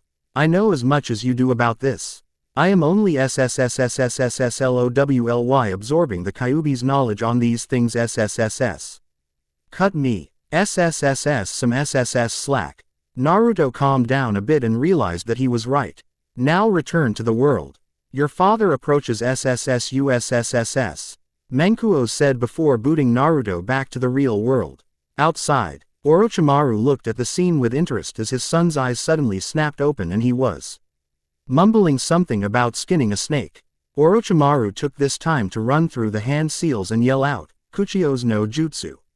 There was a large plume of smoke and the boss summon of all snakes had arrived like promised. Orochimaru, why did you summon me? Aga, oh wait, never mind. I see now. Manda spoke while looking at Naruto yelling at seemingly no one. Kukukuku, yes indeed. Quite the summoner Naruto. Naruto snapped out of his stupor and promised to get him later as he bowed to Manda and the snake nodded his head. Naruto, you survived the operation and judging by your actions Avenue successful brought my brother back to life. I am grateful for that and am here to offer you a summoning contract. There are a few things you should know before you accept this. 1. Not all snakes like to be summoned, and if you do summon these snakes you had best have a good reason or a sacrifice to offer them. 2. Not all snakes respect you just because you are the summoner. You will have to earn each of their respects. 3rd, at some point I would like for you to visit Raichi Cave, the home of the snakes, and meet the branch heads. Can you agree to this? Manda spoke with seriousness and sternness. Naruto nodded and the boss snake let the contract slide out of his mouth. Naruto cut his finger and wrote in his name flawlessly, having had this process explained to him by his father. Manda bid his farewell and puffed away. Well son, that is enough for today. You have the rest of the day off to relax. You have earned. Tomorrow we begin snake training. Naruto leapt into the air and danced his way out of the underground lair, earning a chuckle from his father, who went to another dark part of the cavern. Once out, he put his hands behind his head and plastered a huge grin on his face and strolled through his village. He helped a few people with their chores and helped a few genin from the academy on some D-ranked missions. He stopped and had lunch at a ramen shop and was walking to a training ground to run through some basics when he heard a melody come out of nowhere. It was painfully sweet and beautiful, something that only someone who has had everything ripped away could play. Using his hearing from the sound ninja training, he honed in on the sound. After a few jumps and dashes he was there. And so was she. Tayuya was sitting on a branch and playing her flute. Naruto slowly walked up to the tree and sat down. Tayuya looked down at him and he looked up at her. No words needed to be said at that moment. Both knew the other had felt something like this. Tayuya played her song with more emotion and a tiny blush on her face, and Naruto took a very blissful nap as he drifted off. Naruto opened his eyes and looked around. Yep, he was back in his mind again. What could the snake want this time, he wondered. As if hearing his intentions, the large snake laughed, hard as if mocking Naruto. Naruto frowned and crossed his arms across his chest and seemingly pouted. Why? Of course caused the large snake to hold back a laugh as the boy glared at him with a cute pout dancing on his face. Mankuo slithered up to the lit iron bars and sighed deeply. He had indeed called him down for a conversation. He just was not sure how he would take to it. Yes, I called you down here, Naruto. We have to talk about something. Mankuo spoke with a rare hint of seriousness in his voice. Naruto looked puzzled and stopped pouting as he looked up to the snake. I have been alive for around 2 weeks, correct? The ranking snake peered down at its host and waited for a reaction. The said container nodded his head slowly, as in still trying to wrap his brain around the concept, when suddenly the boy's eyes met the snake's and he opened his mouth to speak. Wait, how exactly did you come to life? Naruto asked frantically with concern in his voice. He had no clue what really went on with him and he was hoping to find out. The large creature looked up towards the ceiling and sighed. This would take a while.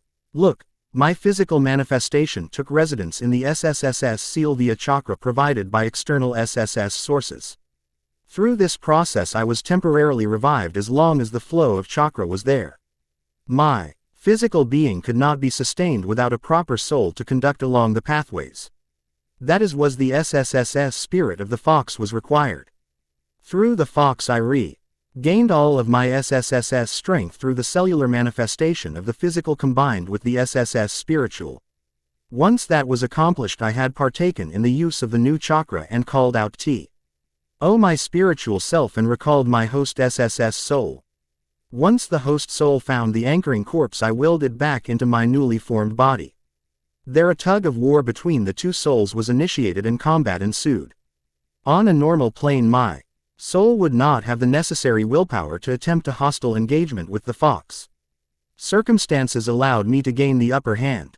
The fox was at merely half power and I had weakened it by forcing another half of his power into my SSSSS skeleton to enhance my own SSSSSSS spiritual being. I used his own SSSSS spiritual power to overwhelm and consume his SSSSS soul and memories, which is why I took my SSSSSSIX day hiatus. Man, how he was able to outwit a fox at its own game of cunning and tricks. Naruto on the other hand was not faring so well. Sure, he was smarter, but he was book smart. He did not understand what the snake said for the most part. You used his soul to heal your body. Mankuo sighed. That's a dumbed down version, but yes. In a way Naruto was happy. The one thing that caused him so much pain and suffering was now gone and was replaced by a new entity will to make a new start. So what exactly does that make you? Naruto asked while pondering on some other thoughts. Mankuo's was shocked by the fact Naruto had asked a question that he had not though much of yet. Mankuo seemed to ponder this question as well. He only had one theory that could possibly work.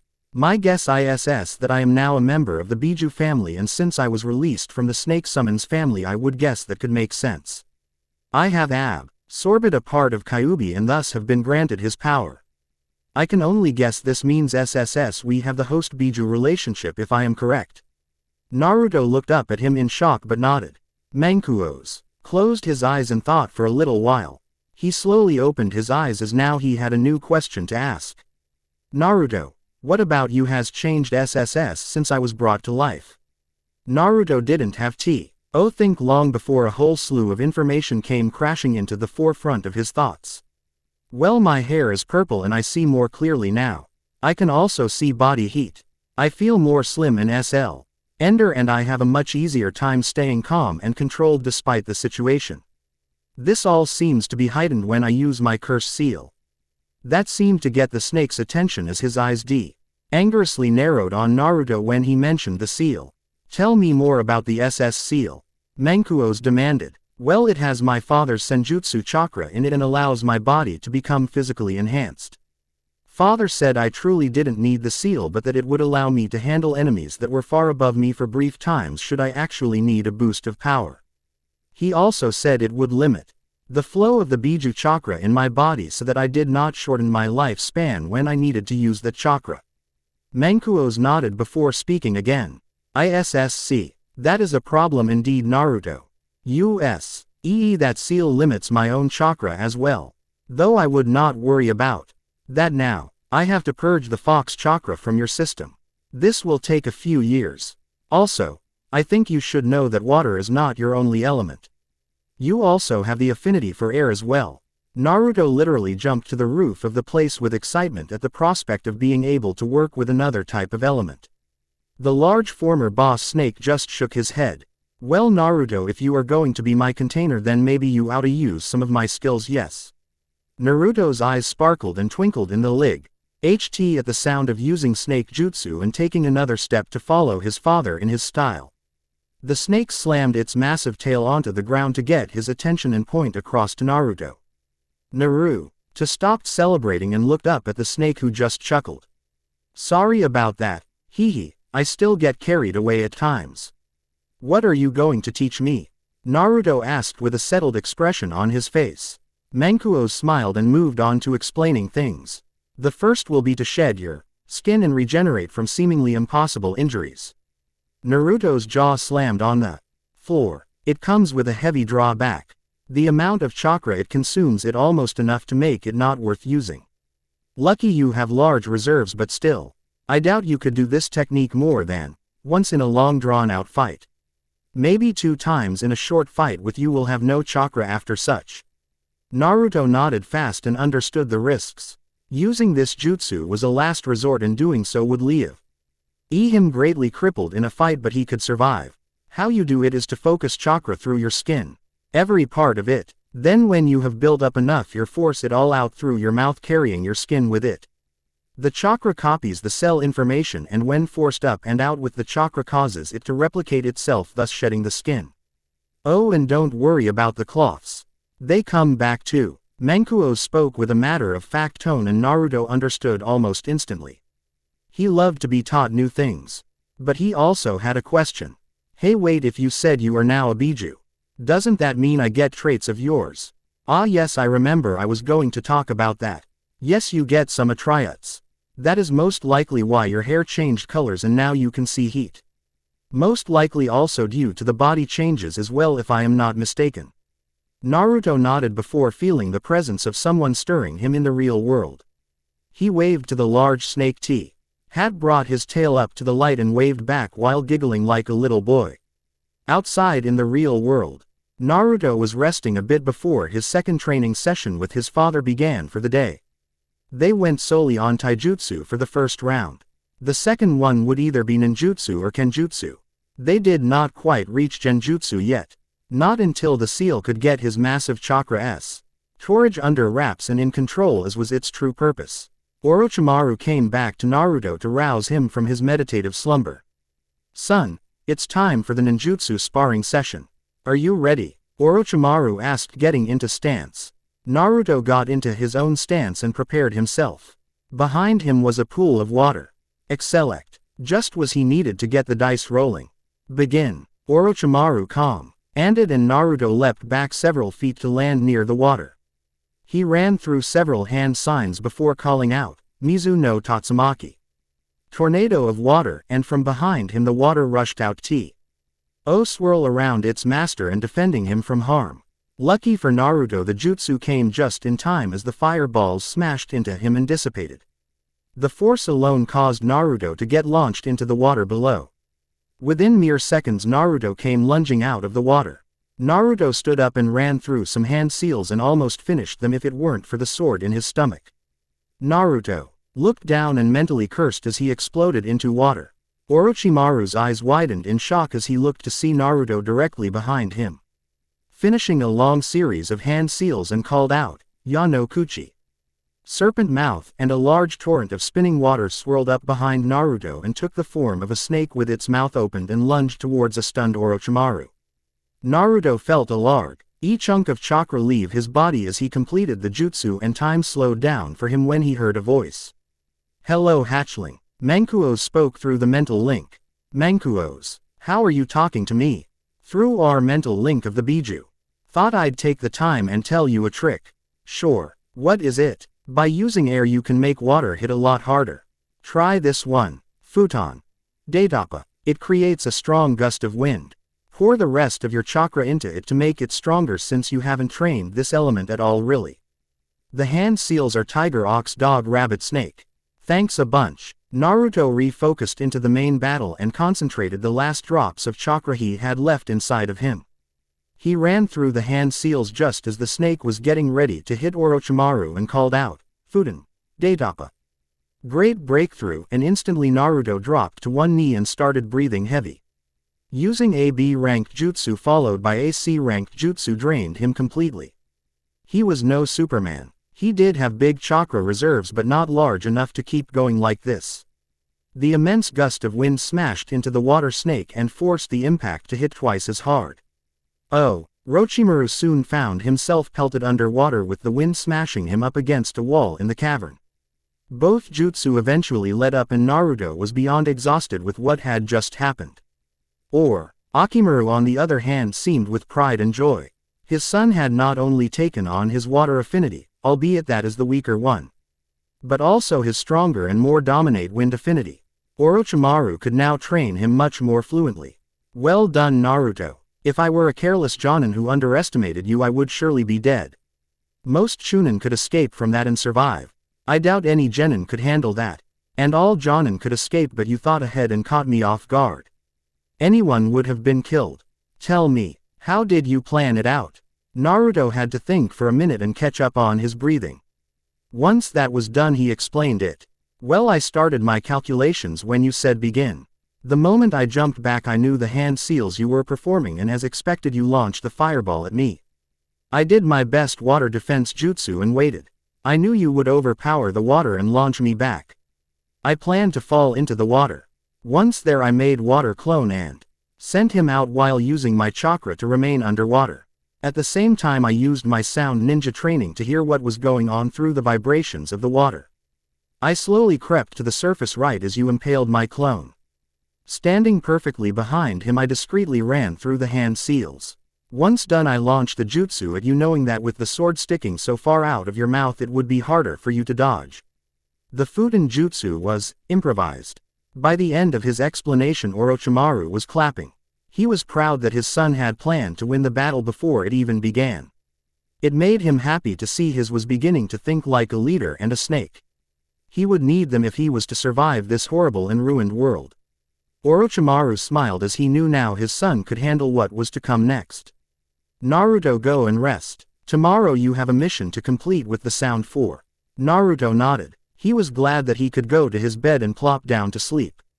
Tired, he drug his feet throughout the town before he got to the other side and weaved through the underground base. He opened the door and promptly fell down and instantly passed out. Meanwhile, Orochimaru was wandering through the training cavern that he and Naruto occupied most of the time before turning and opening up a door.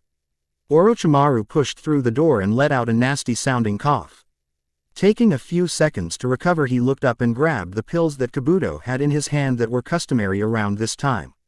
Orochimaru swallowed them and stopped sweating and recovered his breath. Kabuto, it is time. I need to find another suitable host body. This one is losing its life force and fast. We must think of a proper host. Orochimaru discussed with a pained expression in his face. The pills only dulled the pain this time. It did not remove it entirely. Kabuto pushed up his glasses and began to ponder. Well, I may have an idea, Orochimaru-sama. We need to become a great village, get more business this way, right? Well, we already control a large portion of all the rice, wheat and flour that goes to the other shinobi villages. I looked over the books, and if we were to pull out of our current business deals, that all the villages would suffer major food shortages. Konoha and Kiri villages may be able to support themselves due to the animals in the area, but many shops would go out of business and cause financial collapse. Iwa and Kumo and Suna would have a much harder time to survive than normal due to the locations. Kumo may have fish to stock up on, but after a few months that would be gone. Meanwhile, the only damage we would suffer is a small lapse in income that could be replaced by selling in small amounts once shortages were hit for a higher cost. We use this to get the Chunin exams moved here. The cages are all meeting in Konoha in roughly 3 weeks' time. I can create a letter and send it to Konoha. This would be a step towards uniting our villages and bringing them closer.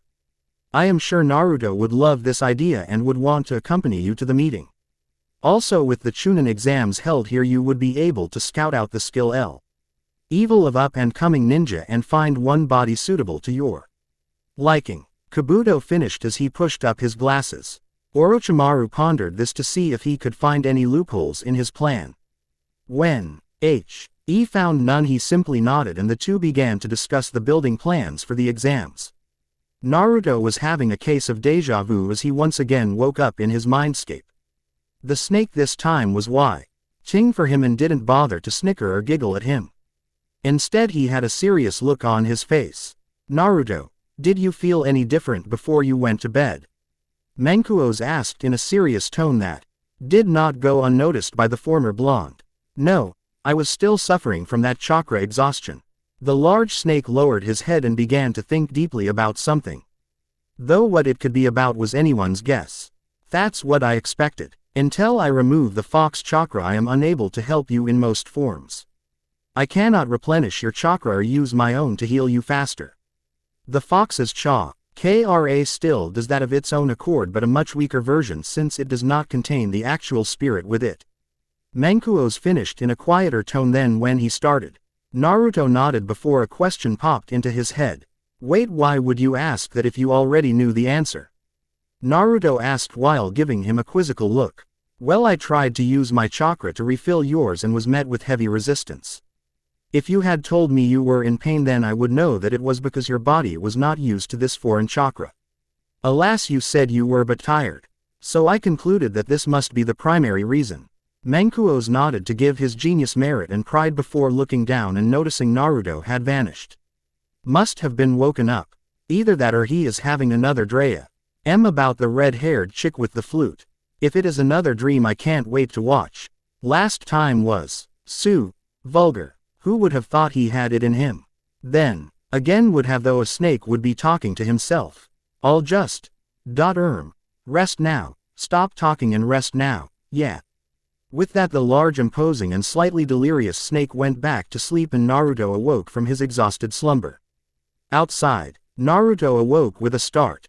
He had just had a dream of which he had never experienced before.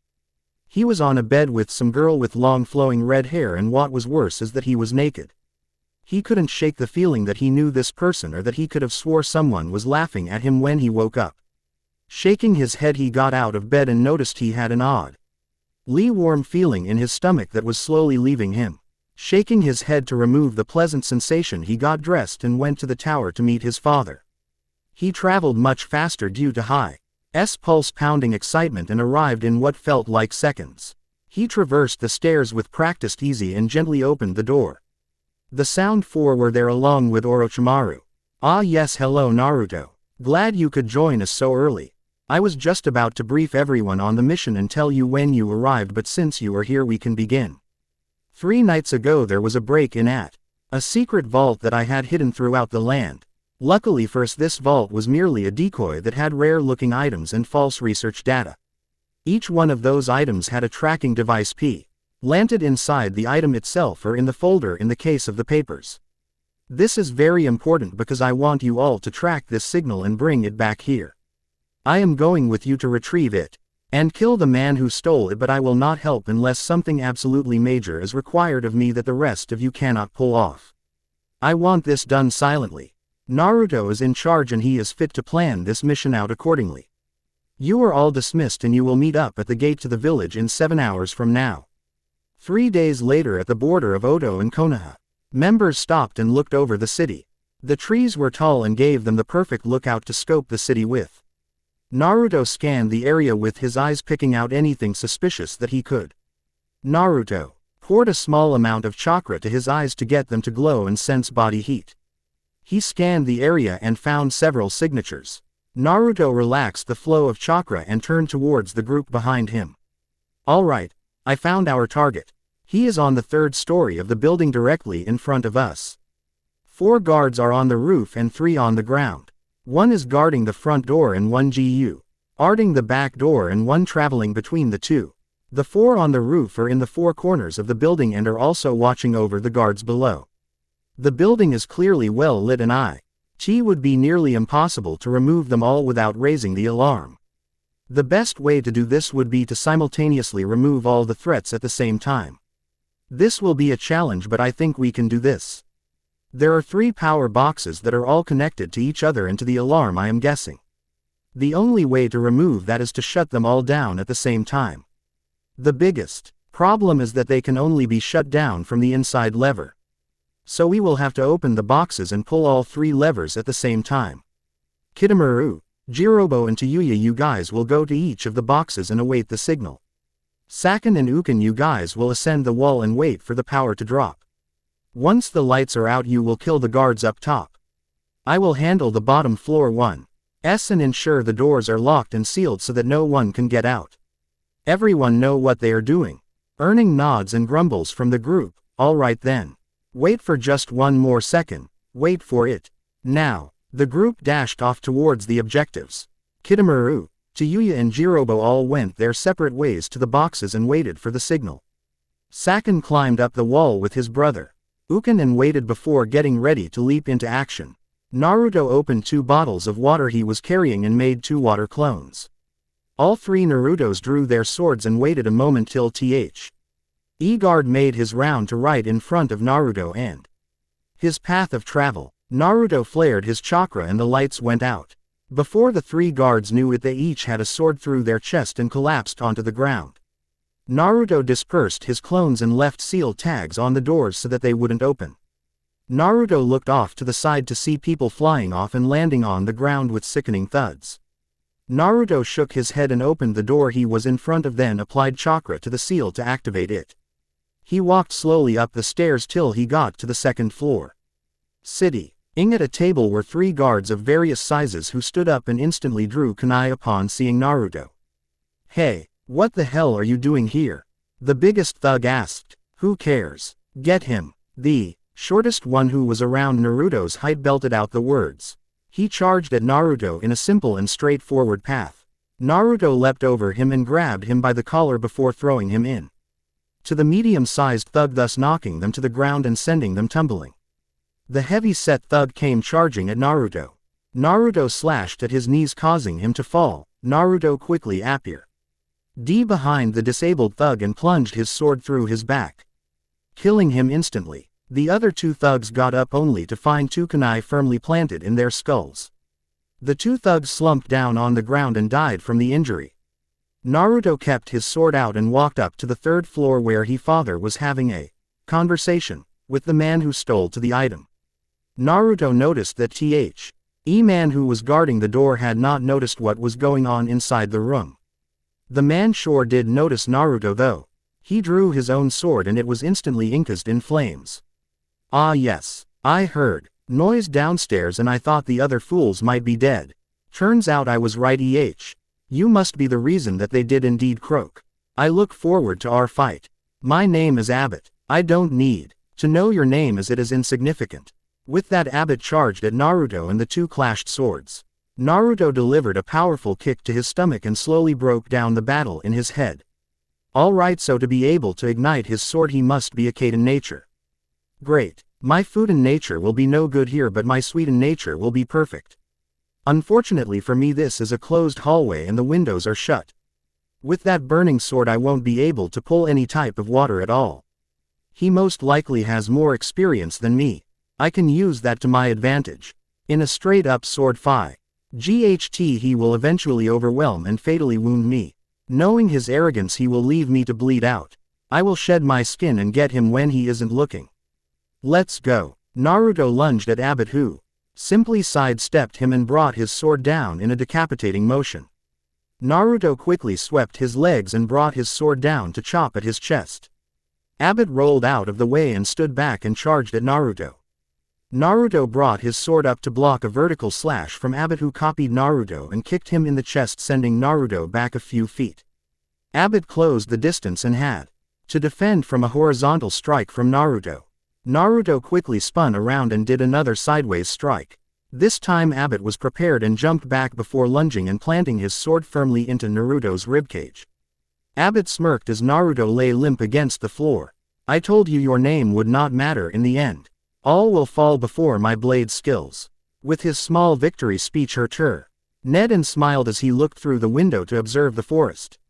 Meanwhile Naruto focused his chakra and suddenly his corpse opened its mouth. Naruto slimed his way out silently and took his sword from his dead hands and put it back in his sheath. Naruto took Abbott's sword out from his chest and slowly crawled over to Abbott, who seemed too lost in his own little world to really see anything. Naruto slowly stood up and drove the blade straight through Abbott's heart, causing him to gasp and drop to his knees. The name is Naruto, by the way. Abbott tried to form a word but his mouth wouldn't work as he fell to the side dead as a doorknob. Naruto opened the window Abbott was looked through and jumped out. Once he landed, he made his way safely back to the meeting zone where the others were, including his father. Run into trouble, Naruto? Kidomaru asked with a smirk. Naruto just glared at him and shook his head.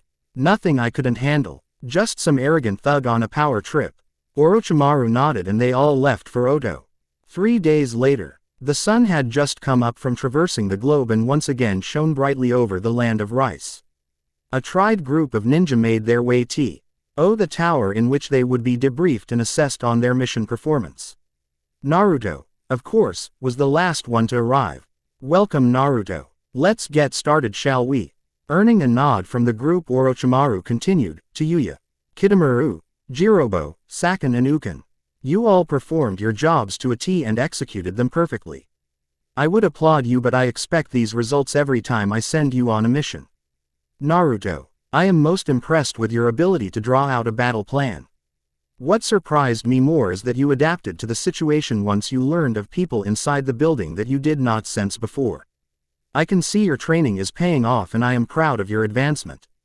You still have a long way to go, but your mind seems to be picking up on tactics very well. The rest of you are dismissed. I need to speak with Naruto alone. The Sound Four nodded and turned to leave. Just Naruto and Orochimaru remained.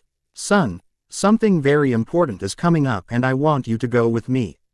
Naruto looked confused but otherwise remained silent to let his father continue. I am going to Konoha to convince the cages to have their. Naruto's eyes nearly shot out of their sockets when he heard this news. Soon though he overcame his shock and smiled brightly. This would mean he would get to see Hinata and Shino again and see how they were doing. Naruto's body visibly shook with excitement and energy. Also, either way it goes, I am signing you up to engage in the Chunin exams with Tayuya and Kinyuta Dosu. You will meet the later at some other point when he returns from a mission. You will be the only squad representing the Sound, so you must do well so the village can prosper. Do you understand? Orochimaru asked, a concerned but serious tone. He knew Naruto was ready to take on the exams, but his lack of experience made his father greatly worried about the fact that he could become very hurt in the process. Naruto nodded anyway and kept the same energy as before despite his father's words. Orochimaru smiled at his son. Very good. Now for completing your mission I am going to start your snake training. At least the first stage of it. You have already signed the contract, so this next part will be easy. Naruto once again looked more confused at the words than what he needed to be. Let me see your arms, son. Naruto did as he was told, and Orochimaru ran some hand seals and placed each hand on Naruto's forearms. Suddenly a weird double ring tattoo popped onto his forearms. Naruto looked at them as if wondering if anything was supposed to happen by now. Orochimaru remembered that look because he had it at one point when he first received the snake tattoo. Orochimaru fought back a chuckle as the memories of his youth swept over him. Hey F.A. There, what are these things supposed to do? I mean, sure they look cool and I don't want to sound ungrateful. Naruto let his sentence trail off when he got a curious look from his father. Naruto, these are called snake tattoos. Without them you have to perform a series of hand seals for the first jutsu I am going to teach you. Naruto returned to his normal happy self and nodded away. Orochimaru chuckled and moved on. Simply focus chakra into the seal and point your arm at something. Naruto did as he was told and focused chakra into the seal on his arm. Suddenly a single small purple snake came and dropped out of his sleeve, then puffed away in a cloud of smoke. Naruto's face was a wide grin and bulging eyes. That was awesome, Naruto exclaimed as he fist pumped into the air. As you see, you will still need to practice it of course, but you have at least taken the first step. Now go back to your room and rest. We have much to do tomorrow. Naruto nodded and bowed before leaving for his room. Leaving Orochimaru in his office in a fit of coughs before Kabuto came in and saw Orochimaru on his knees heaving up blood from his mouth. Kabuto ran over and performed a medical scan on his body. It was destroying itself from the inside. His cells were dying and unable to make healthy and new ones. His skin tissue was dying faster than it was regenerating. All in all, his body was dying and he would need a new one today. Kabuto lifted Orochimaru and quickly carried him to the lab that was on the other side of town in an underground location. Kabuto dragged Orochimaru to the spot and left his body there. Roughly 10 minutes later, Orochimaru's mouth opened and his true soul form came out. He was a long snake made up of smaller white snakes. His jaw was angular and pointy and his hair was spiky. Just across from him was a man chained to a wall. He had a bandaged face and a veil that covered one of his eyes. He was dressed in the typical gear for someone of a Jonin for this particular village. This man was Baki from Suna. He groggily spoke as the effects of the sedative wore off. Where am I? Baki noticed something moving in the shadows. Who's there? He asked in a panicked expression. He pulled hard on the devices holding up his arms. They did not move and he noticed he did not have the strength required to pull the chains off. The wall. Orochimaru slithered while still in the snake form and showed his face in the light. My dear Baki, there is no need to fear the sight of me. This is merely my soul vessel and very soon we will become one. With that Akimaru lunged at Baki and transferred his soul. Caused the large white snake to fall over and flop like the husk it was. Baki on the other hand could not contain his screams as he felt his soul seemingly ripped out of his body. Those screams could be heard all around the village that night. After a few hours, Orochimaru came out of the hidden underground base completely back to health and looking normal and around the same height as before. Kabuto looked at him and decided to ask a question on Naruto's behalf. Orochimaru-sama, do you plan on telling Naruto-sama of your condition and the steps you have taken to acquire your goal of eternal life? Orochimaru just sighed. No, Kabuto, I do not plan on telling him. He does not need to know of this yet. Someday I will pass that along, and if I can't, then the cursed seal can. Kabuto looked stunned before pushing up his glasses. You mean the seal can? Yes. Orochimaru cut him off and the two walked back to town to properly bandage Orochimaru's skin so that it may heal properly. Quote, few hours earlier, Naruto had just left his father's office and was planning on grabbing some ramen and then go to bed. Plans did change and the heavenly soup was not his to claim that night. Instead, the only thing that caught his attention was a rather lovely tune that gently floated out and around Naruto's ears. Naruto snapped his attention to the direction the tune seemed to be coming from. It followed it and it eventually led to a small house on the outskirts of the city and was rather bland looking compared to the other styles of buildings. Naruto. O told himself he should just leave. Whoever it was alone, bit his ears, refused to let his legs move. Instead he crept up to the house to find the door was slightly open, and thus how the tune was able to leave. He peered into the crack of the door and saw Tayuya playing her flute. Naruto smacked his forehead. Of course it would be Tayuya. Who else plays music in this place? Naruto thought. He was a little too lost in thought to notice the music had stopped playing and the door had fully opened, leaving a pissed-off redhead in the spot where the door had been. Gah, Naruto said as he fell backwards onto the ground. The aforementioned redhead had half a mind to beat him all the way back into town but decided against. What the fuck are you doing here? She exclaimed with purpose and fury. I came to tell you that I liked your music. It was gentle, unlike someone I know. He mumbled the last part, but the sound member was no fool and heard him. What was that, you little shit? Like, I said, I just came by to tell you that song was nice to listen to. With that, Naruto turned to walk away, sensing that he would not get anything more than yelled at by her. Tayuya blinked twice and tilted her head slightly to the left and looked at him as he walked away. Someone had come simply to tell her she had a nice sounding music talent. No one ever did that out of sheer kindness. Hey wait, Tayuya called out, then instantly cursed herself for stuttering.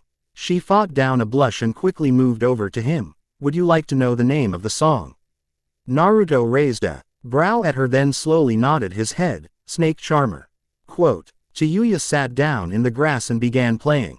Naruto followed suit and sat down next to her and listened to her play to the setting sun that loomed on the horizon.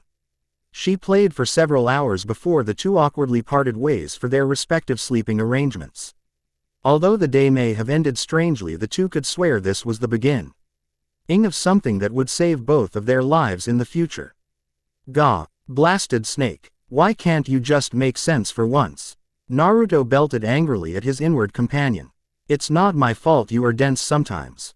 This is a rather simple process. You just lack insight. The snake responded with a slight I am not dense. This is just hard to learn is all. Plus you aren't being any help at all. Naruto fired back. If I could help you, then it wouldn't be as rewarding, would it? Plus what makes you think I would want to help you anyway? The large snake asked while peering down at Hi's host with a curious look and a lifted expression where his eyebrow would be. Naruto wiped the mental sweat from his form and opened his mouth to speak, but could not find anything to say to counter the elder's claim. Instead he closed his mouth and focused once again. He put his hand in the ram seal and began to focus his chakra into his chest. Once he had gathered a decent amount, he began to focus it into his stomach. He pushed his large mass of chakra into the deeper part of his stomach until it hit the acid. Once it hit the acid, his chakra copied the properties of the fluid and Naruto willed it to come out his mouth. Naruto pulled his head back and spat forward with all his might, only to have an ever so slight drop of acid leave his mouth and drop to the ground harmlessly. Naruto frowned and let out a frustrated sigh. I did it exactly like you said. I guess I can't use venom yet. Single quote. Hatchling. Don't fret. Most members of the Snake Clan can't use venom until after the first 100 years. Quote, I don't have 100 years to wait. I may need it soon. Speaking of time, father should be back to have our spar. I'll talk to you later. Naruto closed his mental eyes and shimmered out of his mindscape, leaving the purple snake to be by himself. You are certainly an interesting hatchling. The snake commented before lowering his head to rest his massive body.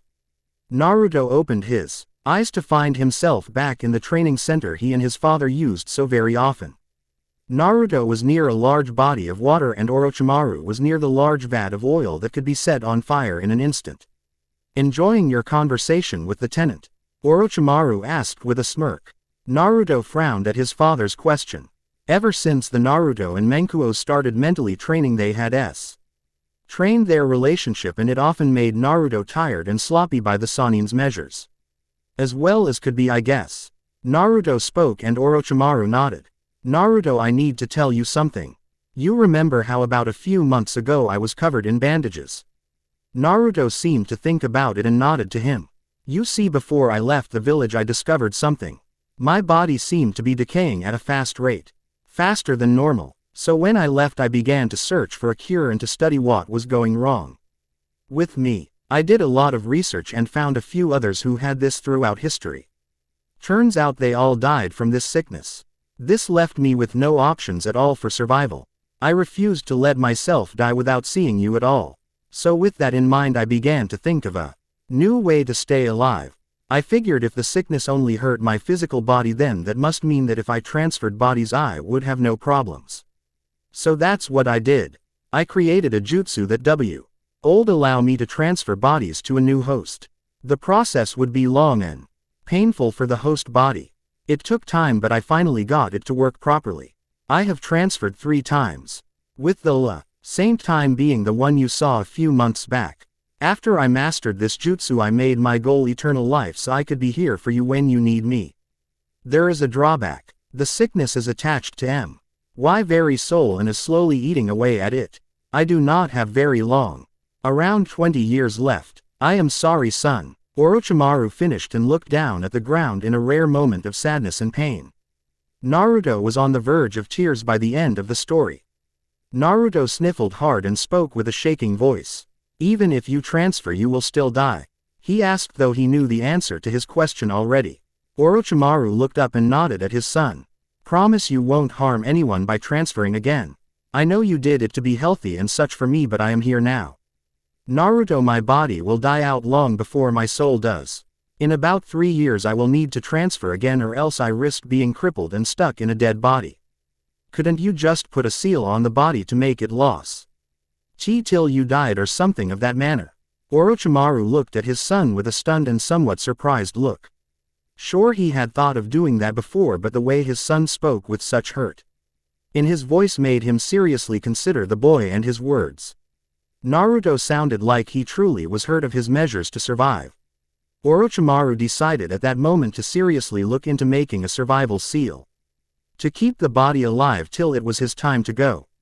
This caused the snake Sannin to smile as it reminded him of his precious lost love.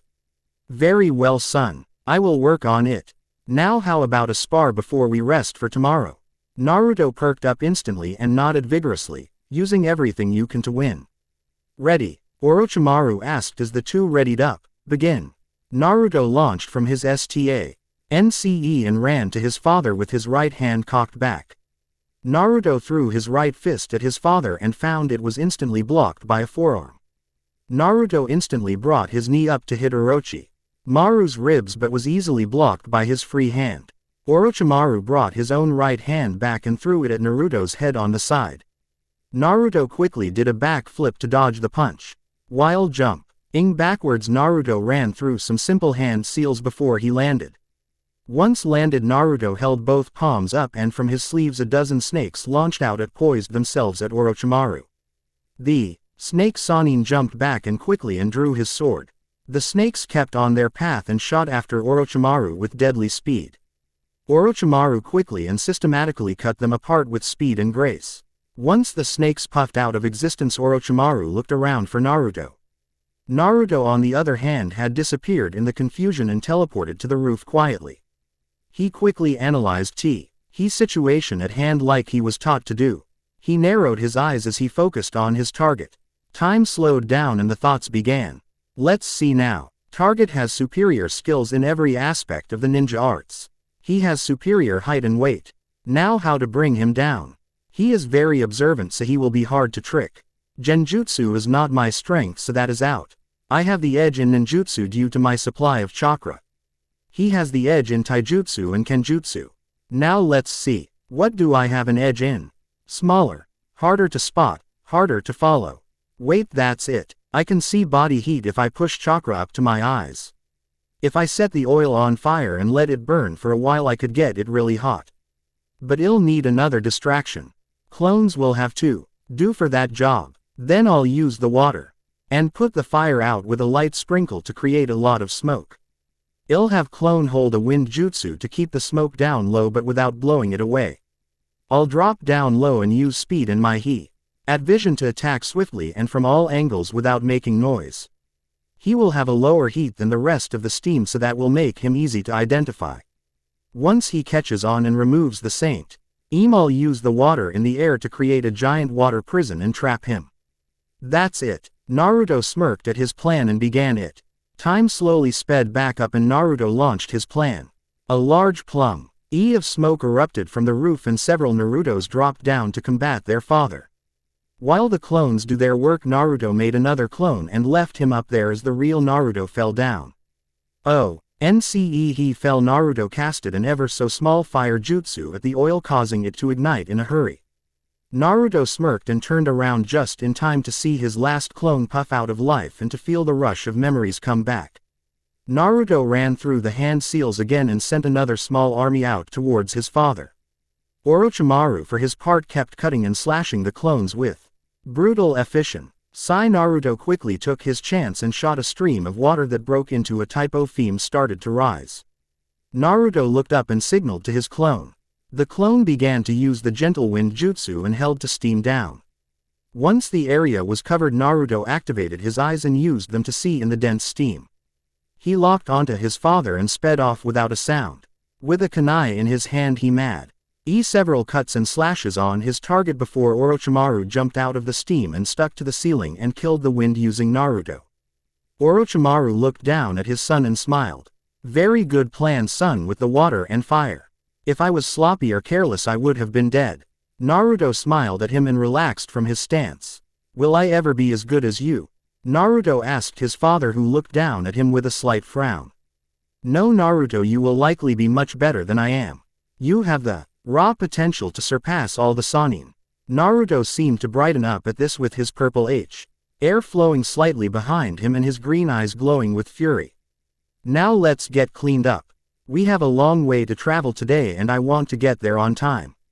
I'll meet you at the gate in 1 hour. And with this Orochimaru vanished from sight, leaving Naruto by himself. Well, Leaf Village, here I come.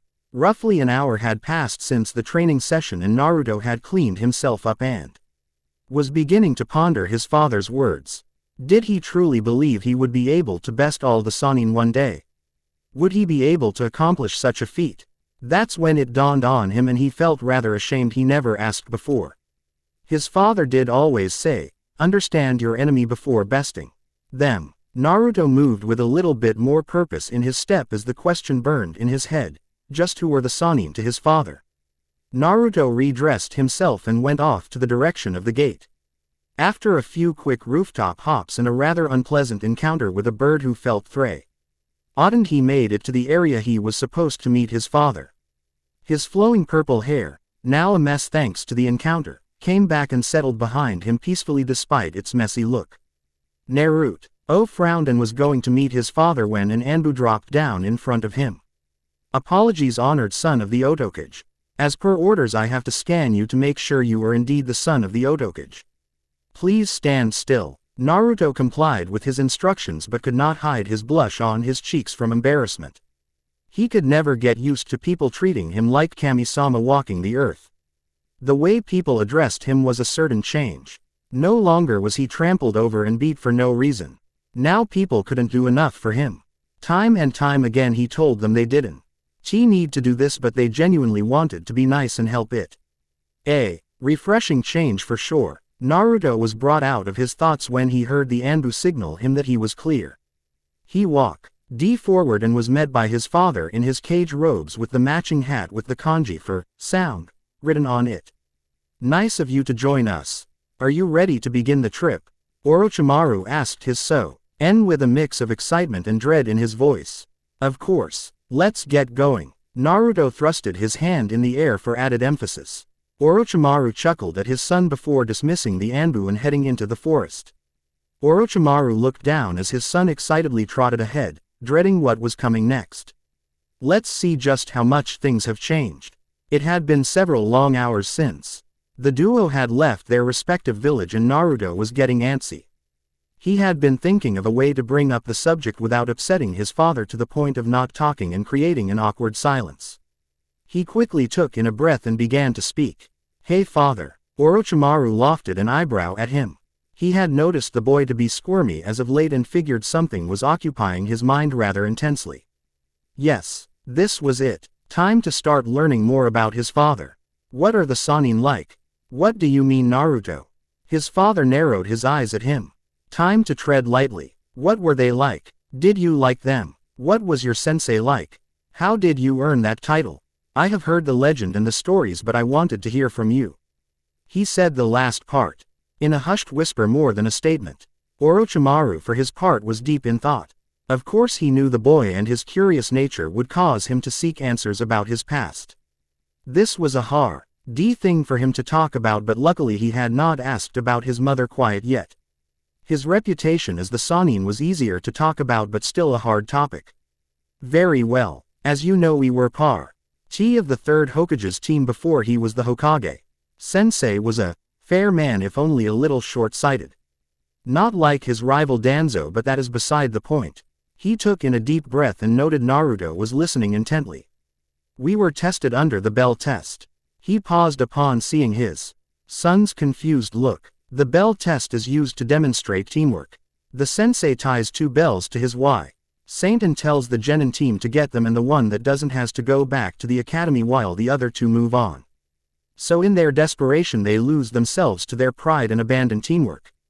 Naruto asked quizzically. Exactly. The Genin would need to work together to even have a small chance to collect the bells. Thus how the test is ran.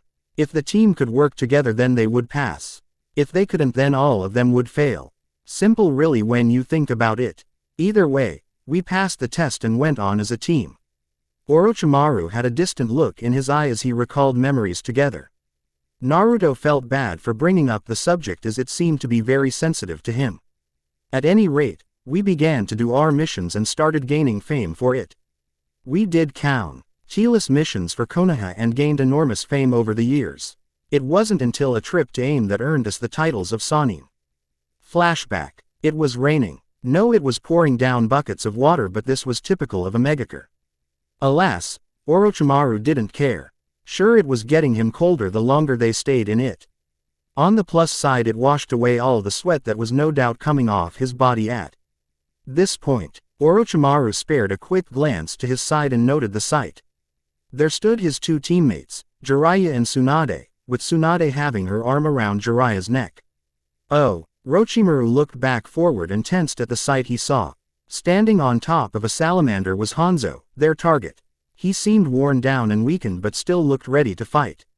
What happened next would be written as the birth of legends. Well, I must say I am impressed by you 3.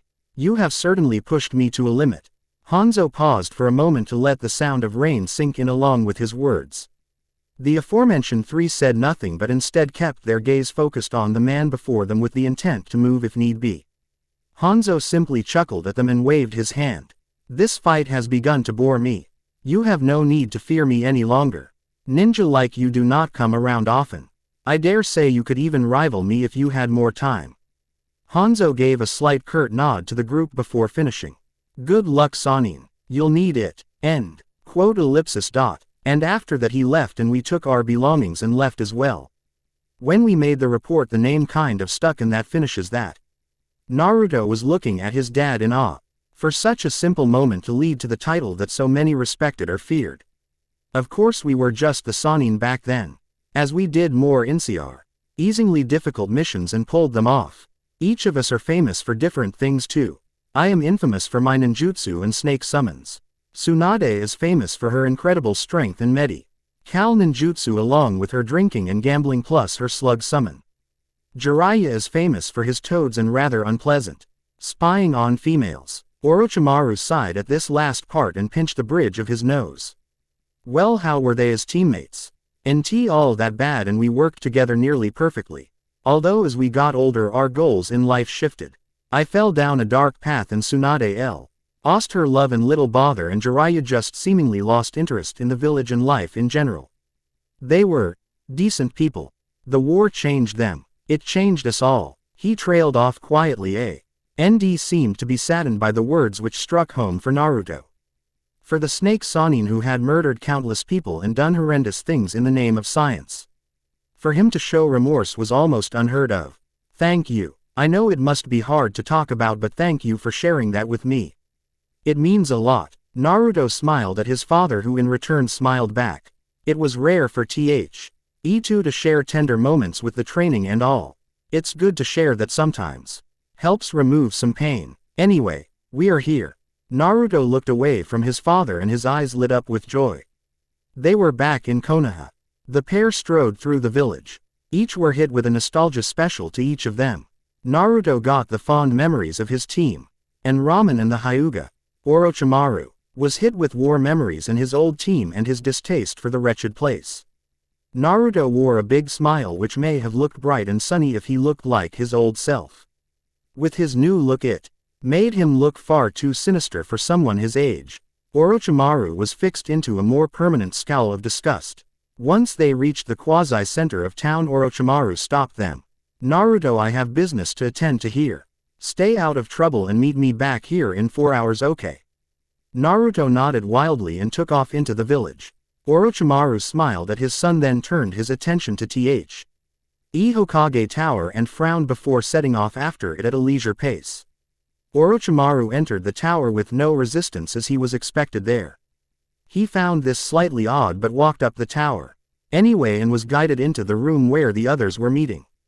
Inside was the head of Suna and the head of Konoha along with Danzo of the Leaf. Greetings Otokage, I hope your travels went well. Hiruzen asked with a calm voice hinting at no emotion. In truth, coming to the tower had brought up a list of emotions within Orochimaru that he long had forgotten about. They did, but if it is all the same to you, I'd very much like to discuss business and purpose for my being here. This earned him nods from all in attendance. I am entering Oto in the exams. This got an alarm from the Hokage as to why exactly he would want that. What gives Otogakure the right to enter the exams? This was Danzo who spoke. Orochimaru had a general dislike of the man just from the way he carried himself. T's statement only served to upset Orochimaru, but he was ready for such a thing. We do not have the money for a buy-in, but we do have connections. My land controls a vast amount of all the rice, flour, and wheat that is sold to the major villages. If I were to simply stop selling, what do you think would happen? How long would you last without food? Orochimaru ended with a smirk and let the others think on this. Hiruzen seemed to come to peace with it rather fast considering his wisdom and experience. The Kazekage seemed annoyed by his attempt to bully his way into the honored exams but could not fight his logic. Suna relied heavily on the foods like that. Being in a desert didn't leave them many food options. Danzo was having a hard time denying the logic. Konoha could last for a bit. A few months or so due to its reserves in storage seals, but after that they would be hard-pressed to obtain food. His logic is sound. The Kazekage spoke in a flat tone, but the others could hear the irritation in his voice. I agree with the Kazekage. Oto will be allowed perform in the exams that will be held here in Konoha. Hiruzen ended with a sage-like nod. Orochimaru opened his mouth to protest. But the old Hokage cut him off. Due to the other villages, which are not present, have already agreed to. Orochimaru closed his mouth and nodded stiffly. Now let's discuss the stages of the exams and what it will entail. The other cages were so focused on learning all they could about the exams that no one noticed Danzo suddenly vanished from sight and reappeared with a sick and twisted grin on his face when he looked down from his building to see a certain purple-haired boy looking completely crushed and defeated. It had been only a few minutes since Naruto went off in a very familiar direction from his childhood. His smile only seemed to grow with the more familiar the location seemed to get for him. Then an idea hit him. Why not try out his stealth and surprise his Hinata-chan by showing up? It was brilliant. Naruto grinned mischievously and ascended to the rooftops near the Hyuga compound. He slowly crawled over to the end of the building and looked down at the vast and beautiful place where his friend resided. Naruto was about to hop on down and begin his stealthy intrusion when someone else approached the door to the place and was passed by the guards. This figure looked strangely familiar to him, with long dark hair and a female form. The female paused for a moment before slowly knocking on the door. Within moments the door was answered. Hello miss. How may I help you today? A branch member asked in a polite enough tone. I came to see Hinata, please. The figure spoke in a saddened tone. I'm sorry miss. Hinata-sama does not wish to be disturbed from her training at the moment. Not even for her sensei. No miss, not even for you. Though she does have a message for you in case you were to drop by. She says that while you may not agree with her choice of TRA Ining to become Hokage, she hopes that you will honor her dream to do so in order to honor Naruto like she wants to. I understand, but Naruto isn't dead. He is alive and I know she knows that. Karena, I finished with a stern expression on her face. The branch member frowned slightly as Hinata made her way to the door and dismissed her. How can I help you, sensei? Hinata's tone no longer held the joy it once had. Instead it was the voice of someone focused on a goal that desperately needed to be achieved. She was focused and nothing was going to stop her. Her hair had grown a fair amount and had gotten a fair amount taller as well. At least for Hinata, she still sported her normal orange hoodie with her navy blue pants. Just a larger version to match her increased size. Hinata, want you come join me for cinnamon rolls? This made Hinata frown. She had long since given up on the treat as she needed the time to focus and train. Hinata shook her head and was going to close the door when Hinata saw a sight she longed for. Well, maybe she will go when I am there, huh? The two females in attendance turned around to see the owner of the masculine voice. Both had mixed expressions for very different reasons. Kurenai looked upon Naruto with an excited feeling but also a slightly abrasive one. Here was her former student looking exactly like son of the Sannin that he was. The missing Nin, his father, was, and she couldn't help but to feel a bit of malice due to that. Hinata was ecstatic. The boy that gave her so much confidence and love when she was young is back. Never mind how he looked. Sure, it was slightly creepy and a little eerie, but it sounded like Naruto, so that is who it must be. She let out an eep that made her seem like the little girl she once was. Needless to say, the trio picked back up as if nothing had ever happened. The end. I hope you enjoyed this episode. Remember to subscribe and like this video. See you in the next video.